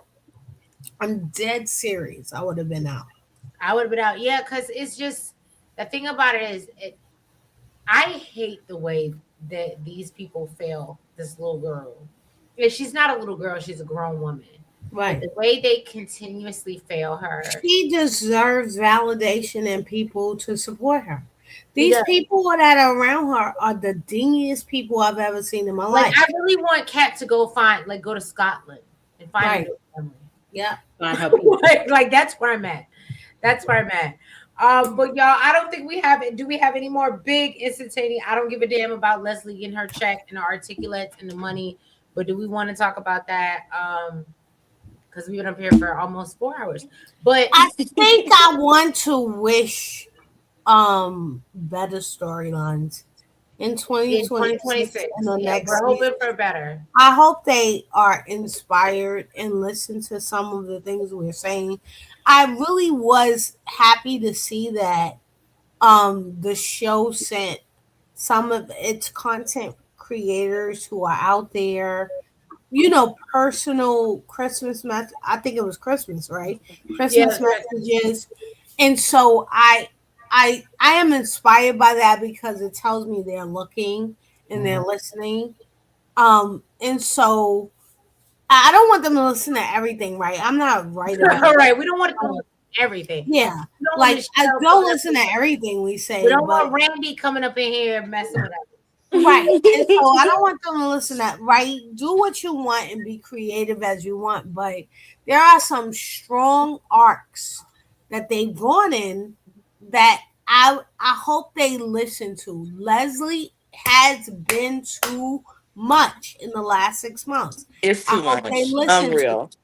I don't want her gone. I don't want her out. I want her less. She doesn't. There was no reason that she needed to be with Joey. She showed up in the Chelsea kidnapping, as comedy relief. There was no reason for it, and it was just not good. It was not good. It was disturbing, and so I hope they listen to some of our substance. Because what we are saying is not we want to destroy the show. We're saying this doesn't make sense, guys. Please bring us with you. We want to go with you. Take us with you. You better preach, Elaine. Take them to church as we go home. We ain't trying to get off the ride. We want to keep riding it. We just want to make it a little bit smoother. Right. I agree, especially regarding the Leslie stuff. It's just there is a point, and we reached that point where it was just too flippin' much. There's no other way to put it. It was just like, okay, we get it, and they didn't even have anything for her to do. They would just have her there. We don't care about you and Eva sitting around in one of the various Orphe Jeans coffee shop, whatever the hell. How many, if you go back and count, there are an insane amount of scenes between them at restaurants or at the apartment. Yep. Her and Eva just talking, celebrating their wins that how they done at everybody else's expense. Sometimes they weren't even having wins. They were just dumb conversations like, "Oh, mama, I went to da da da da da," and then I also want Eve, the actress who plays Eva, to choose an accent, because sometimes that "oh, mama" stuff, I'm like, are we filming the coal miner's daughter? Like, which is she supposed to be from Nashville? Like, what the hell? Mama. Yeah, so it's a lot, but they have got to find a balance. We get it. You all like the character, and we like the character. Obviously, like you said, they listen, they follow our lead, and if they felt like the audience didn't like the character, they would tone it down. I think they went too far in opposite direction. And again, because they hadn't written enough for her to do, they just kept injecting her into stuff like Steve Urkel constantly popping into Winslow's house. Oh my goodness. Oh yes, that is exactly the good example. Yeah. I mean, it was crazy. I mean, at least on Seinfeld, when Kramer came in, he's their friend. Leslie just walking in and out of people's houses, like the Halloween thing. But I had it before then. Oh my God! But the Halloween, her coming in Nicole's house, I was done. I was like, you know what? It was ridiculous. Oh my God, I was so angry. I need them to start calling security on people. Yeah. Cause how crazy was that? Like, and it was it was nothing going on in the storyline, and there usually never is. I mean, again, she's a bugaboo, but her coming in that day, it was clear that the writers, the showrunner, whatever, was just like, we just need a little Leslie in Let's the episode internal. today. Mm-hmm. Because Nicole had already told her, I don't want anything to do with you. I'm divorced. You have him. If you want him, you have him. And there was Right. no reason for her to go and antagonize Nicole. And Mhm. it was yet another example of the Duprees just kowtowing to her and allowing her to do whatever. And so She took these her scenes, candy, like they just think dumb they're stuff. showing her, and they're just weakening every Dupree in her path, and which is angering us. Mhm. Yeah, It's I mean, neither likening us to her, nor is it's also displeasing for those of us who tune in because you told us the Duprees was the shit. well, and also it cheapens the Leslie character because she, yes, you know, you need a villain, and then sometimes the villain's redeemable, sometimes they're doing them villain-ish, sometimes they're doing stuff that make you go, oh, they're not so bad, you know, whatever the case may be, especially because when someone is gonna be in a show long term, you've gotta give them a few of those redemption arcs, even Mhm. though at their core they're still a villain. I think one time when we were talking about this, an example that I used in that was a Dorian Lord, um, from uh um, Yes. from One Life to Live. But at the same time, you don't want to make the character unlikable to the point where we won't like her no matter what she's doing because you've Right. made the character just ridiculous and annoying. Right. Mhm. And the stuff Okay. she's doing is unreal. Like it's just simply unreal. The whole boo thing, boo. Like, what Yeah. are you doing? And who would do that if they are the ones who ran the person over, which we know she And did? everybody knows in the The same. only time someone would, Everybody knows she yeah, did it. the only time someone you would ever have a character in a show that would deliberately like do little things to scare and antagonize their victim would be if it's a character who you are displaying as completely unhinged to the point of being crazy. And yes, Leslie is unhinged, but she's not unhinged crazy because those characters do not have longevity. That's something Helena Cassadine would do. Yes. Mm-hmm. Mm-hmm. So Yeah, I very, don't I don't I very yeah, I don't know with that she does way too much, and even like with Teddy, she just Not like with he's Teddy. right. When Nicole, when you was with Nicole and all this type of stuff, or trying to get Nicole back, or claiming you was trying to get Nicole back, you was all with her what she did to Laura. You had to do plastic surgery on the girl and all of that stuff. And now you even having why would you even want to tell her you're going to be friends with her after what she did to Laura? And then I wonder what is he going to do when he found out that Eva knew about it too? exactly. And now Nothing. and Ain't gonna then do nothing. Not and of for course you know what Eva. Sorry. Eva's gonna do. Eva's gonna throw Cat under the bus. That's what Eva's gonna do because she a dirty heifer like that. Eva's But gonna Eva say, don't know "Cat, that Cat took that helmet. They just know that somebody took it out of her room. I But think she knows. She Yeah, she kind of knows. they had like a scene where they were like, I see you and I see you kind of thing. Mhm. She knows she took it. She knows. Yeah, neither of them can say anything Now, to you. Cat can deny or whatever, but I'm just saying in general, she will find a way to blame somebody else. But you were keeping your mama's stuff. do you think that's why Cat kind of let it go? If I recall correctly, I think the problem was, well, first of all, it was the evidence anyway, so that would be an issue. I can't remember what happened. They didn't steal the evidence back. Whatever happened to it? It was 'cause they said that they didn't accept it because he went and the first time he looked, he didn't find it. And then him going back the second time, they was just like, something seems fishy about this. So that's why they didn't accept the second time. The Yeah, but second they time he still went have around. it. Yeah. Yeah. So the evidence was tainted, which is what we all knew when Kat took it in the first place. Right. Who got her law degree or what? No, not her law degree. She got her badge watching podcasts. Don't do that. She got her law degree from Law and Order University. Period. You. As do I. That's where Hey, people I would rather folks get it from Law and Order University than some of this other stuff because Dick Wolf actually uses real cases as precedents. I tell people that all the time. If you He want to do. show that is well researched, then it is Law and Order because when they're on there and they're like in the case of you look those cases up and they absolutely do. Oh, so can I tell you something, Chonda? So when Mhm. I was in the tank, you know what the tank is, and they was like, you're not owed a phone call. You've been watching too much Law and Order. Now, mind you, this was years ago. This is like literally years ago before I had my Of course. son.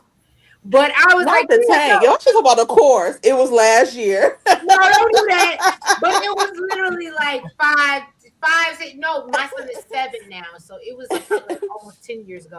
And I was in the tank and I was like, yeah, y'all owe me a phone. I was one because I watched Law and Order. I was a boss even. You gonna give me my phone call when I get arrested, but you gonna give me my phone Yeah, the call. drunk tank. So you was in a drunk tank trees. Right. Oh my Don't God. do that. We Hey, not my ma'am. and I was like, I got privileges and shit. And they was like, all you can call is a sobriety. Your sponsor, ma'am. That's what you need to be doing right now. Okay. No, bitch, no, you don't. That's not how this works. What you say? Give me my phone call. And they were like, no, they were like, you watch too much Law and Order if you think you're owed a phone call. You actually, as bizarre as it sounds, you have more rights that kick in if you're actually arrested. Right. Yeah, see, I wasn't actually arrested, so that's the problem. I was getting ready to say that too. Yeah. In New York, it's the same way. If they can hold you arrested without charging you for 72 hours in New York, and they don't have to do anything. So your family can call around and they don't know where you are because they don't have to check you in anywhere. And with you and with somebody in the tank, so to speak, the argument there is no, we're not. Well, number one, we're not arresting them, and number two, we're just trying to keep you safe. We're just letting you dry out. Yeah, they can use that as an excuse. Yeah. Right. Yep. No, we were just questioning you because you were in a area with a known criminal or whatever. Yeah. Don't do it. I was in there with a crackhead. I work at a criminal justice. No, so Lord, y'all, let me tell y'all, it was the scariest experience of my life. It is very scary. So because I was in a real that's when I'm a Virginia girl for real. So I was in a DC jail. Oh Jesus! And they put me in the holding cell with these crackhead people that they don't care. They don't care. You be in the cell with all types of people. Yes. If you got there the same time they got there, then y'all are. No, give me my phone call, son, because I'm not there when they got sobered there. Up and was like, wait a minute, is she a hooker? I literally told him, I said, I'm not about this life, sir. I want to get out. I'm sorry. I'm so sorry, y'all. They are like, look, you are basically, if you are there at the same time they're there, crackhead, whoever, all of y'all here together, y'all might as well be like high school. And they treat you all the same. We're all in this together, because that's where y'all gonna be, in the cell, all in it together.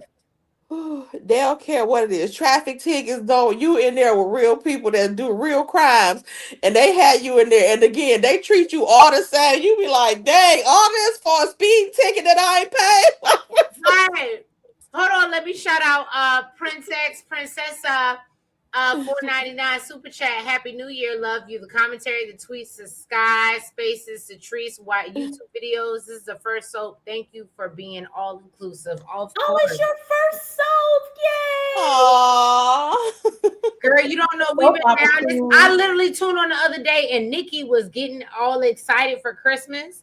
And I was like, I just happened to turn it on. I said, oh, and then she saw Victor. She was having flashbacks, and I said, "Am I going to do this?" And I said, "I'm not going to do this."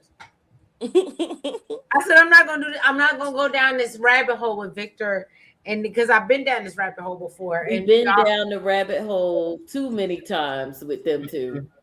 I love them though, because that's why. And the fact that they still alive and they look good. Victor damn sure do. Hey, that's what good work will do. Right. Victor can get it. Him Yeah. and Sonny Corinthos. Okay. Sunny, it's Sunny for me. Now Victor can take me to dinner and walk me around, and we'll get out the cars and go to the galas together. You know, can have a couple cheap thrills with because he's Victor. debonair, and you know, so I love the debonair man. You know, but Sunny, yeah, you know, I need Sunny, him to let the. I need Sonny to Sunny, let we in a the dark baby room.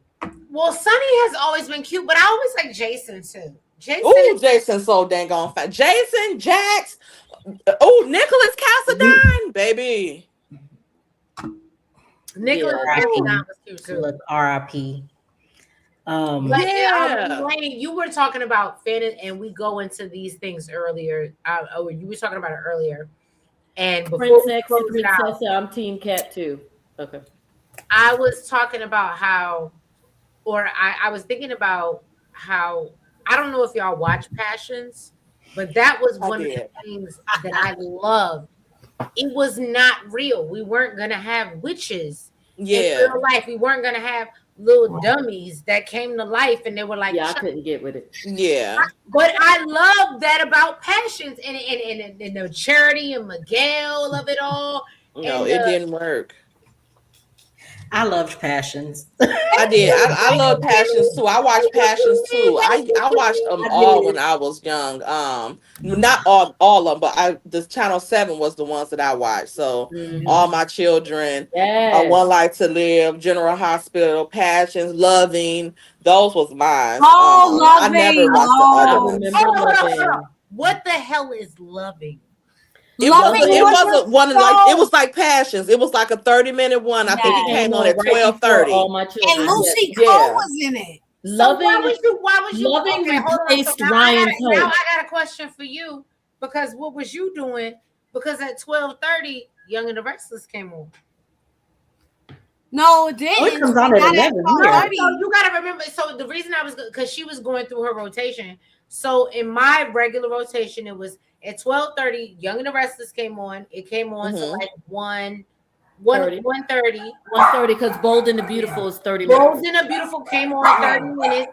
Then you would switch. Either you would do All My Children. Why is Max in your house again? He's not in my house. That's not me. But then you would have your 1:30, your All My Children. I forgot what the other 1:30, like on the other. All My Children came on at 1.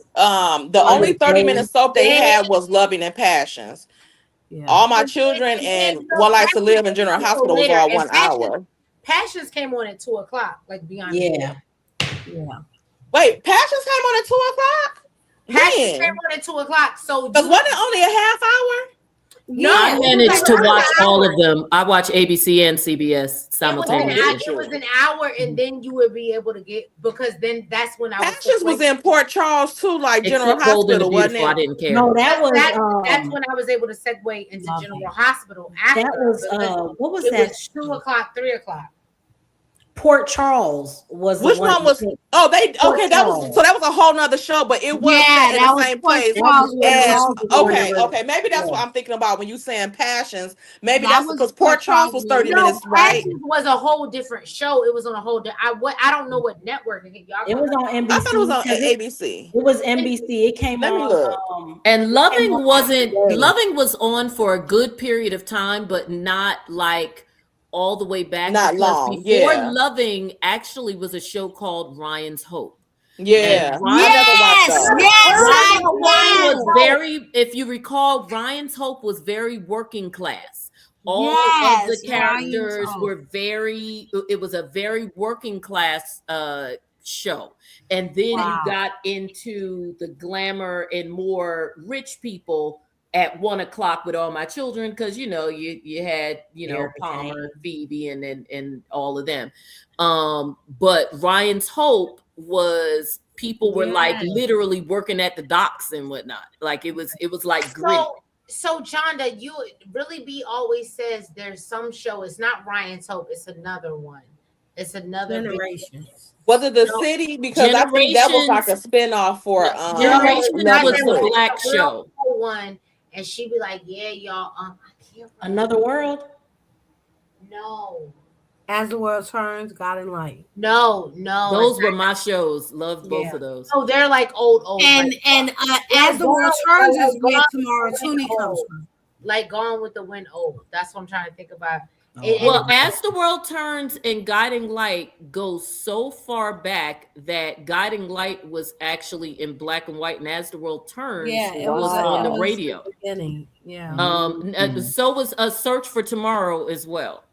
Oh yeah, Search for Tomorrow. Oh my God, that went back. I don't ever remember watching that, but I remember my parent watching that, my grandparents. I didn't watch Search, but it's so funny because you know how there's certain things even if you didn't watch the show. Now, Another World I watched during the Jack A era. Because that's where Jack A. Harry was. Jack A. Harry was on Another World on NBC.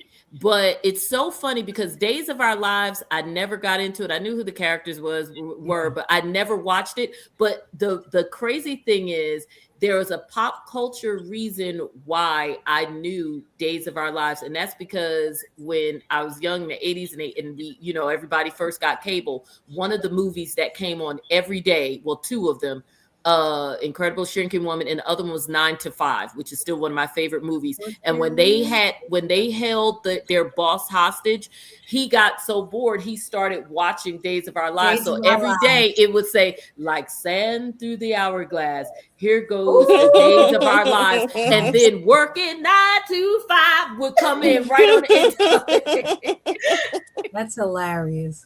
But yeah, so Search for Tomorrow, Dark Shadows, which is way back. That was I like remember Dark Shadows. That was dark. I didn't like watch vampires, it, but I couldn't yeah. do. Maybe that's where Passions got it from. And did you guys watch Well, no, so Generations? Jazz says Passions was 1 p.m. Right before Days. So Yes. Jazz, what time zone are you on? Because I feel like it came on at 2 p.m. on my time. But I remember it coming on right before Days and General Hospital, and it was before the 3 o'clock soaps. That's when you had from 12. That's back in the day when you had all the way through. The way through. You had all the way through. Because and Another it World, whether you but went to also- Guiding Light, all of those was 2 and 3. Are you talking about when it went on Direct TV? Because when it went to Direct TV, No, it was on at regular 2. TV. It was on regular. It was on Guiding regular Light TV. was on regular TV. I'm Another talking World- about I Passion. don't know if you World remember. Turns. I don't know if you remember. We're around the same age. I don't know if you remember. There used to be a time where between that TV block, like public television, like CBS, NBC, ABC, between 12, you got your game shows between like 10 and your talk shows between 9 and 12. But when 12:30 hit, I thought the news came on at like 12, and then like the if they soap had a operas soap. would come on. Yeah, And yeah. you would be in that space till 3 o'clock. Yeah. Actually, you're in that space until 4. Because if Yeah. you're on the East Coast, if you're Because on General the East, Hospital yes. came on at 3 o'clock. Exactly. Right. Guiding So Light you come came on on at 2 3 here. o'clock That because you would General turn. Hospital and Guiding Light was on at 3 o'clock. Because for us, in the north, I was in since I was in Jersey. Obviously, our TV was and Philly I and was New in York. New York. So Yeah. for Philly and New York, Guiding Light and General Hospital went on at 4, and then you turned to Oprah. So it went straight through from 12:30 when the 30 minutes. Hold on, y'all. Do y'all remember? Because I don't know this. This is the show that really B always talks about. Thank you, RJS 1602. Ryan's Hope. I ain't never seen that. We were just talking about Ryan's Hope. Yeah, earlier. Ryan's Hope. Ryan's Hope was the one that Loving was kind of was the working Ryan's class Hope. one. Loving, well, Ryan's Hope came before Loving. Yeah. And then Loving turned into the city. So Right. But Loving was more like kind of I guess young sort of a people. better lead-in for All My Children, because the people were like of the same, more or Right. less the same social class. Because I remember my grandmother, like Ryan told, I didn't, because it was like very kind of, like I said, people were literally like working at the dock and stuff and sitting at diners, and then you go to All My Children. I'm like, okay, this is what I'm talking about. Give me the, all the Yeah, bright fantasy. rooms. And the glamour. But then there was Generations. What was that, in the 90s, maybe? Yeah, I remember didn't- Generations too. I don't remember that. I tried to get into Generations, but they had black people, but the black people was all poor in there too, and so yeah, I didn't get into Generations. Yeah, I didn't either. I want to say Generations was the 90s, or it was the late 80s going into 90s. I just feel like every soap I was into, I started as a kid. And so the ones that started later on, like by the time I went to school and whatever, if I wasn't already watching them, but by the time I went away to college, if I wasn't already watching them, I didn't start them. So like I didn't watch The City because I'd already watched Loving, and I was like, oh, that's new, who cares? But any of the ones I already watched, like, that tape was in the VCR. You could not watch it for a year and pick right back up.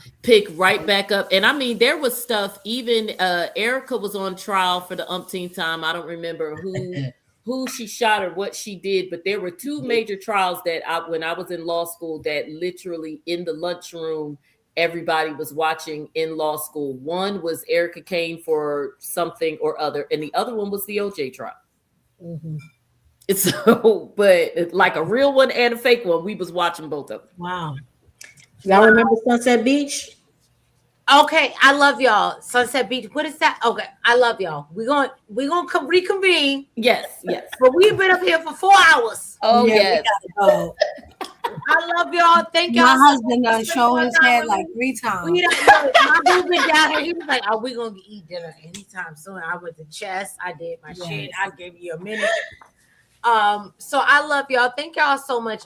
Again, I love that we have a community that we can share, grow, and are respectful, loving of each other. I have dropped everybody. I think everybody's links, moderators, help me out in the chat if I haven't dropped everybody's, but I think I dropped Elaine, Taze, Jonda's, and Kimi's thing in the chat. So I hope everybody will go follow and support. I love y'all. We will be back next week as usual, but it'll be members only.